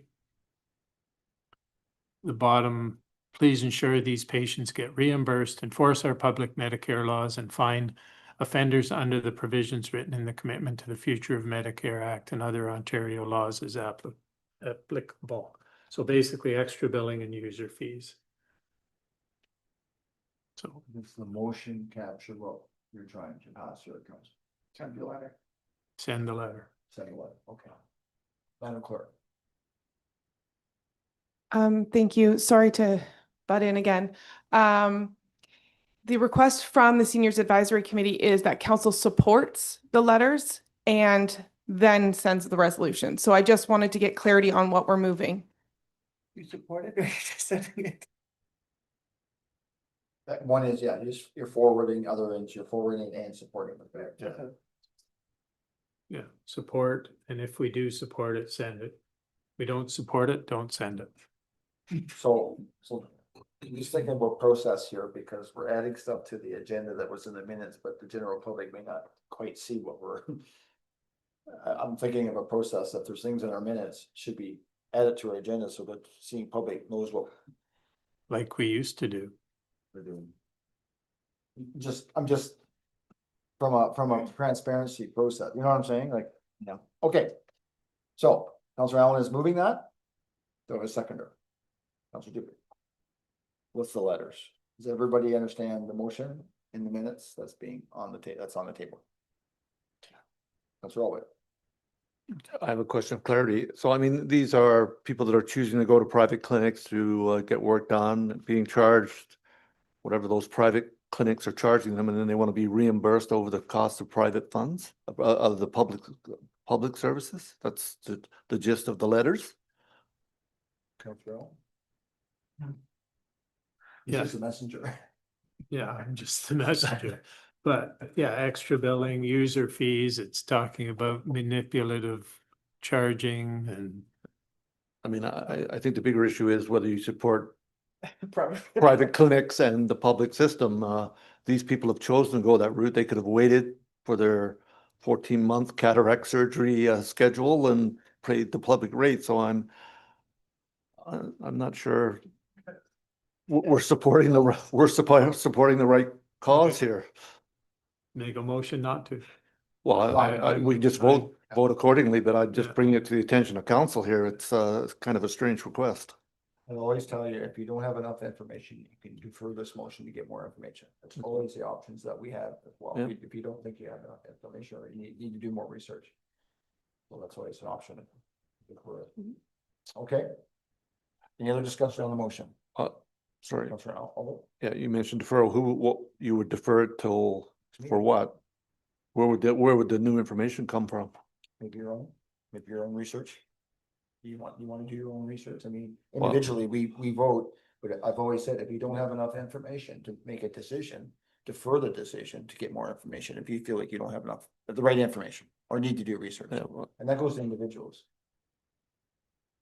I mean, I think I have enough information personally to make a decision on this one. People have chosen to go the private route and now are surprised that there's extra costs and they want to be reimbursed. When the option was to stay in the public system and not incur those costs. I know that there's issues with scheduling the public system, but the public system exists there for the good of everybody. So just on that. So you have a wait list of 3 months, or you pay and you get it done in 2 weeks. But I guess maybe the bigger question is, are we getting too much pay for service? And the ones that are doing the public service are moving to the private sector. Is that maybe more the debate, because people are moving to the private side because, you know, and the public is moving that way because I don't want to wait 3 months. I want it done in 2 weeks. Madam CEO. Thank you. Mayor McQueen, I think this is going way beyond municipal business. The seniors are an advisory group to council on council business and council services. This is way beyond anything we can comprehend at this point in time, so I really caution council on getting involved in something that's beyond the scope of municipal business. So maybe going back to the original part, we're forwarding it for the seniors, but we're not taking a position as a council. Because you mentioned that as well, did you not, Councilor Allen? No, I said, if you support it, we'll send the letter. If you don't support it, we won't. So if you don't support it, I'm fine with that. I'm just, it's my job to bring this to council. Because, yeah, the more we talk about this, the more questions we ask and. But I mean, yeah, I think Councilor Allen does bring a good point in the sense too, right? It's people's choice. But in the system of choice, is it causing a bit of a, who knows? That's the only question I ask, and I don't know. So, Okay. Mr. Mayor, if I would, Yeah, I mean, I think that's the point the CEO was bringing up. It's way beyond the scope of municipal decisions. I mean, the province is allowing a private service to exist. Not everybody agrees with that. And again, it's not a decision that, yeah, it's individual's choice. So like I said, I can't support this at the. If So you got a 3-month wait list and you can get it done in 2 weeks, it's your choice. Okay. Or we can just receive this for information. Motion's on the floor. All right. Is everybody clear with the motion? Okay. Those in favor? Opposed? Uncertain? That's lost. Like I said, you can always defer things if you don't. Madam Clerk. Motion. Okay, oh yeah. Want to receive the senior advisory committee minutes for information. I'll second that. Okay, Councilor Elwood. Any discussion on that? All in favor? Yeah, that's passed. Councilor Allen has to go back again. Councilor Allen has to go back and explain things. But you're right, Madam CEO, sometimes we go down rabbit holes that maybe we don't need to go down. Okay, Councilor Elwood, 17.5, Markdale Jubilee Committee minutes. Thank you, Member Queen, for you. So the final meeting of the Markdale Jubilee Committee minutes are on the agenda, and there's a directive that should get council approval. But before I get there, I'd just like to thank the group, and I'm going to name them: Elaine Smythe, Cynthia Smith, Robert Reed, Paul Allen, and Jeff Wilson, and myself. We started the work of the committee, the pseudo committee of council, back at the last year's fall fair, wrapped it up at this fall fair, had some very successful events. Just thinking back to our delegations this morning and the offer of the Peace Committee to get involved in the anniversary of Grey Highlands. It's a lot of work organizing these type of events and maintaining the enthusiasm and the support of the volunteer and the community at large. But we did our best. We achieved some pretty good milestones. We wrapped it up at the fall fair with a heritage walk. We have a drone shot from there that'll be included in a time capsule that still has to be finished. And Still have the keys to do. I'm going to get to that. The Jubilee Gates are, the original thought that the staff was developing an expression of interest. We're waiting now for some procedural information on whether that's the route we're going to go. But again, it's going to be included for future discussion and in budget deliberations to find the funding for that, because we do not have enough funds in reserve to do that. Although the will of the committee and the recommendation of the committee is that we move forward with the gates. But we've also got the Connecting Link project going on in Markdale, development opportunities within downtown, and a lot of things, and the procedural issues. So I don't want to lose track of that. I will continue to follow up as the former chair of the Jubilee Committee. But there was at the time of the minutes 2,085.83 left in the reserve balance. We had committed as a committee to support to sponsor the Saturday entertainment in the amount of $1,000. And retain the rest of the funds to cover expenses for the time capsule, which will be installed at the Markdale Library. If there are any funds left over from the time capsule project, we were recommending that they be donated to the Ag Society, just as for their help in supporting the Jubilee Committee, and also to help offset the issues of surrounding the that they weren't able to use the facilities. So the motion that's in the consent is just to receive the minutes, but I guess council needs to support the concept of the $1,000 for the sponsorship, and the time capsule funds being used to fund the time capsule, and any surplus being forwarded to the Ag Society. I wonder if we should support the minutes today, and then you bring back a subsequent report with regards to that. Just so. Well, I mean sorry, what was the question? No, that you got 2,085. Mm-hmm. Oh, I see. It is written down here. So Yep. it is included. Okay. No. So I mean, I'm looking for a motion for council to support the $1,000. What's already happened. The entertainment's come and gone. We haven't given them a check yet, but council, the committee can't direct funds without council support. And the last part about it is the time capsule. The remaining balance would be to fund the time capsule projects, which we have supported, council has supported, and we don't know what those costs are going to be, but they can't exceed this without coming back to council. But if there is a surplus, and there may well be a surplus, that those funds be donated to the Ag Society also. So the minutes speak to this. Can you just say we received the minutes of the Jubilee Committee and the actions that are there within? Does that work? No, you need a separate motion for the finance part? Because it's already happened.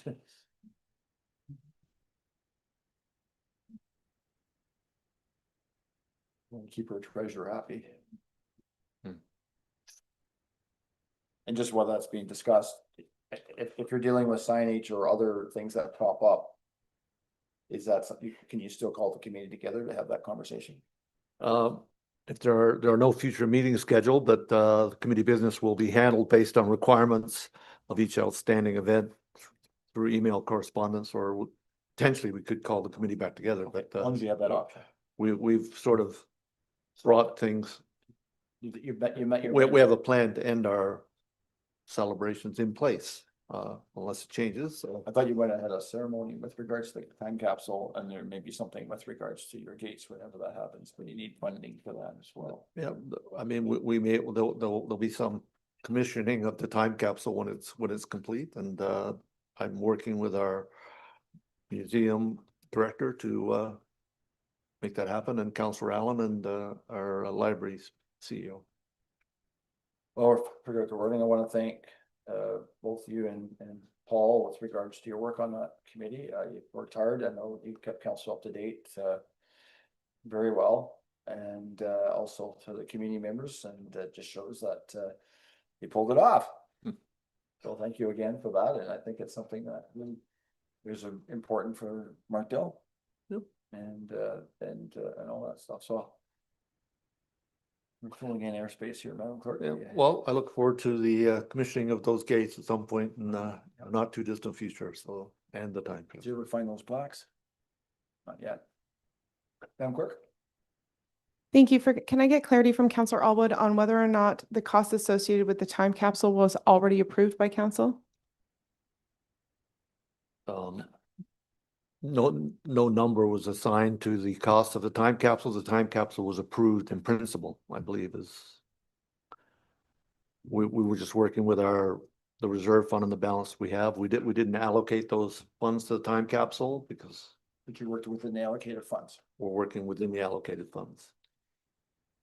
So my suggested motion here is that council receive the unapproved 2025-07-14 Markdale Jubilee Committee meeting minutes for information, and that council approve the sponsorship of music at the Markdale Fall Fair in the amount of $1,000 from the Centennial Celebration Reserve Fund, and that council approve the costs associated with the time capsule from the Centennial Celebration Reserve Fund, and that any remaining funds in the reserve be donated to the Markdale Egg Society. I think you hit the nail on the head. I will move that. Thank you very much, Madam Clerk. Councillor Allen? Discussion, Deputy Mayor? Sorry, forgive me, just questioning why the rest of the money is going to the Egg Society. Like That's it was seed money for the Jubilee. Yeah. That's right. Thank you, Mayor McQueen, for you. We don't anticipate it's going to be a lot of money, but they were asking for more than $1,000 and we were reluctant to give them more than $1,000 at the time because we had the time capsule project, but the committee did agree. And we had quorum at the time that if there was any surplus that we would donate that, but we could only commit $1,000 of the $2,000 ask. But part of your reason was because of the extra costs they were dealing with because of the fire at the arena, is that correct? No, I mean, it was the sponsorship opportunity was part of the wrapping up, the bookending of the working with the Ag Society. So we opened with the fair, we closed with the fair.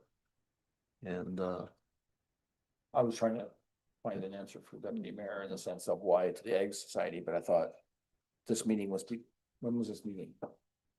July. Oh, before the fire. Yep. Okay.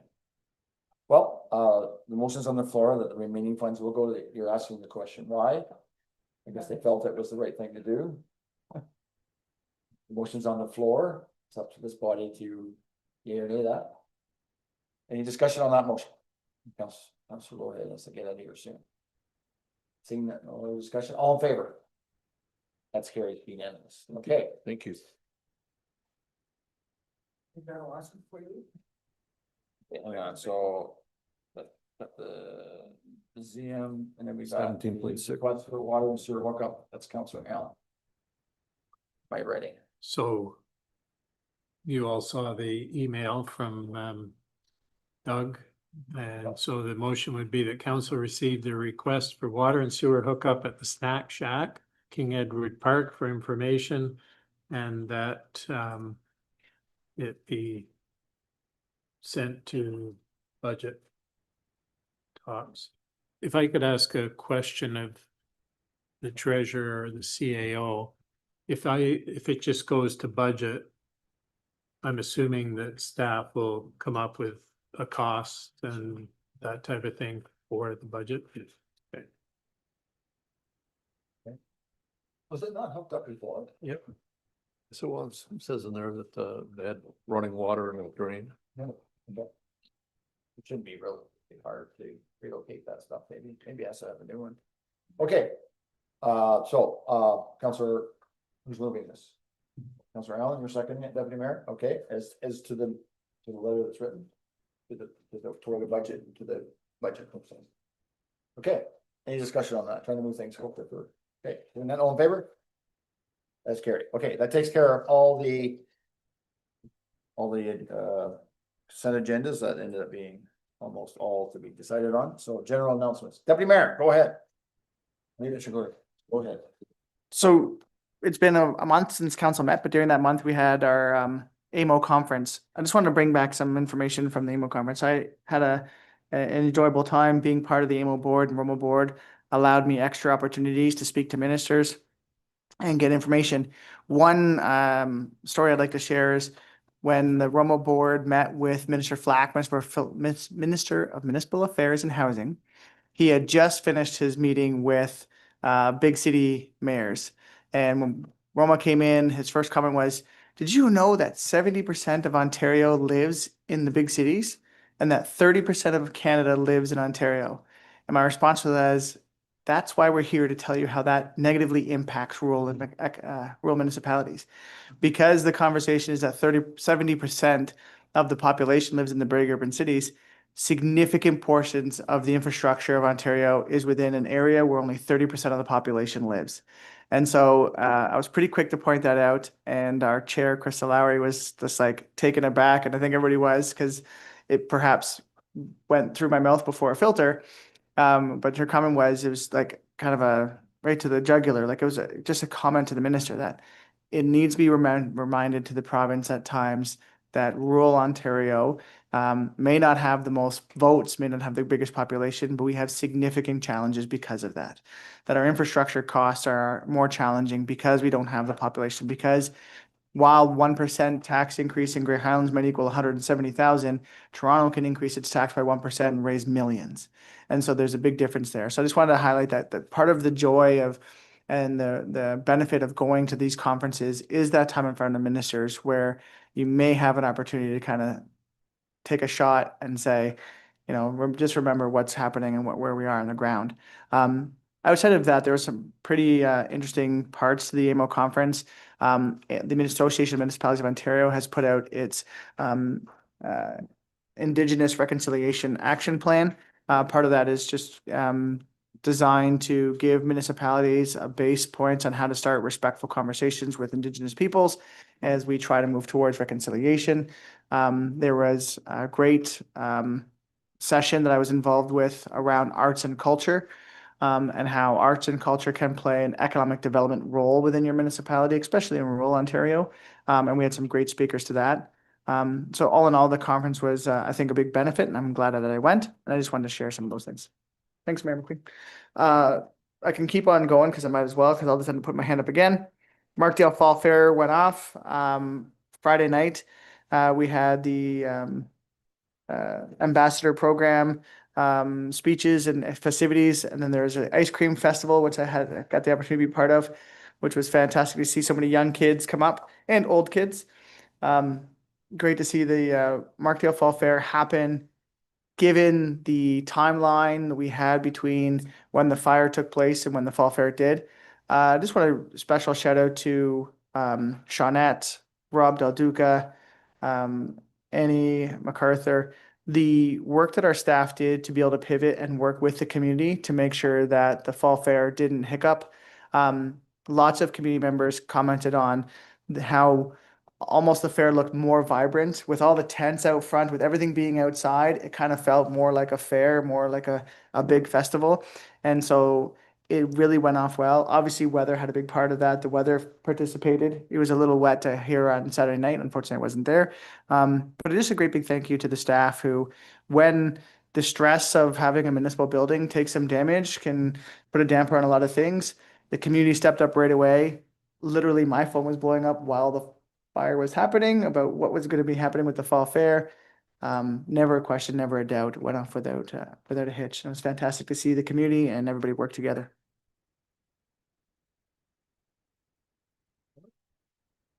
Thank you, Mayor McQueen, for you. Yeah, I'd just like to add a similar comment on the Markdale Fall Fair. It was an excellent event that in many ways the rising to the challenge of the issue we had with our arena building and the fire led to a more vibrant and amazing Fall Fair. And it showed the resilience of both our staff and the community of volunteers that we rely on to help pull off these events. So it was well attended and very successful. Also happening that weekend was the Kite Festival that the Chamber puts on. It was in Southgate, but that again was a very successful event. There were over 4,000 visitors to the Kite Festival, which is a pretty impressive number, and most of them were not residents. So that it was attracting, it's achieving its goal of attracting people in for economic development opportunities to spend time and money in this case, Grey County, but within the catchment area of the Chamber. And this Saturday, the Senator Grey Health Services Foundation Event Committee is putting on the Grand Fondo, so there'll be over 250 cyclists on our roads fundraising, and it looks like it's going to be a successful event. I think sponsorship is down this year a little bit, but donations are up, and we hope it'll be a successful fundraising opportunity for the Markdale Hospital. Thank you. So the Flesherton Fling happened a few weeks ago, and the Grey Highlands pickleball mini tournament took place. And the team of, as the deputy mayor called it, Paul Squared, two of us played McCarthy Squared, our treasurer Anna McCarthy and her father Steve McCarthy. And so McCarthy Squared came in first place, Paul Squared second place, and sorry, who was third place? We're on the podium. Councillor all deputy mayor, so. Yeah, but it was fun. I was, I had a lot of fun. I've been missing him for 2 or 3 years, but I was able to make it. And I was reminded that I was going to attend last year when we had a cab and dealing with that, so. It was, unfortunately, the funding didn't come through, but don't give up, keep trying, right? So. Councillor Dubé. Thank you. So just on the topic of fall fairs, just a reminder of the ones coming up in September. So the 12th, 13th, and 14th is the 168th annual Feversham Fall Fair. So put that in your calendars. And on Saturday, September 27th is the Rockland Fall Fair. Happy birthday. And so it's, always a, family-friendly events, something for everybody. And just a highlight of the Rockland Fall Fair is the apple pie making. It's something that, all councillors are invited to come out and prepare their pies. And then they get auctioned off in the evening for an outstanding amount of money. It's a great fundraiser for the community. So please do come out. And I know at Markdale Fair, instead of auctioning off the prize winning cakes, we ate them. And there was some ice cream, but I went to the ice cream eating contest, so I got a scoop on mine, but and Ashley was there. She showed up for that. I just want to say briefly, the AMO conference, I think they said they had over 800 delegates, like the ministry had 800 delegations. 140 delegations, yeah, which is like, who are you again? So I know we attended a few different things, and I find the networking is so important. As an example, the deputy mayor invited myself from being a past member of AMO to the retirement of Brian Riceborough. Yeah, and that was held on Tuesday night, right? Yeah. So, but at that event, it was a nice event, and so they've hired a new staff person that works there that's continuing on. He was there for 6 years. He replaced Pat. I'm trying to think of her last name when I was there, but more importantly, Minister Flack was there. So myself and the deputy mayor had an opportunity to go up and talk to him about the old hospital and about right shores and stuff like that. And he just said, cut to the chase. What are you asking for? And so we said, well, we have this group that's looking at acquiring the hospital. And so he gave me his assistant's card. Tanner, so how would you say that? Selenko? Selenko, yeah. Yeah, so I have to follow up.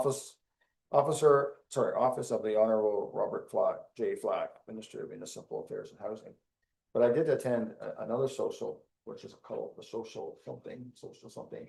And there was a lot of ministers. These events, there's a lot of ministers, a lot of staff people that were there. And I actually ran into a guy who's in the office of the Premier.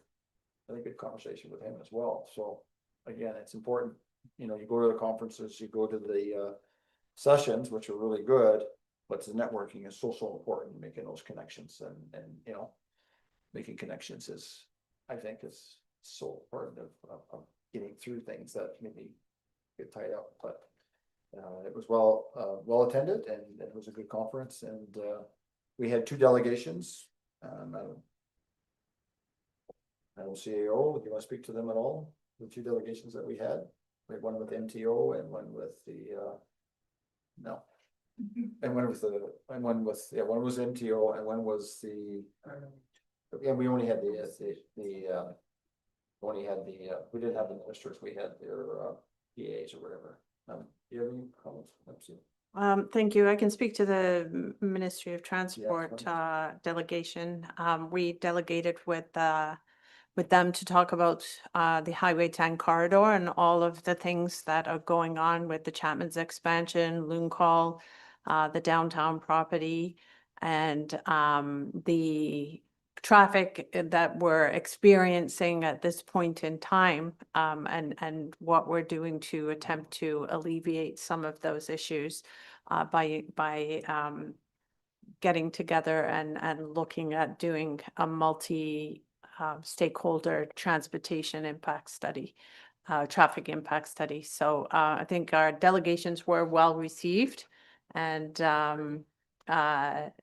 seem to get at least verbal support for our asks. So we'll see going forward. Tracy, great. Okay, well, they seem to be well adverse of us coming, which was really good. And I will say that's a very positive in the sense of being received and having a good understanding and very receptive of what we're trying to do. So I'll leave it at that. What's witness? I guess on a sadder note, we lost one of our municipal counselor, what do you want to call it, cohorts. Mark Davis passed away from Aaron Eldersley, and just wanted to pass on our condolences. And he was a good guy. I didn't know him very well, but I knew him. So, yeah. So I attended the visitation on Friday night, and I know him back since 2010 when we started up the multi-municipal wind group. Quite a guy. You read his obituary, and he's done a lot of stuff, and fortunately he was only 68. But I'll tell you that the funeral home over there, they do an amazing job. They have like a little booklet of all the achievements. I'll bring it, I'll share it with everybody.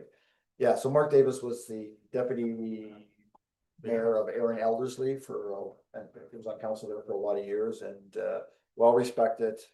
When I got there, the visitation was from 5 to 8. I got there 10 to 8 and I didn't get out of there till after 10.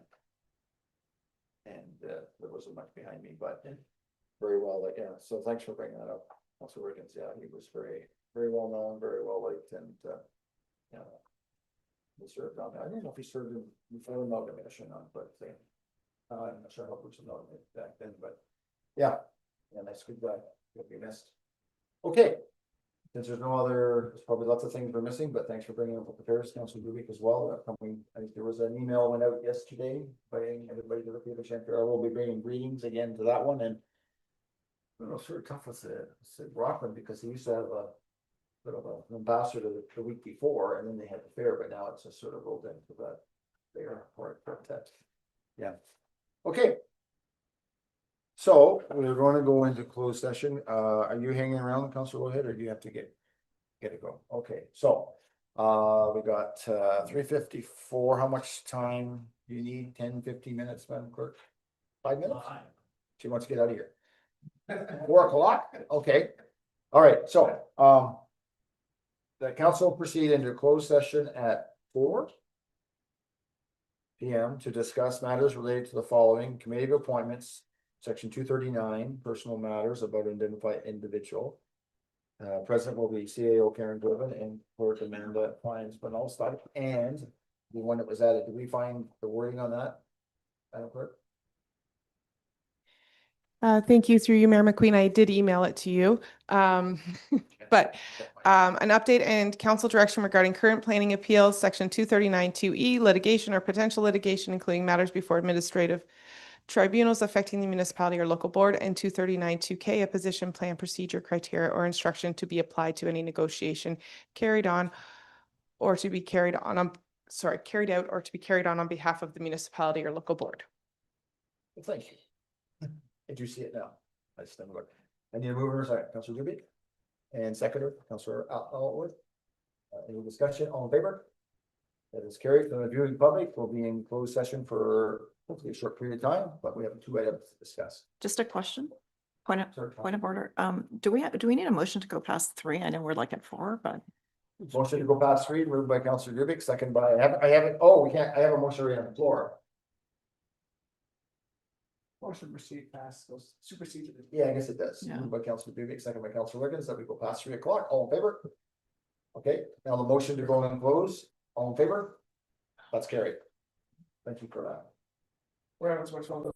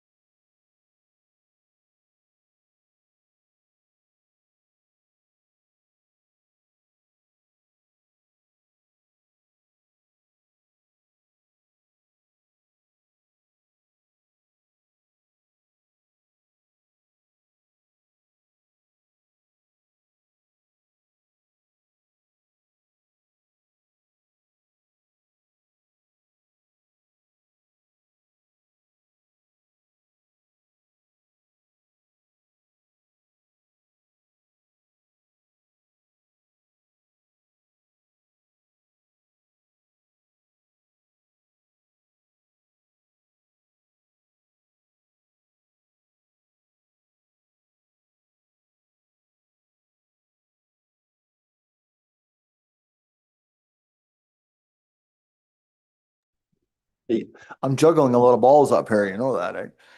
Okay, welcome back, everyone, and council reconvene in open session at 4:20. And that was moved by Councillor Owens, Councillor Allen. And then reporting out that a closed meeting was held and only closed session items identified were discussed in the closed session. And that council directs staff to bring back a bylaw to appoint the following members. For the Community Safety Committee, Lynn Silverton, and for the Lake Management Task Force, Jim Hartman. Can I have a motion for that, please? Councillor Deputy Mayor, Councillor Wickens. Get him at the end. Deputy Mayor, Councillor Wickens. Any discussion on that motion? Seeing none, all in favor? That's carried. My eyes are all buggering up here. Okay, confirming bylaw that the bylaw 2025-071 being a bylaw to confirm the proceedings of council on September 3rd, 2025 be read first, second, and third time and finally passed, and that the mayor and clerk be authorized to sign and seal the same notwithstanding any contrary provisions of council. Mover and the seconder, please. Councillor Allwood, Council Deputy Mayor, all in favor? That's carried. Upcoming meetings are listed there. We can make adjustment next week. Town Hall, Forum, Stoddard's Hall next week, or 2 weeks. And council on the 17th. I need a motion that council adjourn until the next regular scheduled meeting. Councillor Dubik, Councillor Wilkins. Councillor Allwood. He wants to stay here. All in favor? That's carried. All right, and that is at 4:24. Thanks, everyone. Good night.